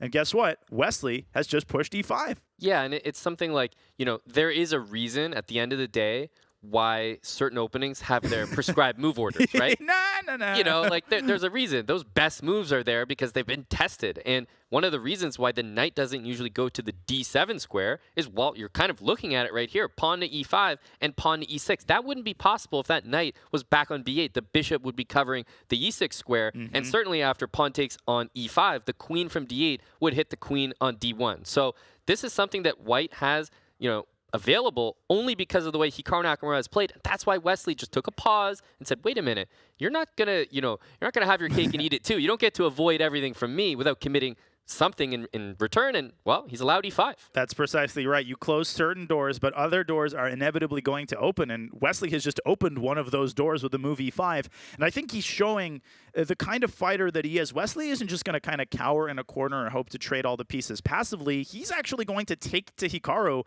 and the best way, we talk about this all the time, the best way to make a draw on demand is to play for a win, right? Wesley doesn't mind also winning this game. It's not like winning doesn't win in the match. Oh, drat. Darn it, I won. So he's playing the way he normally is, and Hikaru, we see him refraining from the exchange on e5 precisely because that led to that unpleasant endgame. Knight g4 straight away, but Aman, now Wesley could send the knight to Timbuktu with a move h3. I think after h3, first of all, this is not what Hikaru wanted from the opening. He wanted to just get castled and avoid that e5 queen trade line. Instead, what's happened is Wesley has sort of gone for the throat here. He's saying, look, I know exactly the reason why what you played doesn't get played more often, and it's e5. So he's going right at him. I think we'll see h3 pretty much immediately by Wesley. He's probably just double checking, but h3 kicking the knight back to h6, that never feels good, especially, Daniel, with that Fianchetto situation, because not only is the move e6 maybe still available, but look, that knight is getting permanently trapped on the side of the board with g4. And that is such a thematic, that's just a nasty move to face. It covers the f5 square, and to make matters even worse, if you think they could be made worse, they can be. If black castle's in this position, white has a very simple plan. This is like as old as the hills. White plays bishop e3. Let's make a random move for illustration purposes. White plays queen d2, and the knight is literally trapped because that darned king is covering the escape square on g8. Now, you might say, hey, after bishop e3, you're blundering the pawn on e5. Well, no, I'm not, because after de5, that knight is literally the bane of black's existence. Now you can't take twice because the bishop has to babysit the knight on h6. So I would almost argue that this position is close to being borderline lost for Hikaru. That seems like a strong statement, but I do agree with you, Danya. Like, people need to understand that when they're watching this game, g4, this is not just a one-move thing. It's not just stopping knight f5. Yeah. It's actually intending, as you indicated, to play bishop e3, queen d2, and win the game outright. So all of a sudden, the onus is on Hikaru to deal with that, and he's dealt with it in a most astounding way. Knight back to g8. I can't even criticize the move, to be honest. Like, he wants to play e6, bring the knight to e7, but Danya, he's going to be playing off the back foot. He most certainly is, and if there's one player that I would bank on being able to play from the back foot as successfully as possible, it is indeed Hikaru Nakamura. I mean, the amount of times we have seen him pull out wins from the most improbable of places, from the worst possible openings. I mean, he won an entire title Tuesday playing 1g4. There was another guy who did that, who shall go unmentioned. So Hikaru is used to this. He's used to operating for maximum in these types of situations. The problem is that the worst kind of player to do that against is Wesley So, because he's not affected by these weird moves. He's just going to keep playing like a buzzsaw that he is. Yeah, he's just going to always look and find, for the most part, the best move in the position. Exactly. And, you know, usually when you mix things up, get this unorthodox position, knight g8, you're behind in moves, you kind of want your opponent to also be like, oh, what the hell are you doing, man? h4, h5. e6. Right? And also try to play a little loose. But Wesley, generally, to his credit, doesn't play like that. He doesn't fall into that trap of, you know, playing like the opponent. Instead, he just sticks to his own game plan. You've highlighted it. I think bishop f4 is a great start. Instead, he goes queen e2, but this kind of indicates he might be looking to push in the center way quicker than anticipated. No, this is an incredibly ugly position for Hikaru, and it's getting worse. I think knight g5 here might just... That threatens queen f3, 4 king, a8, and f7. Hang on a sec. And although knight g5 is tempting, what about e6? Like, what has Hikaru done that makes e6 not desirable here? Because queen e2, I thought that was the main idea. I think Wesley is spoiled for choice. I'm just going to show this really quickly. We will get to the other game in a moment, guys, but this is very, very consequential. Knight g5 and e6. We are getting word that Nihal Sarin offered a draw. Let's go to our two-board view if that's possible, because both games are rapidly unfolding right now. You can see on the right side of your screen, Nihal Sarin with the white pieces accompanying the move queen c4 with a draw offer of his own. You can see that Anish has successfully, Amon, created counterplay on the queen side. Is he going to take that draw? Honestly, you know, you start to, it's a bit of psychology, Daniel. You have to remember that he previously offered the draw, so he wanted that, right? This is the result he wanted, and then ultimately he played well enough to earn it and deserve it. Nihal, you know, relinquished some of his advantage, and I think fairly satisfied is Giri on screen there as, you know, that match is now going to be going to Armageddon. I might be overstating the case here, Ricky. Kind of dodged an opening bullet. I mean, Nihal kept that extra pawn. If he managed to consolidate, he would have been just solidly better. So, Anish, you can literally see him breathing a sigh of relief there, taking a sip of water. The arbiter, Judith, coming over to warn the players that Armageddon is about to happen. And I use warn for a very good reason. This is going to be the ultimate Armageddon with hundreds of thousands of dollars on the line. Yeah, no, the match is now knotted up. And, you know, Anish Giri now has played not only the most, but the only Armageddon's in the event. He might be the only guy. Look at that 4-4 after what was, you know, back and forth action. Wins with the white pieces, wins with the white pieces. Felt like every game was a masterpiece, and it ended with 2 draws in the final 2 games, Danya. Yeah, that was a balanced match, but not balanced in the Hikaru sense where they made a draw every game. Balanced in the sense that both players played so well. Can't wait for the Armageddon, but we'll have to wait for the Armageddon because we have one more decisive game that is in progress. Wesley So is on the cusp of moving on to the CGC finals. Hikaru in total crisis desperation mode. He has undeveloped all of his pieces. Just look at this position. It's ugly. It's nasty. Is there any consolation, any chances for Hikaru to pull out not only a draw, Amon?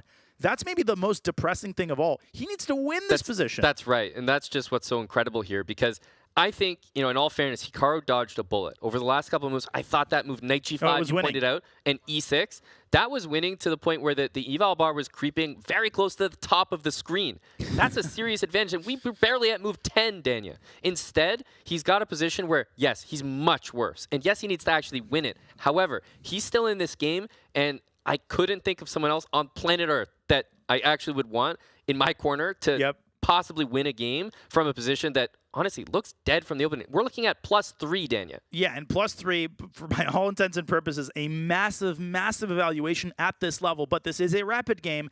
Wesley is human, as weird as that sounds. He's going to be getting nervous. He's down 2 minutes on the clock. So if you could construct an improbable narrative for Hikaru to win this game, I think it would definitely involve Wesley's clock taking down as Wesley tries to find that killer blow. Maybe he fails. He gets into time pressure. We know how tricky Hikaru is. Even when he's literally operating from his 2 back ranks. He doesn't have a single piece past the 2nd rank. It's move 13. Wesley's controlling space, and he's controlling both sides of the board that really matter. Look at the D file and look at the king side. Wesley could send this H pawn up the board the moment Black's king dives onto the king side. Yeah, and the only square that's really available for Hikaru to place his pieces, maybe C5, but you really have to earn that square. You have to move your queen. You probably have to support it first with A5 so you don't just get booted and evicted out of that C5 square straight away. And, I mean, that's like 2 to 3 moves just for knight C5. Yeah, it's what not about like you resting your pieces? Knight c5. Oh, black is fine Yeah, now. no, All right. not at all. You got your knight to c5. I'd also point out the f6 square, which could be a very juicy outpost, either for white's knight or for white's bishop. The most obvious path to me involves doubling on the d-file. The move rook d2 here has to be seriously considered. I'm sure Wesley is considering it. Yep. After rook d2, black must move the queen away. White doubles on the d-file, and if black plays this move knight c5, you pointed this out. Hey, you signed a 12-month... No, you didn't. Before evicted, get out of there.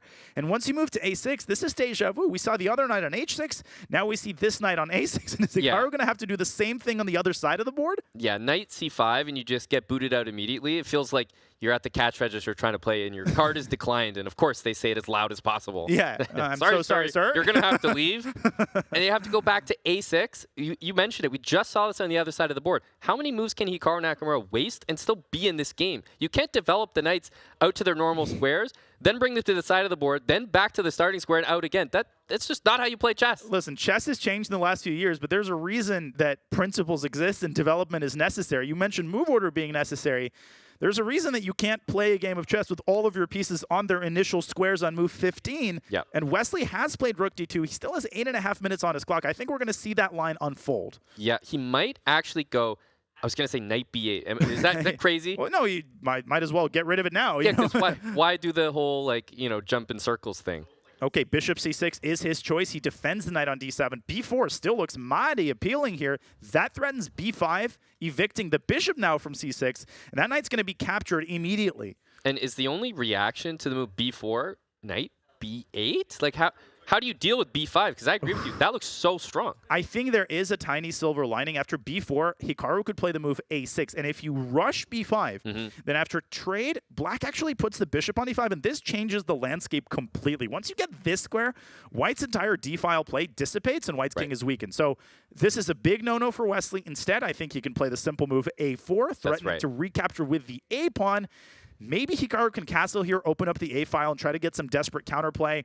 I don't really see it happening. Neither is Wesley. He's played b4. And yeah, he might play a6, but after a4, the other thing is Wesley is by no means committed to b5. No. He can play king b2, h4, just about any move that comes to mind. So there's no rush if you're white, and I think that is what is the underlying issue with the position. It's that Hikaru can sometimes react to the immediate threats and deal with them, but he can't deal with the long-term fact that, Daniel, what is he going to do past his own 6th rank? And let me ask you another question. After a6, white plays bishop g5. How is he going to castle? Where is he going to put this knight? How is he going to defend it? He's going to bring the bishop back to f8? Yeah. I mean, at some point, he's just going to get strangled in the center. I like the move bishop g5 also because once you trade the bishop for the knight on e7, that old friend, b5, once again becomes possible because black loses control over the d5 square. After bishop d5, with the knight gone from e7, white can just capture twice and reopen the d-file with devastating effect. Okay, so Dania, it's clear that this is a disaster position, but the fact remains that Hikaru Nakamura needs a point, right? He needs a full point from this position. So I'm going to flip it on you. You're Hikaru Nakamura in this position. How do you even dream of staying in the game here? Because he's up on time, about 2 minutes now. And if you take that down to, let's say, 30 seconds to 2.5 minutes, all of a sudden you give yourself a real chance. What does he need to do here? Well, you follow the famous advice shared by Magnus Carlsen after he beat Hikaru many years ago from a lost position. He said a phrase that sounds like a cliche. He said, you just try to survive one more move. And I think the reason that's so valuable is because of how true it is. The moment you take the bird's eye view, and you're like, well, what do I think the evaluation here is? Right. You just become depressed. I mean, the evaluation is +4, but if you focus on staying alive and keeping all your pieces together one move at a time, then you increase the likelihood that your opponent gets frustrated. The problem is that Wesley is playing like an engine right now. Yeah. This strategy and this advice, all of it falls apart under the condition that your opponent plays perfect moves. You can't fight an evaluation like to that degree. If an opponent plays the right move, guess what? The evaluation is going to stay the same or it's going to increase. And here, what I was just looking at was, isn't he threatening bishop takes e7? Yeah, exactly, and b5. b5, and your idea, bishop d5, which was so strong a move ago, that's not the case anymore at all. I can just rip that piece off. Knight takes d5, and I mean, Danny, isn't that position just winning? I would say that that's as close as to game over as we have been. I'm a little bit concerned that Wesley's taking as long as he is. It might be the case that he's just double, triple checking. Maybe he thinks this is too good to be true. The one thing you want to avoid at all costs is dropping the bishop back to h4. This gives black a new lease on life. It lets Hikaru push his pawn to g5, then move his knight out to g6. And if you're Hikaru, all you need is the tiniest bit of real estate on one side of the board. You start untangling. He's up 3 minutes on the clock. So Wesley needs to keep his foot on the gas pedal, literally.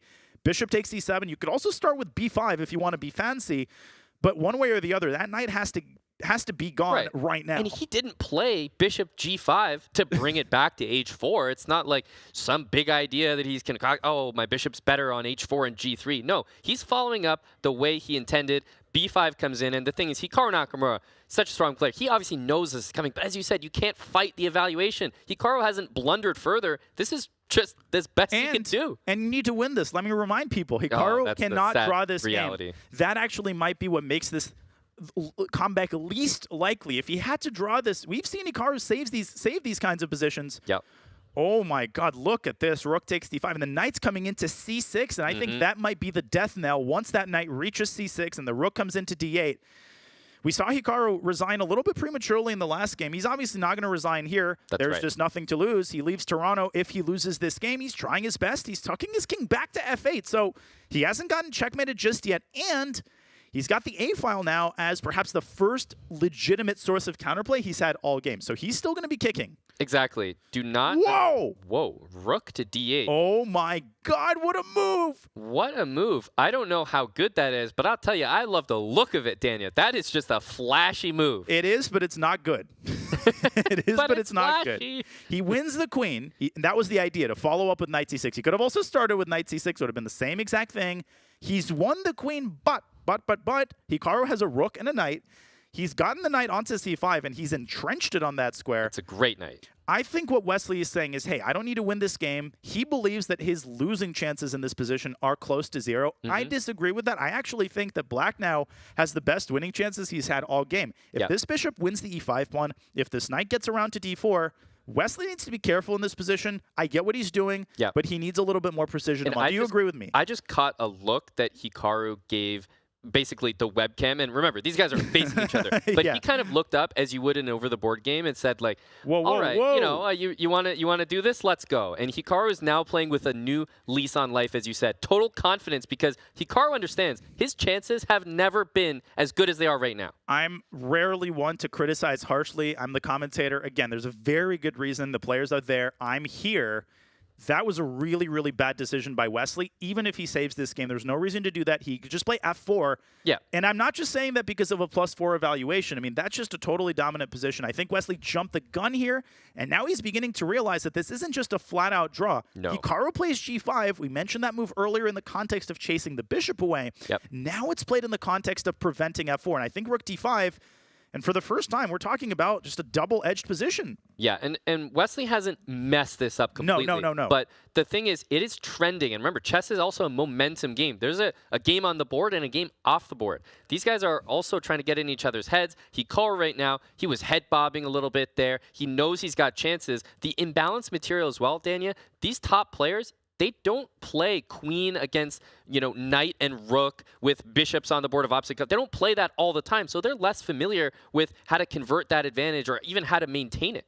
Yeah, Hikaru is up 3 minutes. Again, let me be very clear. I still think there is a very high probability that Wesley doesn't lose this game. Yeah. I think he might have overlooked the move bishop takes e5. It doesn't have to be the rook that captures on e5. In fact, if it is the rook, Wesley is hanging his hat on queen f3, threatening checkmate. If the knight is forced back to e6, he is taking that faster than I accepted the draw for that would lead to my third norm.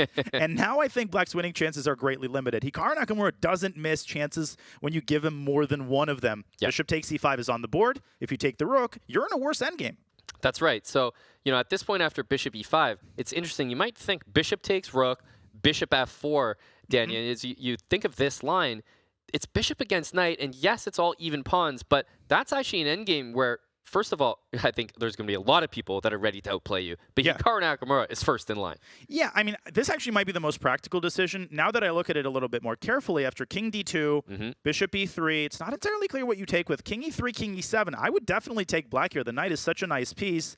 But it might just be the case that white builds a fortress. I mean, these pawns are very well defended. The king can reach d4. Is this a Wesley decision? Not really. This is kind of Monka-esque. I mean, you've got 3 minutes and 20 seconds. You mentioned the trend. This is like the first time in the game where you actually have to utter the word defense. Right.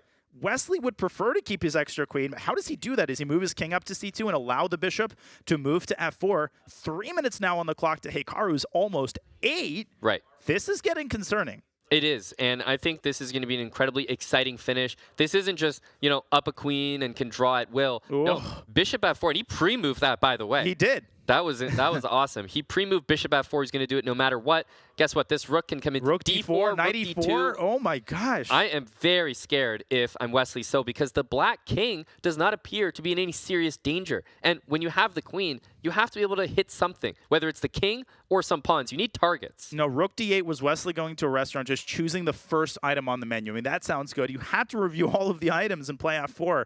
He's regretting it just about now. With every ticking second, all of these threats of forks on d2 and checkmating patterns, your enemies grow larger by the second. The bishop is attacked. You can see the eval bar dropping all the way down to even. I haven't liked a single decision Wesley's made in the last, 20 moves. And the thing about even is that it's far from even. No, it's black's better. 0.00 means that black's better, as you just said, because remember, white's up material. So if it's even according to the engine, that means black has enough compensation. And I think what we're going to see in the next couple of moves, as I expect, is that might even go lower and lower and more in black's favor. Yeah, knight e4, it looks really good here, threatening the fork on d2, but also setting up, as I pointed out earlier, a lot of these mating patterns. After knight e4, white could play the move king, let's say, up to b2. The funny thing is, if you move up to the c2 square, black has rook d2 check, and one pattern you always see in these positions is that the rook has access to a whole set of squares it doesn't normally have access to because of the power of the knight, right? Rook e2, a great example of that. You take, you get forked. You don't take it, you get forked. The queen is almost strangled. The bishop could drop back to e5. Yeah. I think people get the point. You don't have to look at the concrete ideas to just get the sense the black's pieces are so well coordinated here. And it's so easy to play a position where every piece you have is anchored. Knight on c5, bishop f4, rook d4. Yep. The dark squares are blacks for the taking, and that's because of the presence of opposite color bishops. So as we get a position, Daniel, that gets lower and lower on time, Wesley is going to be... I think he's going to be making mistakes eventually. This is absolutely unbelievable. If Hikaru pulls this off, I know I say this a lot, but this literally might be the most actual insane comeback of all time. Obviously, he'll have to win the Armageddon. Let's be very clear. If Hikaru wins this game and doesn't win the match, we'll just have a second Armageddon, but this will be the most improbable Armageddon of all time. Rook d2 check and rook e2, I think, puts black squarely in front for the first time in this game. Now the eval bar is beginning to reflect that. And he might have looked more at rook d2 check, Danya, king b1, rook d1. But actually, that move does not work as well because white has a bailout option of taking with the bishop. Yep. And that's opposite bishops. That's not what you need. You can't draw the game. We've been through that. So Hikaru right now, he's going to use that time. He's got 6 minutes to 2. If this gets any lower on time for Wesley, I mean, it's so difficult to keep up with all these pieces and all these threats. And since Hikaru has this much time, I want to take advantage of that and show your line. That's a really cool idea. Rook d1, a clearance, sacrifice, and a deflection rolled up in one. If the queen takes, there's a fork on c3. If the bishop takes, there's a fork on d2. But Hikaru is fighting two enemies at once. This is what you're saying. One enemy is Wesley So. That's already enough for most people. He's also fighting the anti-draw enemy, where he can't just make an objective move. He has to make the move that keeps winning chances alive. That's why we see him investing this much time. He knows he can't allow the transition into an opposite-colored bishop endgame. Amon, I think you nailed it. All right, Hikaru down to 5 minutes. Yep. I think he's trying to be tricky, though. He's trying to generate not just a move, as we mentioned a lot, but an idea, a series of moves, something that's going to throw him off. Instead, he goes back, knight to c5.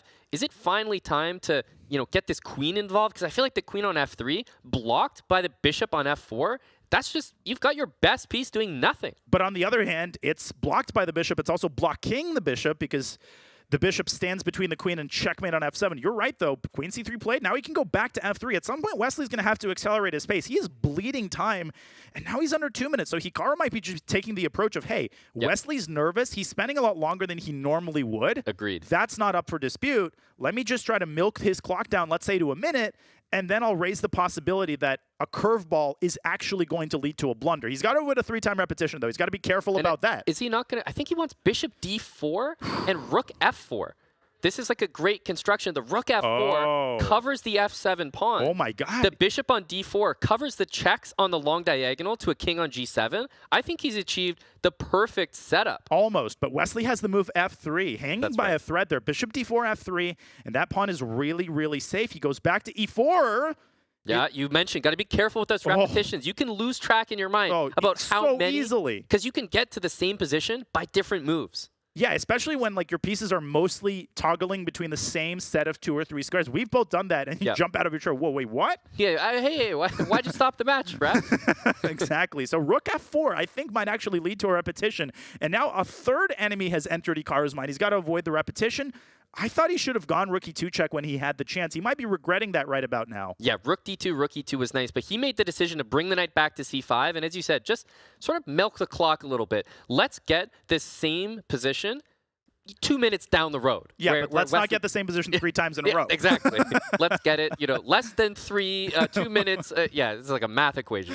Exactly. And wow, Hikaru, well, the math of the match is that he has to win this game to force Armageddon.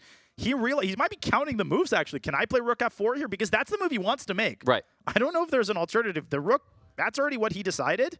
And if you try to rewind the other way with bishop f4, that might also lead to repetition. Queen c3, and all of a sudden, you'll have to also be careful that that h8 square isn't available to white. Queen h8, queen f6, these sorts of moves, all of a sudden the bishop on b3 is going to take. And remember, knight takes b3 at any moment. That will almost always help out Wesley. Yeah, it most certainly will, because that is basically resignation in the match. You can't win this with just a rook and a bishop. Let's not forget that white is up a queen. Right. That's like the elephant in the room. Yeah, we've been talking about how great these pieces coordinate, but at the end of the day, the queen is worth more than these pieces, and she's right there on the board. Yeah, that's a narrative of this game. Like, there's a reason that certain things are the way that they are in chess. Yeah. There's a reason you have to develop. There's a reason the move order exists. And there's a reason that the queen is such a powerful piece. As we're talking, Hikaru drops now to 3 minutes. His time advantage has diminished greatly.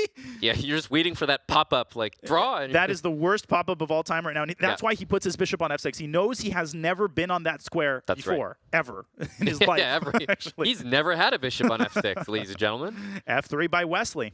Yeah, I think that move just had to happen at some point. Pawns on light squares, it doesn't look very nice. You're giving up a lot of dark squares, but with the presence of opposite bishop, Stania, that just has to happen at some point. It definitely does. Hikaru, again, trying to reshuffle, reroute. He's trying to find the arrangement of pieces that's going to lead to the most amount of tactical tricks. Yep. Obviously, the one constant is that the knight is not going to move away from c5, like, ever. Like, that knight is there so good there, for life. But it's stuck there. It is just there on c5, so if it ever moves to e6, for example, bishop takes e6.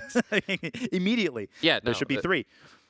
Wesley not got going to back be and taking forth. that either. Wesley saying, come at me. I've got my ideal defensive arrangement. Yep. Show me what you got. I think we might see Hikaru moving his bishop back to f4. He's put his king on g7, again, as an anti-repetition measure. Yep. Again, he knows that's a safe square. He hasn't been there before.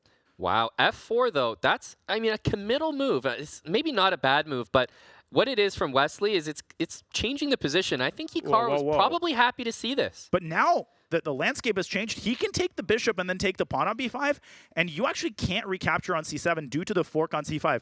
I'm positive that that's Hikaru's best chance. I think we're going to see knight takes b3 here. Because if you don't do it, you're going to lose that opportunity, and it's not going to be there in the future. No, and Wesley can move his bishop back to c4. I mean, a4 I would be more skeptical about, because then the bishop is loose. Rook e2 becomes a problem. But the reason Wesley traded these pawns is that now the bishop is totally paralyzed, and yet another enemy has entered the room. For the first time, Black's king is now flat out unsafe, and you need pieces to babysit it. Okay, knight b7, I thought about that. Hikaru rerouting to another outpost. Not really an outpost, but a safe square on d6, I think. And he finally has a square where f7 is protected. Yep. That will free up the bishop from f6. So what he wants to do is probably some knight d6, rook c5 check, and bishop g5. Oh. Finally, the pieces start to get to more, well-defended squares. And yeah, it's actually going to be, well, careful of king to b3. Yeah, knight a5 check, so easy to miss. Wesley down to a minute. Hikaru has done what he wanted to do. Exactly. Wesley's clock continues to dwindle. He's frittering away his time. Bishop back to d3 goes Wesley. He's trying to limit the knight as much as possible. but Hikaru not letting him breathe easy. He's making threats on every move. He is, and while I have to credit Hikaru's play, I will also say that I think Wesley has done a great job here. Not only has he found queen c1, but bishop on d3, covering that knight's every single move. Beautifully done. That's an unbelievable move, reminiscent of Giri's queen g4 to d1 against Nihal. He's attacking c7, and this is the only weak spot in Black's entire camp, Aman. That's right. The knight used to be on c5, Daniel, where it was never an issue, but you bring it to d6. Well, and in life, there's a give and a take. There is a give and a take, and the pawn on c7 is going to be taken, and once it's taken, it's the pulsing heart of Black's position. You might lose b6 on top of it. Exasperation there by Hikaru Nakamura. He missed that retreating move. He knows he's missed something, and it frustrates him. He's got to play knight e8. That is not the move you signed up for. Queen c6, rook to d8, or king f8 are needed. And now the bishop can slide back to c4 and pressure the pawn on f7. Wesley should pull this out at this point. The only way I see him losing this is either on the clock or by missing a fork or by getting overly nervous. He plays bishop f5. Maybe the rook should slide over to a4 and harass the a2 pawn. That's right. But these are one-move threats, Aman. At this point, Hikaru is basically resorting to making one-move threats and just hoping for a blunder. Not a bad strategy by any means. And 62,000 people are here with us, Danny, and we welcome all of you if you're just joining. But hopefully you've been here the whole time, because this is an insane finish that we're seeing. A must-win game for Hikaru Nakamura, as so many things going on in this position, Daniel. This is as hype as it gets. There's money, there is pride, there is everything on the line. Queen on a8 by Wesley. He is keeping his composure, Ramon, and he's doing an amazing job of it. Hikaru has made backward progress in the last 10 moves. The only thing you could argue is that he's brought Wesley's clock to 30 seconds, but that increment is going to save Wesley's life here. It is, but Hikaru Nakamura still has to be content that he's getting something in his direction. The time getting lower will only increase the chances. However, the trickiest piece in his position is the knight on e8, and he can't move it. And the second trickiest pieces are his pawns. If all the pawns disappear, then it's an easy draw. He tries to win the g5 pawn. Wesley could just chuck the pawn and say, hey, I'm weakening your king permanently. I think you should play g6 here. He goes queen h1 instead. And that pawn can be taken. And look, if you're Hikaru Nakamura, you don't have time to look at all the repercussions of what will happen if I take. Well, if I don't lose a piece here, I want to take that pawn. No, you have to take that pawn. I think that added onus of having your passed pawn in f7 is going to contribute to the stress of defending this if you're Wesley, but his queen is as active as it's ever been. Yeah, and be careful of rook to e6. You don't want to play a move like, well, bishop e4 covers things, but yeah, you're just in time. Bishop c6 is where he wants to place that piece. And I think the rook is going to move to e6, but then the king can slide over to d3, defending and unpinning at the same time. Queen g8 as well is going to hit that f7 pawn in such a weird way, right? Rook to e7, defending it, it just doesn't feel comfortable. The way Wesley has used his queen to attack Hikaru's pawns has been so impressive. I'd also point to the move bishop d5. That could combine with queen g8 and just win the game outright. That's right. Bishop c6, queen g8 also might tie black down the defense of that knight on e8 so much that you just can't move in order to win. Yeah, and bishop e5, Hikaru again, he's trying to find that arrangement where he's defending everything and exerting pressure on Wesley's position, but that's such a tall order. I feel like you can do one or the other, but can he find a way to do both? Moves are going to be coming in rapid fire here, as this is the mark of a strong player. Can you coordinate three pieces that are often hanging all at once? And they are hanging. Wesley brings his bishop back to d3, his king all the way back to d1. Hikaru keeps trying. I think he's making some progress. Now the knight moves to d5. Amon, there's so many forks here. Get the queen and king. Get it out of there. In like a 6 seconds. Yeah, get them far away from each other. We need a long-term relationship. 2 seconds. Here. Bishop e4, he's got to move. Oh my God. Queen down to c8 or something? What's going on here? Knight f4, knight e3. I'm so scared of a fork here. And with 4 seconds, this is the worst case scenario by Wesley, and it's coincided with the peak of activity of Hikaru's pieces. Bishop f6. This is exactly where he wants the game. In a time scramble, 4 seconds for Wesley And he's got 20. He's got enough time to figure out a tactic or a fork. 20 seconds for Hikaru is 5 hours for somebody else. The king's zigzagging and meandering its way between Black's pieces and chasing the knight away from c3. That's right. If it goes back to d5, we might see maybe bishop c4. It takes the pawn. I'm not sure about that decision. Because now the queen's going to go to c6, and if you lose the c7 pawn, you basically lose your winning chances. That's right. We could see bishop to g5. King c2, only move. Yep. My God. You want to be far away from a knight check, so diagonal is great. Now queen c6 runs into rook c5, so maybe slide the queen all the way over to a8, and he does. Queen g8 is a kind of a backdoor move. Instead, he backdoors it to c6. The knight moves back to d7. Again, rook c5 is a huge problem. Wesley might have to move his king. No, this is getting very good for Hikaru. He might even try bishop to e5 to defend c7. Hikaru just keeping the tension and keeping the tension. He's got 50 moves before the 50 move rule comes into effect. That's what he wants, but he's lost the f7 pawn. That was not as planned. Bishop e6. Oh, no. This might signify the end of Hikaru's winning chances. Knight to e5. Is he not getting mated there? And the king sliding back to b1. Look how expertly, how deftly Wesley sidesteps all the forks, and now the knight as passive as it's ever been. And be careful not to lose your rook to a fork. Oh, bishop c6 is coming. Now Wesley might flat out be playing for a win. Yep, that's right. But he doesn't even need a win. Trust me, if there's a draw on the table, Daniel, his hand is extending. Grabbing that. Yeah. 1 second now for Hikaru. He's just trying to prevent perpetual. Queen c4, the rook! The rook has been hung by Hikaru, and he's up, and he is out of the playing hall. Oh my god, what a finale. Oh my goodness, that was the end of his chances there. He needed that rook, but so hard to keep it, Dania, with the queen having checks all over the open board. Hikaru did everything within his power and everything not within his power. The fact that he got this to a time scramble as the incredulous smile of relief by Wesley So. Wesley knows that he dodged a bullet there, Dania, as that was surely a win out of the opening for Wesley So, and the improbable done by Hikaru is he made that one of the closest games of the match. If Wesley had lost that rook d8 would have been one of his biggest regrets, but he wins the match with a score of 5-3. But the important thing is that he survives the last game, Amon. That might have been one of the most entertaining 3 minutes I've ever seen, and one of the most stressful for both of these players. For both of these players, exactly. That can't be understated. Although Hikaru was doing everything in his power to keep this match ongoing, it has to be said that Wesley was just as impressive. Although we don't agree with his decision to get into that spot with the queen against the minor pieces and the rook, Dania, he handled himself there. It looked like improbable task. 4 seconds, 2 seconds. There were a zillion forks, all the pieces in close proximity. He somehow pulled it off. He made it happen, and he won Hikaru's rook in the end. We have the bracket for you. It'll be Wesley So in the finals, but Giri and Nihal Sarin are about to play the Armageddon game to determine who is going to be through to the finals. But Wesley So, right now, Amon, he is our only finalist. We see him appearing on that coveted championship spot first. What a performance by Wesley. What a performance. Yep, absolutely. That was an insane conclusion to just an epic match. I think we all were previewing this, and we were calling it the coin flip that it was, Dania. These guys are so strong, and I think it's fitting that we saw all 8 games played in this match, and that the only thing between them was, that one win with a big imbalance, bishops and knights in game 7, and then finally, what a conclusion. We nearly saw an Armageddon, but Wesley just, hung on, the nerves at the end. None of us knew how this match was going to go, but all of us knew that it was going to be ridiculously close, and it was. It certainly did not disappoint. Hikaru with a must-win, essaying the King's Indian, a souped-up version of the King's Indian, trying to avoid queen trades. It backfired really early. After souped up or souped down? Souped down. It was bad. Wesley played e5. He sends Hikaru's knight all the way back around to g8. Right. Little ring around the rosy. It's like Wesley's making moves, and Hikaru's just undeveloping his pieces. By the time we reached like move 15, Amon,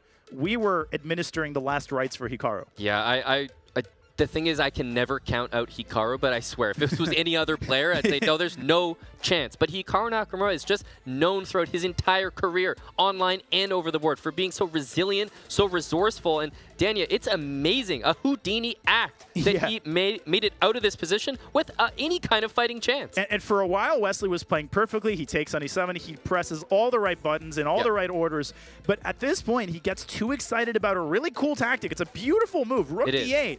It's stunning. It's gorgeous. It's lovely. He wins the queen, and he kind of stopped calculating here. But it turns out that Hikaru's 3 pieces are ridiculously active. The knight on c5 is entrenched on an outpost. And then things got even worse for Wesley. He loses his e5 pawn. The bishop gets active. And at this point, it's basically a free-for-all. The way Wesley defended here from this point onward is just amazing. It is. And from here, we can't dive into specific moves because there's no, way to win this or way to draw this. This is just, what we were looking for as chess fans. This is 2 players at the top of their game and with much different tasks at hand. They had different pieces, queen versus rook and a knight, and obviously Wesley needed the draw and Hikaru was playing for his life in the tournament. So a really exciting finish. Just kudos.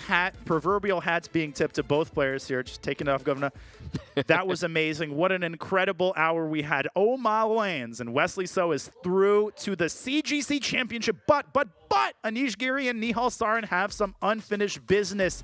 They need to play the Armageddon when we come back to decide the remaining spot in the championship. So do not go anywhere, because we will be right back with CGC Armageddon action between Nihal Sarin and Anish Giri. We'll see you soon.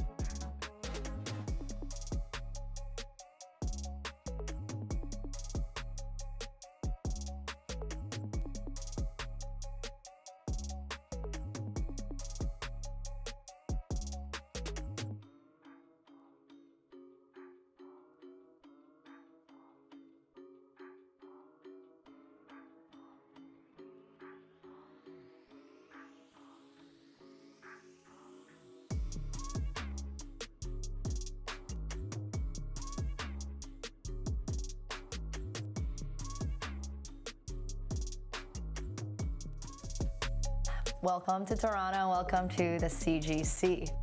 All right, your 10 seconds is up. Bishop D2. Bishop D2. Is that correct? It is not Bishop D2. So it's obviously F2, and then Queen G2, Knight H3, and Rook F1. Wow, okay, so you're... I mean, there's also Rook F takes G2, the same thing. Are you ready for the second one? Yeah. So I think Queen G3, G, or Queen F3, Bishop D2, let me think. Unfortunately, Bishop D2 doesn't work because of Rook to G3. Oh, Rook G3. So Queen F3 first? Yes. Okay. Queen F3 first. There we go. Okay, I would stay with Queen F3 in the first move, and after Bishop takes F3, Bishop D2 is for sure the main line and the beautiful one. Yeah. You're nailing this one. Are you ready for the last one? Yeah, I guess it's Rook E8, Queen G6. Rook E8 check. Bishop takes E8, Queen G6. Yeah, finally. Yeah, I got one correct. Well, I want more, like 10 more. Okay, he wants 10 more. I need to redeem myself.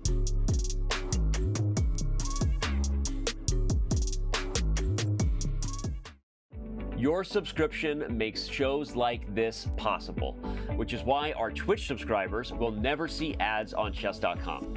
Connect your chess.com account and Twitch account at go.chess.com/connectaccounts, and bang, boom, voila, you're done. 100% ad-free bliss forevermore.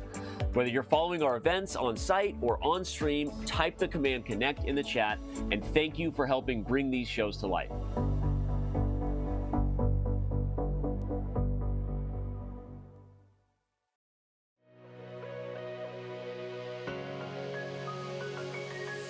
Hey guys, welcome to the Madison. It meets every Wednesday. We call it the Maddie. Great place for just like a hangout. I love the atmosphere. Casual, you can like grab a beer, have some fries, crush some noobs in chess. And right now they're running a Blitz tournament, but it's a great place to hang out. Every Wednesday, they host it right here at the Madison. And as you can see behind me, we're in full session here. It's a great place. A lot of people have dropped into this very location, including Grandmaster Hikaru Nakamura as recently as, I believe it was last week or a week before. And then guys like me also come once in a while. So it's a fun place to hang out.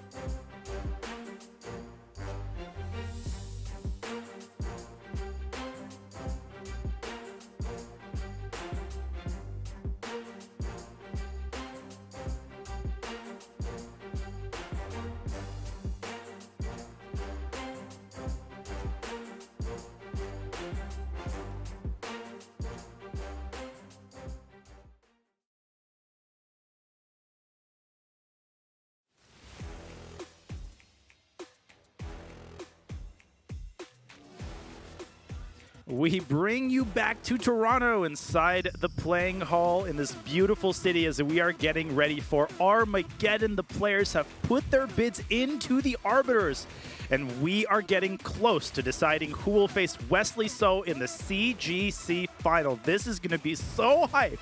But first, we need to dive into our Armageddon format. In Armageddon, the players bid on time. The player who bids the lowest has the black pieces. The player with the higher bid starts with the white pieces and with 15 minutes on their clock, regardless of their bid.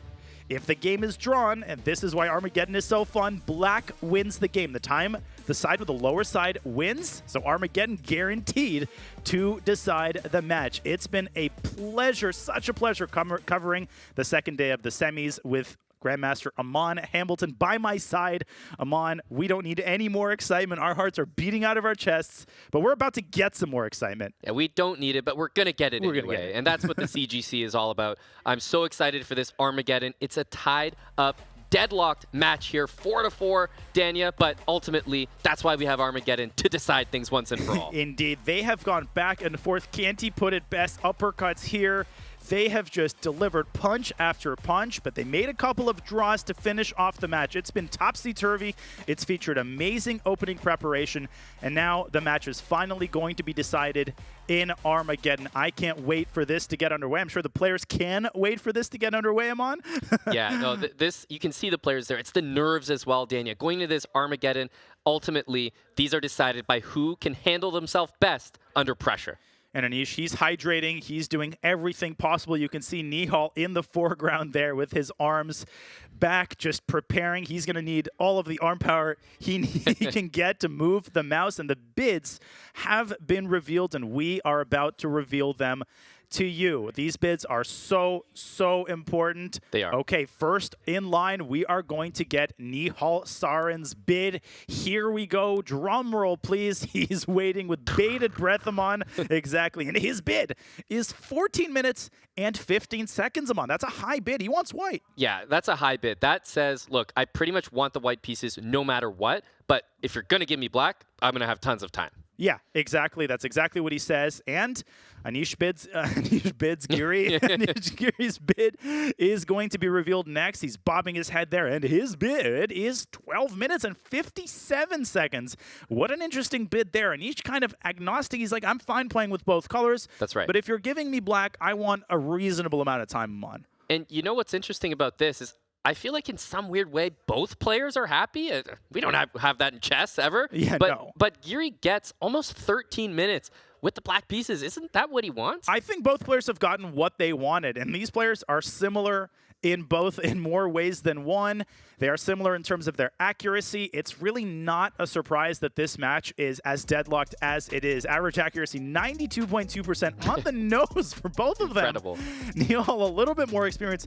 What I find really interesting, Amon, a lot more of his games go into the, he actually succeeds a lot more in the end game. These are some really interesting stats going into the Armageddon. And especially because you have to remember, the Armageddon means that the guy with the black pieces can draw the game. And we've seen that in the last couple games. We've seen these draw offers by Giri. At this point, I feel like if he snuck in a draw offer, it's almost disrespectful. Stop associating Anish Giri with draws, Amon. I know what you're doing there. But Anish Giri, this is the happiest he will ever be after making a draw. We remind you, as the Armageddon gets underway, that a draw benefits the side playing black. Anish Giri advances with a draw, and we have another London system by Nihal. He is repeating the opening from the previous game on to the letter. And I think that is a risky decision, because what is the most likely thing that your opponent has just checked after you played it? Well, that very opening, especially because Anish didn't take a rocket scientist to see it wasn't going well for him at the start. Yeah, and it makes sense. Nihal has repeated openings in the past. He repeated the perk. That didn't go well. This is obviously a safer choice. And right now, Nihal is continuing to repeat their previous game. The knight is on g4. He's played the move b6. There's h3. Yep. And I think the biggest improvement is to put the knight on e5 here. I think this is where Anish can get a better position, and he does. And guess Great what? work. This is why I was cautioning at the beginning. You know, do you want to just go right back into a line? Because Nihal looks like he's expecting this to go the same way, and Giri is saying, oh, I'm ready to tango, because guess what? I've double-checked this in the break before the Armageddon, and now 95 is so much better. And I think the reason it's better has to do with the c4 square. Look at the control the black exerts over that c4 square, making it very difficult for white to untangle his pieces. The knight on b1 still not developed. And I want to remind everybody that there's no increment in this Armageddon game. So flagging very much on the table. And that's why both players will have to really accelerate their pace, especially Nihal. He can't be taking those like 7-minute things anymore. As good as he is, I mean, it takes time to make moves. Yeah, it does. And I think one interesting point is not just knight e5, but also A takes b6, Dania. That's a difference from the last game. He wants to open up his rook. There's not going to be any a5s in the position like previous, but instead, immediate pressure on the a file, and you mentioned it, the c4 square. So he's gone for a different approach. Centralized pieces, pressure down the a and the c files. Yeah, this is really interesting. I love the way that Anish, he stuck to his overall strategy, but he's made these small changes and the position looking completely different. This is his second Armageddon Ahmad. He beat Timur Rajabov. He's a veteran of Armageddon in CGC. He was on the black side there as well. He has great time management. He seems composed. And right now, this opening has only favored one player. It's clear that Anish, he probably has the upper hand on the board. Indeed. He can bring his other knight into e5 now, hitting the bishop on f3, which you never want to lose. That fianchetto bishop, the c4 square is his. And guess what? That knight on b1, it can't even join the action right now. Not only can it not join the action, it was actually hurting the coordination of the rooks. Knight takes b4 was a massive threat there. That's right. Necessitating the move queen b3. But I'm on the same page, Amon. I think you're going to see knight e5 at some point. The bishop from c8 also has a6. Notice how every piece has its nice parking spot. He goes bishop d7, a little bit more modest. But again and again, the discussion goes back to this knight on b1. Can Nihal find a way to move the bishop out of d2 and play knight d2 in time? If he plays bishop e3 too soon, the knight c4 might come in. Bishop a4, very nasty move. The queen is almost trapped. Oh my gosh. And you know what's impressive to me, and you know this is standard fare for these top grandmasters, but it's clear that Anish didn't just say, "Oh, knight ge5, that's the improvement. Okay, good. You know, that's it." Let's play it. He said knight ge5, and he clearly looked further than that. He said, "No, a takes b6. That's part of the plan here. Bishop f6, and I guarantee he's probably even looked at how to place all of his pieces." So this bishop d7 idea to control a4, I bet he's looked at this as well. I'm positive he's looked at it. He's carrying these moves out with so much confidence, and Nihal for the first time is taking a deep think. Maybe he should have taken that think earlier, maybe even on move one, but right now it's so obvious that he's regretting his opening choice. Now, in terms of what he actually does to get out of this, the move a4 comes to my mind. I mean, that is a very weak pawn. a4 could be met with the move queen e8, and that's really, really bad news because you might say, oh, I just go b5. An old friend pays us a visit. Bishop takes b5. And again, the fact that he doesn't get this knight out in time is hurting him in every single variation I'm on. Yeah, no, the queen e8 is so easy to miss as well, just adding more pressure there. So he starts with knight a3, but while knight a3 I'd love because it finally gets that piece out, like, you know, just joining the action. But the issue with knight a3 is, you know, where's the future for that knight? b5 off limits, c4 off limits. That knight has to go c2, maybe d4, but as soon as you play knight c2, you give up the c4 square. Yeah, that's the problem with having a position with as many square weaknesses as Nihal has. He basically has to keep his pieces in place, but just to like cover these squares. And I think Anish shouldn't even rush here. I don't think he has any sense of urgency. Just play queen c7, rook c8, keep improving, and keep making Nihal nervous. I mean, this position isn't going to win itself. Nihal has to produce some piece-to-piece contact, and I have no idea how he's going to do that when he basically has to stay passive for the foreseeable future. Exactly. That's a great point. He has to be passive. That's just part of the, you know, innate values in his position. Like, he can't go forward here. He has the extra pawn. You don't get the extra pawn and the push in the position. That's a little bit too much. I think we're going to see very easy moves from Giri. Queen d7, queen c8 to a6, rook to c8. You know, he has a time to make h6, g6 on the king side. I think that Giri has found himself a nice, easy, playable position where he doesn't have many weaknesses. It's more about the long-term extra pawn for white. I don't like queen d7 there, and I was about to say that the one silver lining for Nihal, as I've indicated, is to bring this bishop to d4. And it always starts with one favorable trade. You do that, you contest the bishop on f6, you threatening the move f4, dislodging the knight from e5, and you can see the puzzle pieces start to fall off. So I think Nihal should grab the opportunity, and he does. That's why I thought queen c7 was so much more precise, Amon. That's a great Now, Anish actually does have to defend the pawn on b6. You could be down one pawn here, but if you allow a 3-0 on the queen side, well, that's going to start being a small problem. Yeah, agreed. If you lose the b6 pawn, I mean, you regret everything at that point. But life decisions. Yeah, exactly. At this point, Is it crazy, Dania, to do that thing, which is so hard to do, and admit you made a mistake and play queen c7? I think you got to do it. I mean, you have to defend this pawn. You're not exactly going to go rook fb8 because you're too proud to move the queen again. The move b5, yeah, speak for yourself. b5 might be a tempting move for some people, but it locks the bishop on a4. It makes the structure on the queen side more rigid, makes it harder for black to make inroads. So I think this is a big turning point. Queen d7, I'm going to go so far as to say, Amon, maybe the eval bar doesn't reflect that. I think it was a serious mistake. Also, look at how much clock it's forced Anish to bleed down. Exactly, and that's where Nihal is going to thrive, if he can get this position lower and lower on time. Another thing is, once that bishop moves, let's say bishop d4 by white, he's going to be looking to, in the future, play,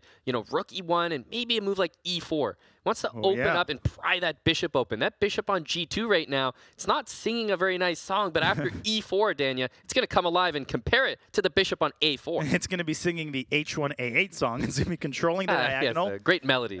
Oh yeah, the famous. Everybody should get that reference. And rook fc8 by Anish. He does sacrifice the pawn on b6. What a big decision right there.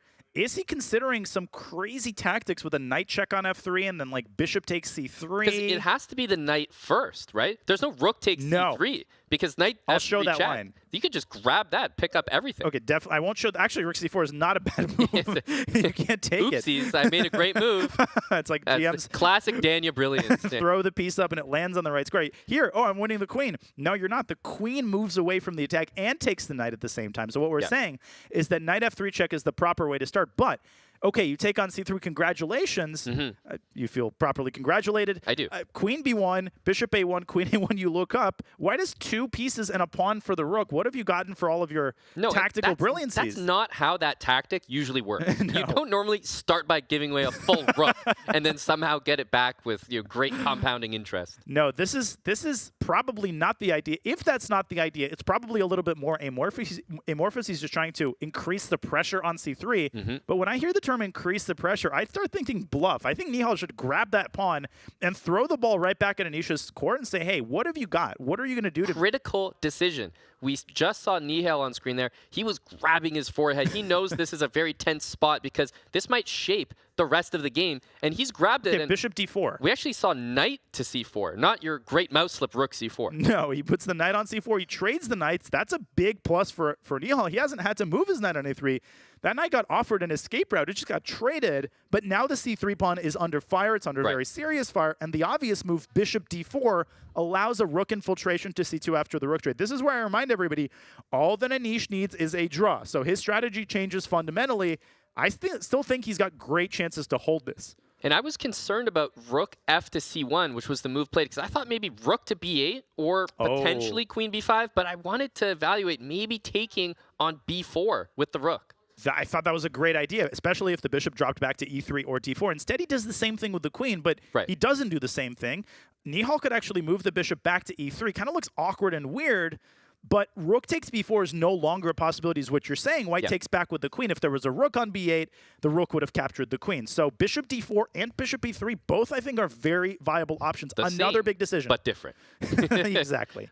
Queen b5, yeah, it looks like bishop d4. And, if you go that bishop d4 route, you might lose your b pawn, but you could still tell yourself as Nihal, okay, I have that a pawn. And sometimes that's what, these top players do, is they give back something to maybe liquidate, trade more pieces favorably. But here, I think the best decision is the strange-looking bishop e3. It's hard to arrive at that conclusion. And you want to hear something crazy? Provoking rook a8, I'm going to make these moves real fast, could actually be a good thing for white. You can drive the bishop up to d4 by now, and after the bishop trade, this is very computerish. I will admit, I wouldn't find this in a classical game, but now you can't take on b4 because your rook hangs or your back rank hangs. Either way, if you start with bishop d4, then after the trade, black can very safely take on b4. I think this is what Anish is deciding between.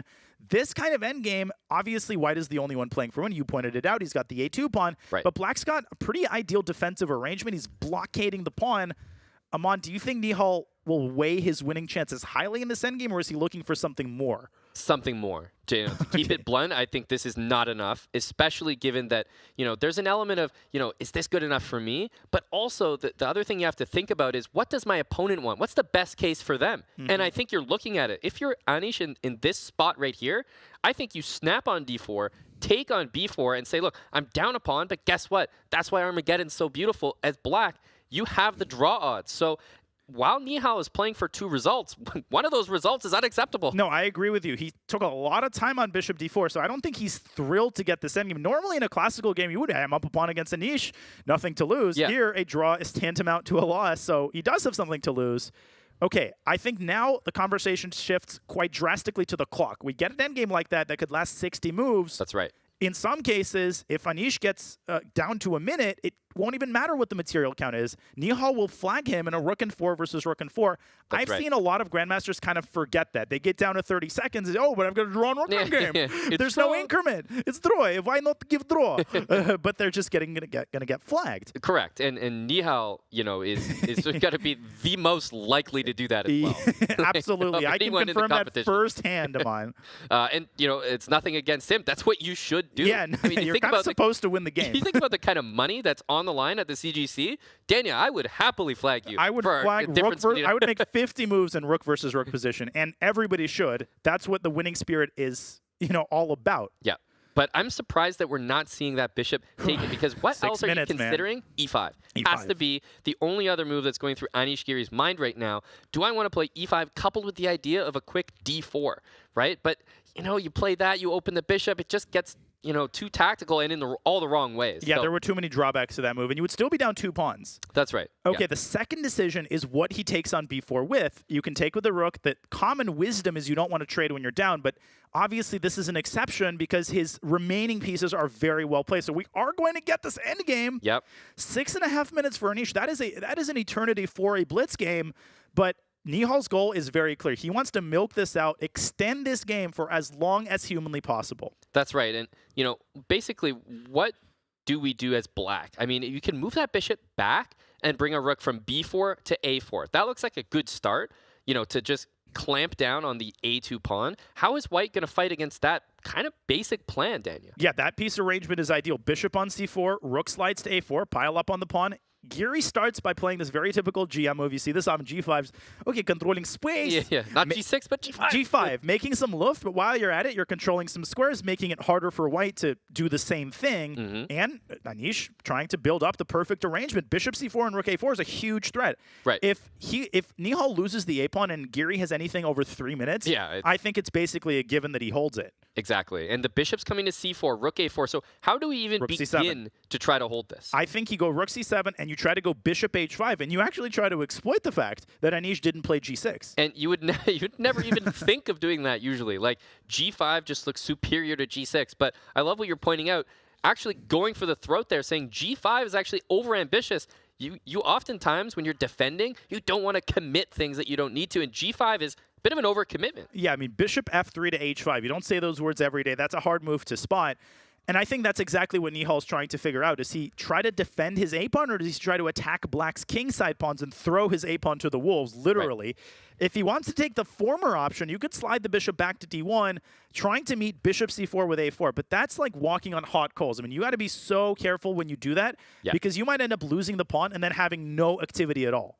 Yeah, and that's the worst case, right? If you go down that path and you just can't see to the end of the line that your pawn gets defended or that you can hold it, you're going down a path of uncertainty. Whereas rook c7, bishop h5, you can see the end of the path right there. You're hitting f7, and that's really hard to defend. And Nihal, with pinpoint accuracy, finds what I think is a necessary move. And I love that he spent time there. He didn't panic and say, oh, my clock is dwindling. He knows that if he keeps like a minute and a half on the clock, that's so much without increment. He knows that making the right decision is going to pay off 100-fold. Rook c7 is on the board.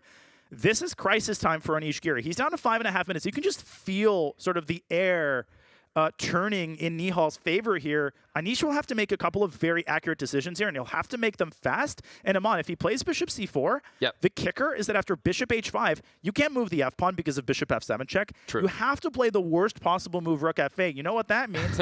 Boom goes the dynamite. The pawn advances to a5. And now black's gotten the worst of both worlds. He's passive, and he's let the a-pawn live. Push him, baby. That's right. A-pawn up the board. And, I mean, in this position, I was very surprised by bishop e3. I was going to say that the defensive and offensive construction that I liked was rook b4 to a4 and dropping the bishop from b5 to e8, strangely enough. But instead, he's gone bishop d3. And, well, I see rook c3. Immediately, I'm looking at bishop c4, Daniel, to lock that rook out. But then the pawn goes to a3 and it's safe on a dark square. Yeah, and that was the idea of rook c3. Anish doubles back and takes the opposite approach because he can do so with tempo. He wants to play a3, and that's a safe checkpoint for the pawn. Unfortunately, that's not going to win the game. The pawn promotes on the 8th rank, and it's going to have to cross a bunch of war zones before it gets there. Anish feels that he benefits in the event of a bishop trade. We'll see. I like this pawn on e4. This and the pawn on g5 now seriously clamp down on White's kingside pawns. Now, the decision to trade into the rook endgame, I mean, Daniel, we've all heard the expression, all rook endgames are drawn. All rook endgames are drawn. Is that really true here? And, did he make the right decision? Because I'm looking at bishop takes e4.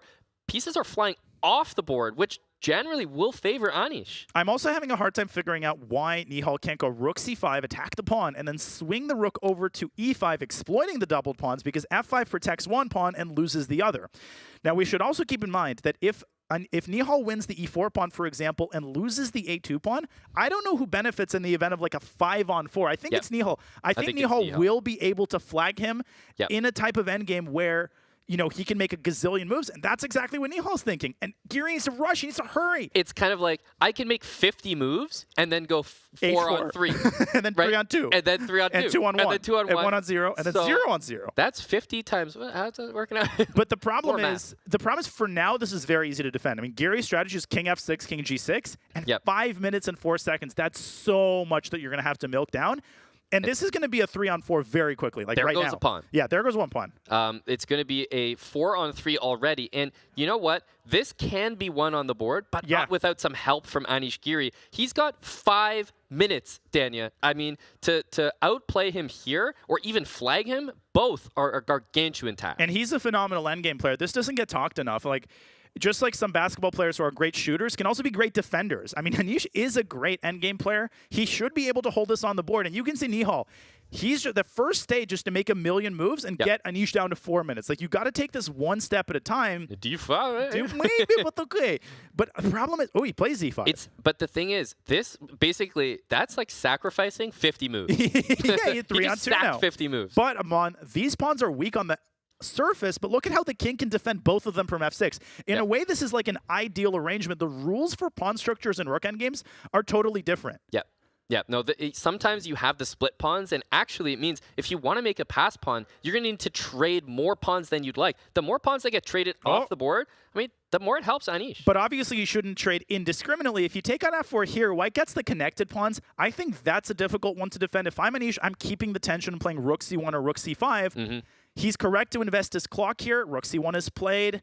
And you also have to watch him outslip, by the way. He's investing time, but he's got 4.5 minutes. So plenty of time. He does have a lot of time, and this endgame Dania has actually, I'd say it's clarified way quicker than me or anyone could have predicted, because we were talking about 50 moves, okay, 1 pawn, 50 moves, 1 pawn, but instead we have been like 20 moves and 3 pawns. Exactly. We have a 3-on-2, soon to be maybe a 2-on-1, and we're barely 30 moves in. And we're even on the clock for now. That doesn't matter, though. I mean, Nihal can make a million moves if he wants really quickly.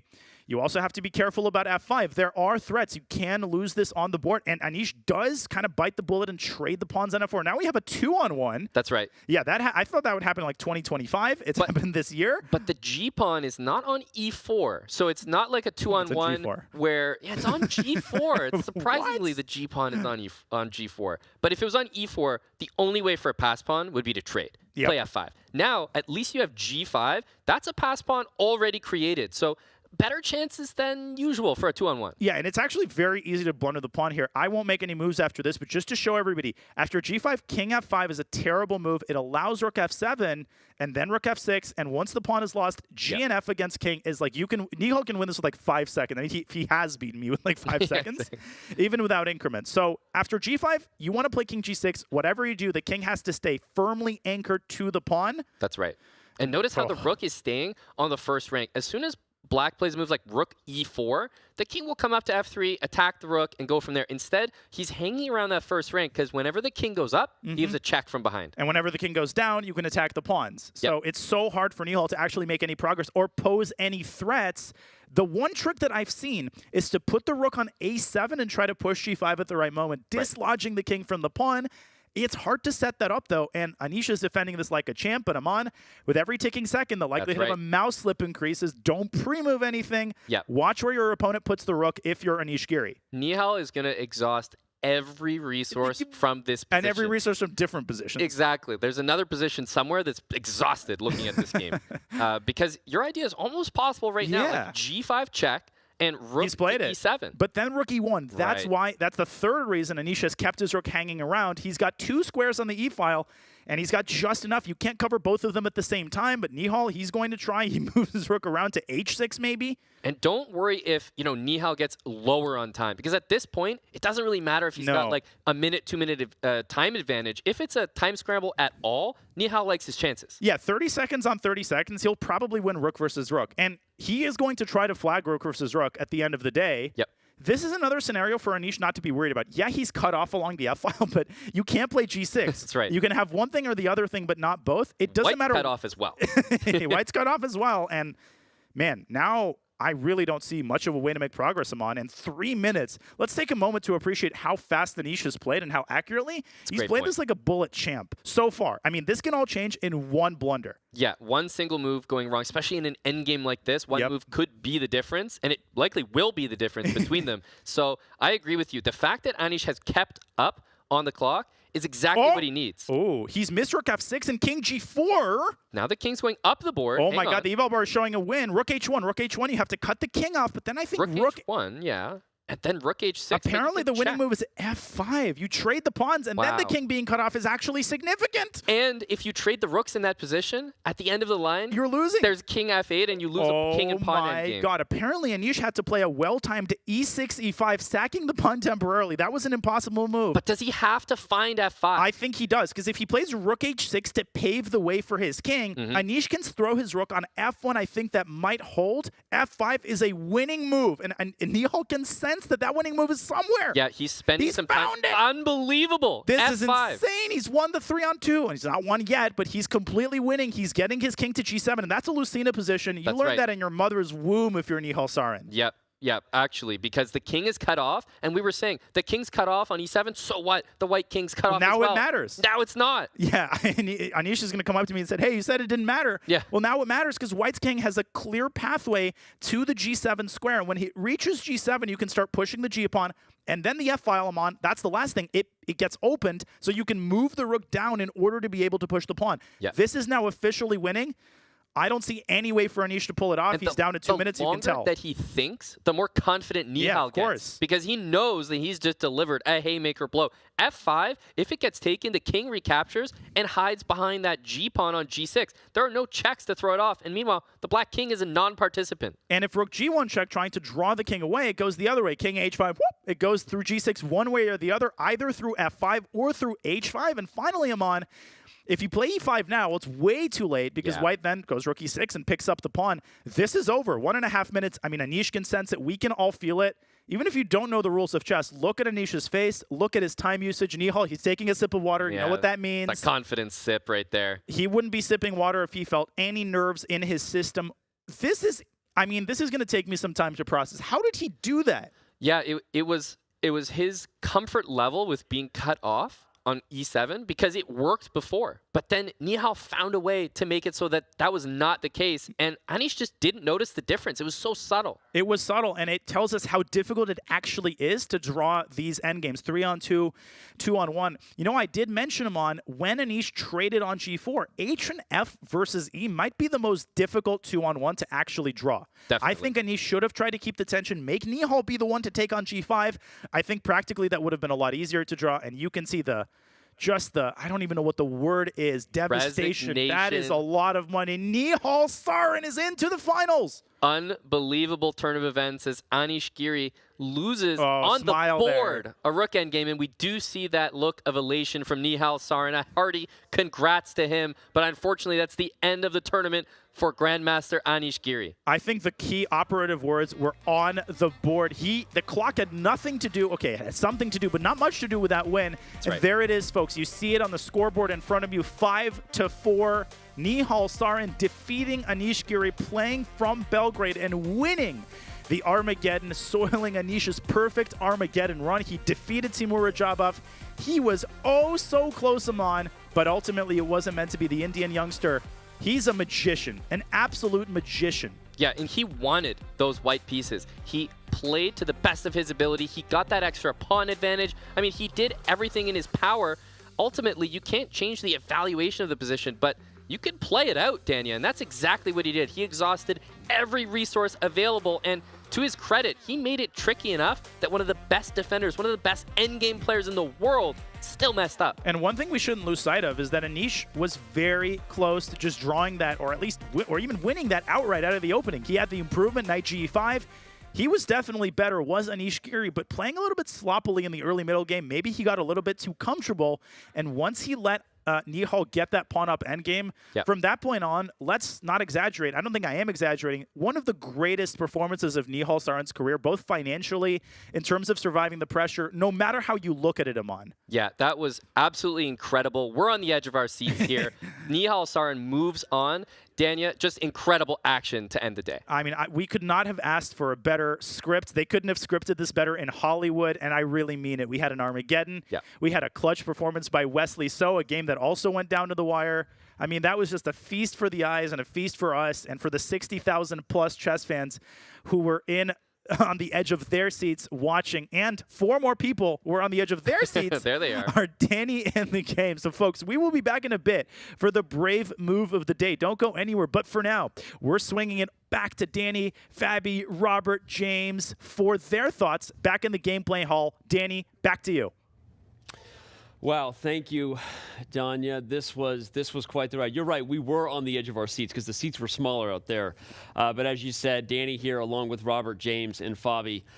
Guys, oh my gosh, right? You feel this just sense of elation for the guys moving through. Wesley So, Nihal Sarin. You also feel just a tremendous sense of heartbreak. You could feel just walking by Hikaru and Anish in the hall, how badly they wanted it, guys.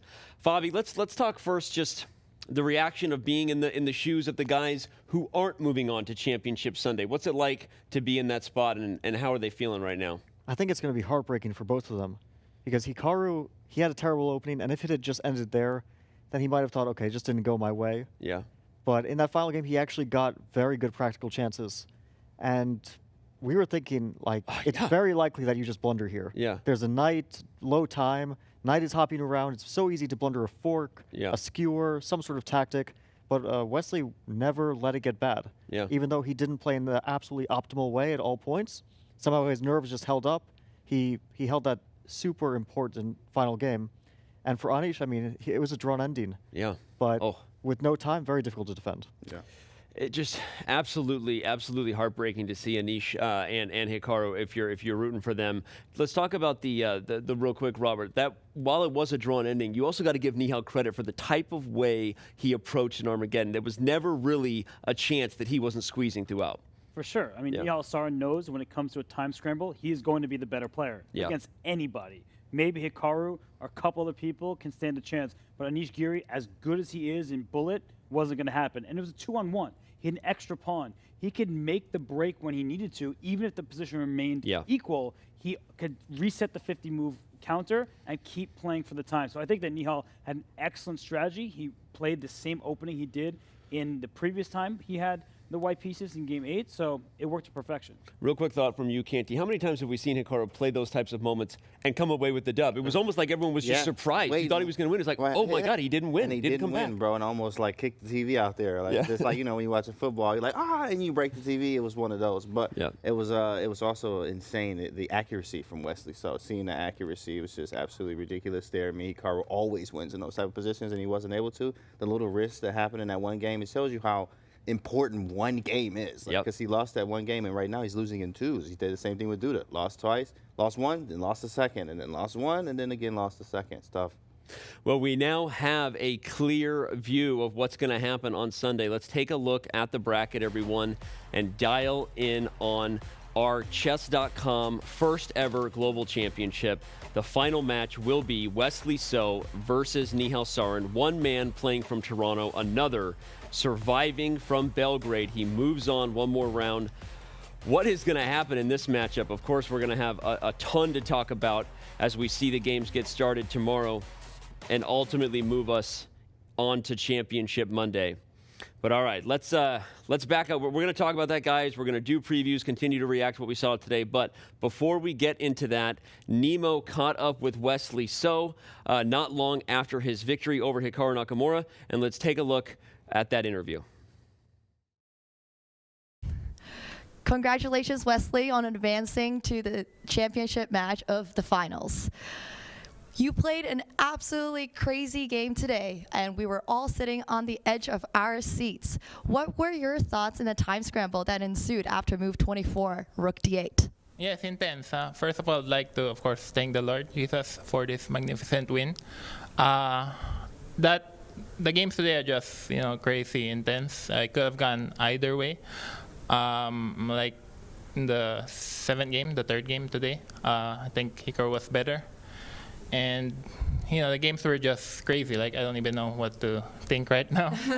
But I'm just very happy to win. Obviously, quality of the games were not as high as it should be. But with little time, it was very fun to play. But, sometimes things don't go your way. But today it did go my way. But obviously, I'm very happy.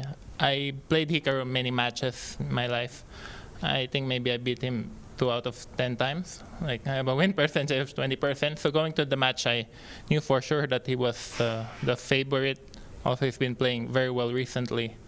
But, I figured it also helped me that I came here just wanting to play my best chess and not to think about the results at all. Obviously, there's a lot of money at stake. But as I said before, tournament, thinking of money will just make you play worse. But it's fun. I obviously have some questions, about, some of the moves that we played and Hikaru's match strategy in the opening. He was basically the entire match putting me into time pressure and trying to beat me in the scrambles. And it probably would have worked most of the time, but shockingly, today it didn't happen. Right, and I really wanted to ask you, actually, were you feeling nervous during that last game? Yeah, at the same time, like, I just want to play my game because this happened to me many times before where I needed a draw with white or with black. And the worst thing you want to do is to play openly for a draw. So actually in the beginning of the game, obviously I knew he couldn't play his normal openings.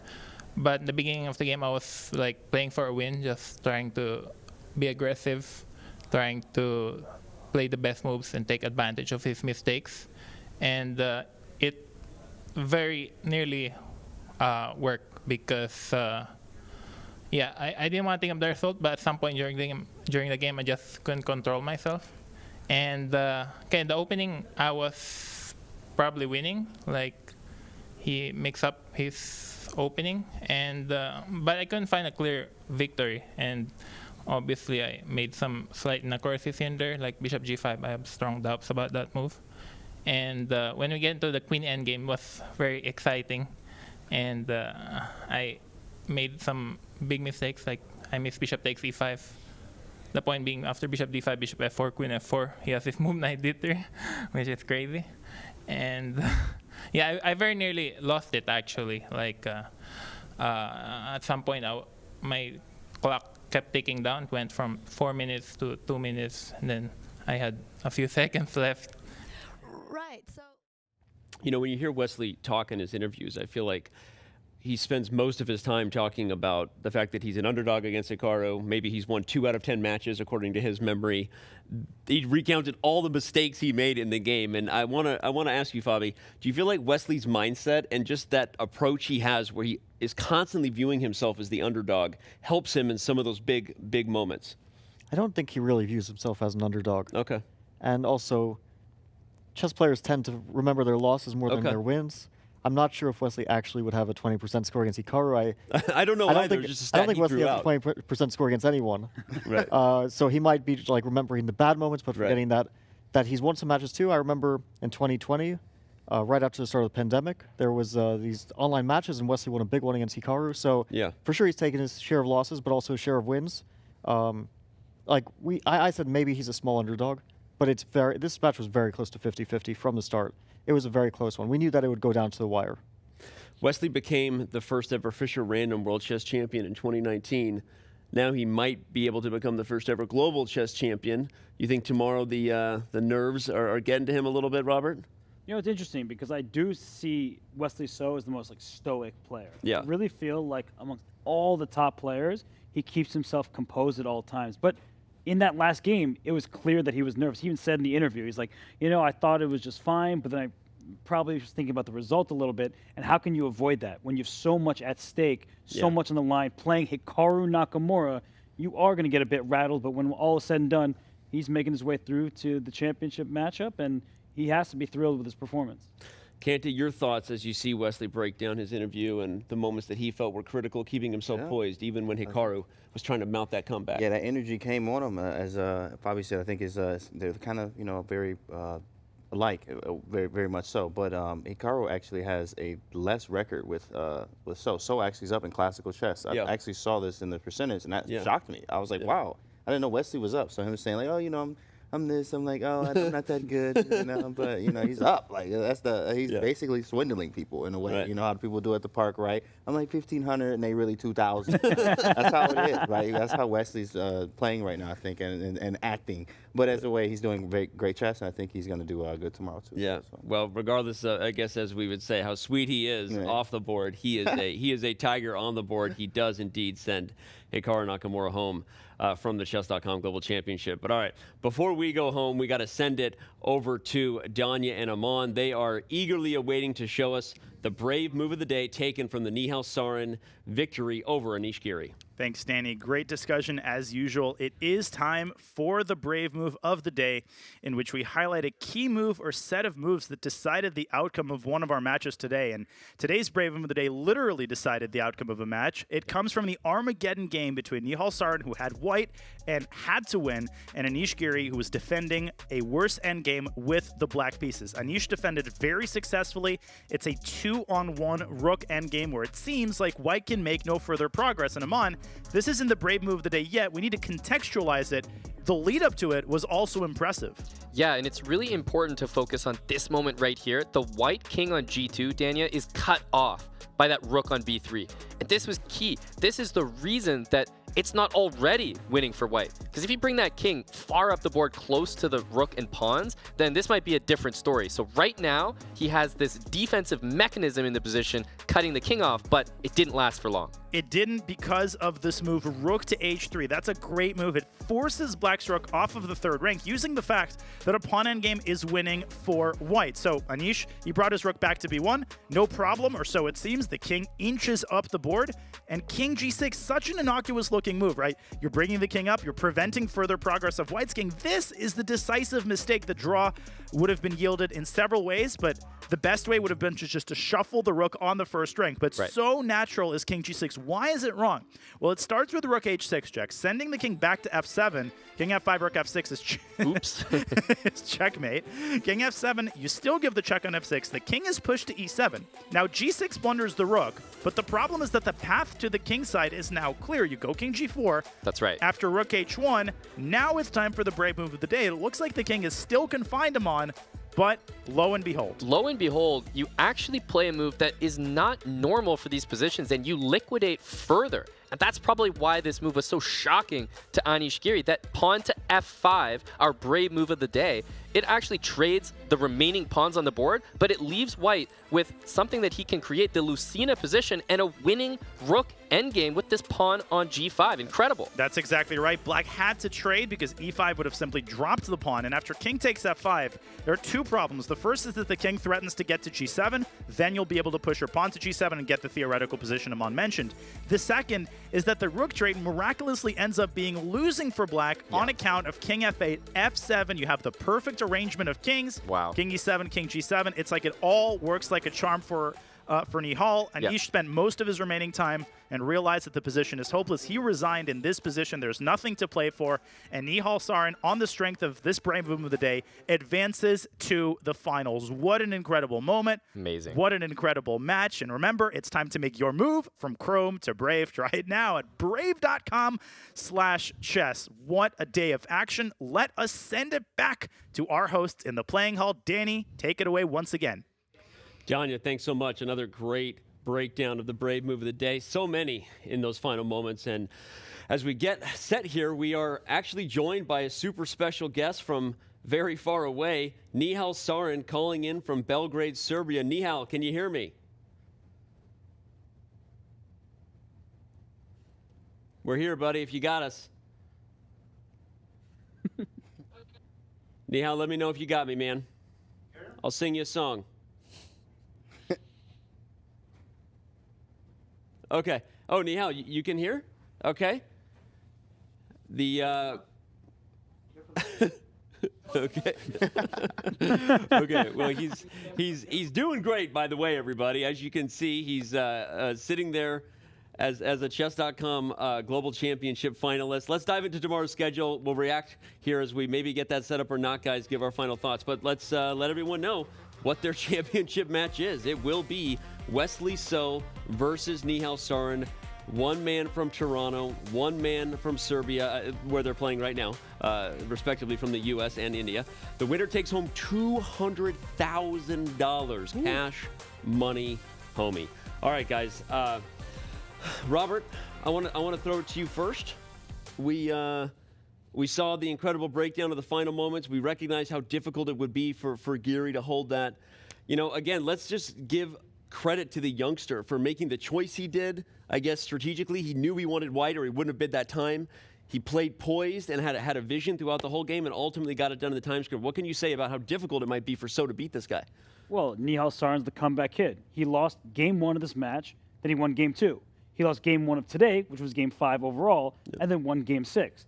And not only that, he lost to Sevian and came back in that match. Exactly, as well. He was losing that match. We touched hands. Well, we did. Hey, that was weird. That was weird. Yeah, but nice.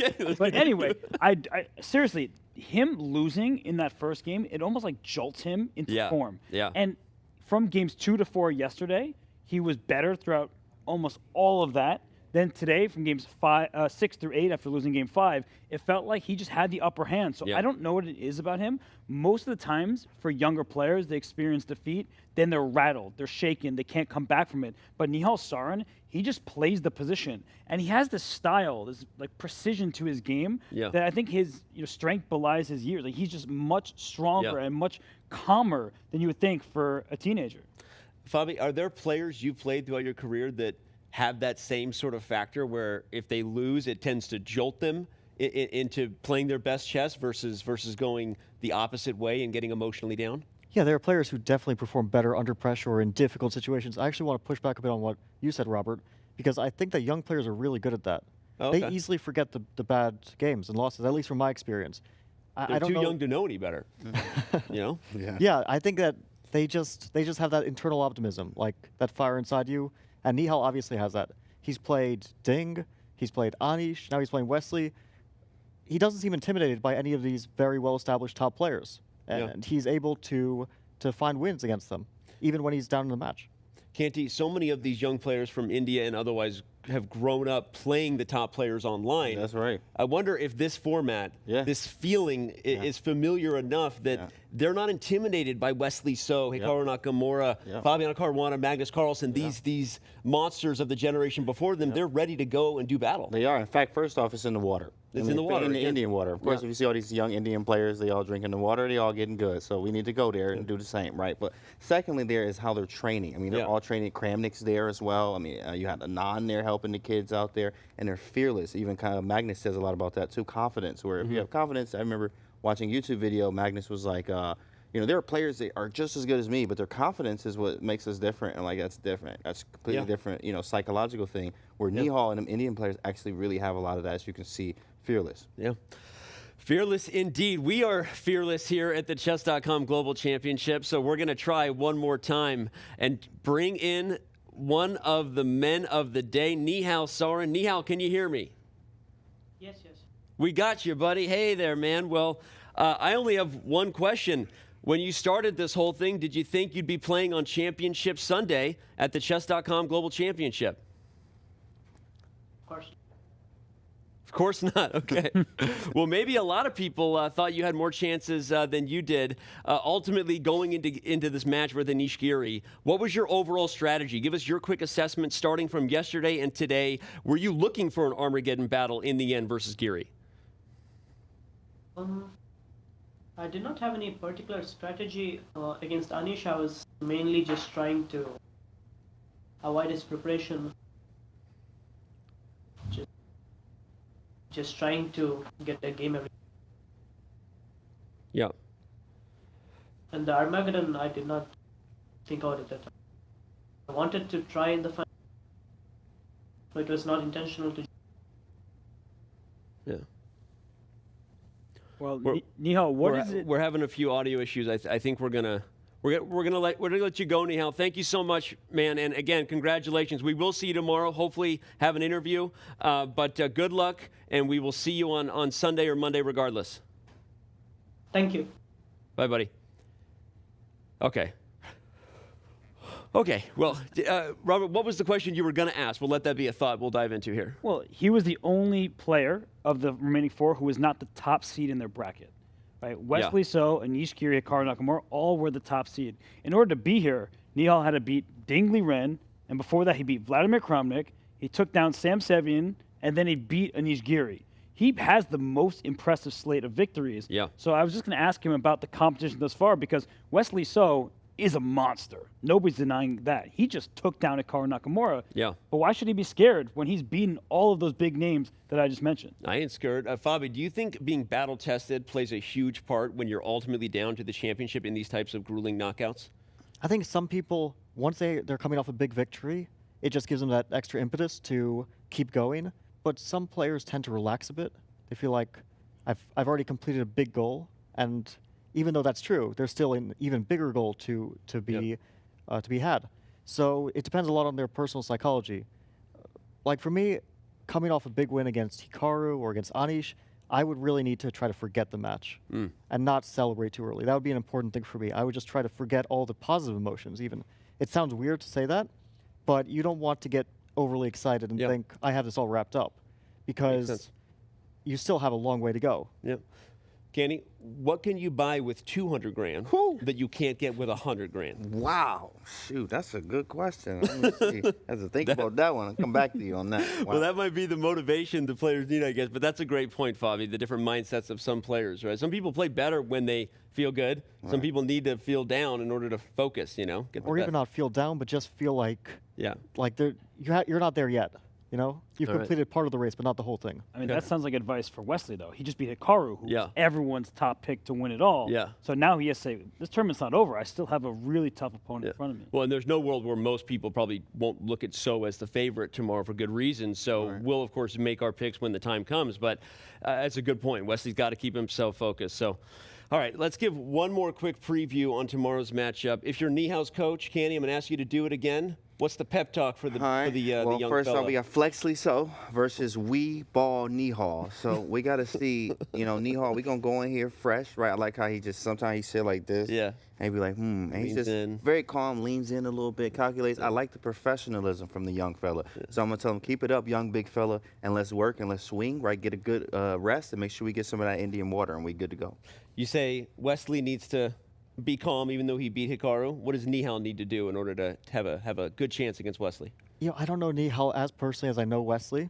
For Wesley, I think it's really important that he gets into the groove of things. Confidence is really important for him. If he's feeling down, if his confidence goes down, his level can really drop precipitously. Yep. Nihal, I haven't played him very much, but he seems like he didn't seem like he was overly excited. He had just beaten Anish, but he's already beaten guys before who are also top players. It seems like he takes it in stride, which is very important for him. I wonder if we'll see like a reset. Tomorrow, they're just going to try to get into the groove of things. They've both gotten to the final, but they don't want to, to start off things too fast. Yeah. They just want to take it slow, like we saw also in the Hikaru against Wesley match. Good point. Feeling it out a bit and seeing how the other guys also, what their preparation is. I'm very curious to see what Nihal will prepare, because we saw him jumping around opening-wise against Anish, trying to avoid preparation. Wesley is a more opening-wise predictable player than Anish is. Will he take a more principled stand, or will he also try to jump around and feel Wesley out? As Fabi says, Robert, not as many people know Nihal as know Wesley. How does Nihal avoid the trap of being like, man, I did it. I've already got 100 grand. How does he keep wanting it, knowing that he's never been here before? Well, Nihal's been a superstar for a long time, right? He was the kid. Then came Pragnananda, Gukesh, Arjun Aragaisi. So in some ways, he's kind of hiding amongst the other teenagers. Nordibek Abdusatarov. His classical rating has not reached the levels of his rapid, his blitz, and particularly his bullet. So I feel like he's used to being slighted, Nihal Sarin. He will have to do what Fabiano just said over there. He's going to have to avoid the theory. He's going to avoid that the types of positions that Wesley likes, because if he gets a stranglehold on the position, you're not going to survive against Wesley So. So I feel like playing this kind of dodgy opening stuff is not also going to work. He needs to find his specific positions, because Wesley doesn't seem like the type of guy who's going to prep a 30-move variation to beat him, but just getting those comfort zones is where Nihal Sarin has to avoid when you're thinking about it from Wesley's perspective. I just remember Great stuff. Last year, super close match in the Speed Chess Championship. It was a semifinal match to qualify for the final, Wesley against Nihal. And it was very, very close. I think it was 13-15 in the end. I don't remember the exact score. It was a very close match. Point in the end. But yeah, it was separated by one game. Who won the match? Wesley won. Wesley won, barely. But very close. So I suspect we might see another very close match. All right. Well, good call out there. Look at it. Nice. You Yeah. played in the SEC. I'm supposed to remember those things. but We look were at watching you. it. We were watching Reaching it back. last Oh, year. that's right. We watched it during the World yeah. Championship. Right. Shout out to the cat T-shirt you were wearing. All right. Well, what a day, everybody. What an event that we have had so far, and what in the world will we have ahead on Championship Sunday and Monday. That's going to be a wrap for us from the Hotel One in Toronto for today, though, everybody. Big thanks to Robert, our guest, Fabiano Caruana there, James Canty, everybody, and all of our commentators for another great day of live chess here at the CGC Finals. We have our 2 finalists, and we are ready for our championship chess. Make sure to join us tomorrow on Twitch and YouTube as we begin day 1 of the finals. The chess starts at noon Eastern, 9 a.m. Pacific. For now, I'm Danny Wrench. This has been a lot of fun, and good night from Toronto.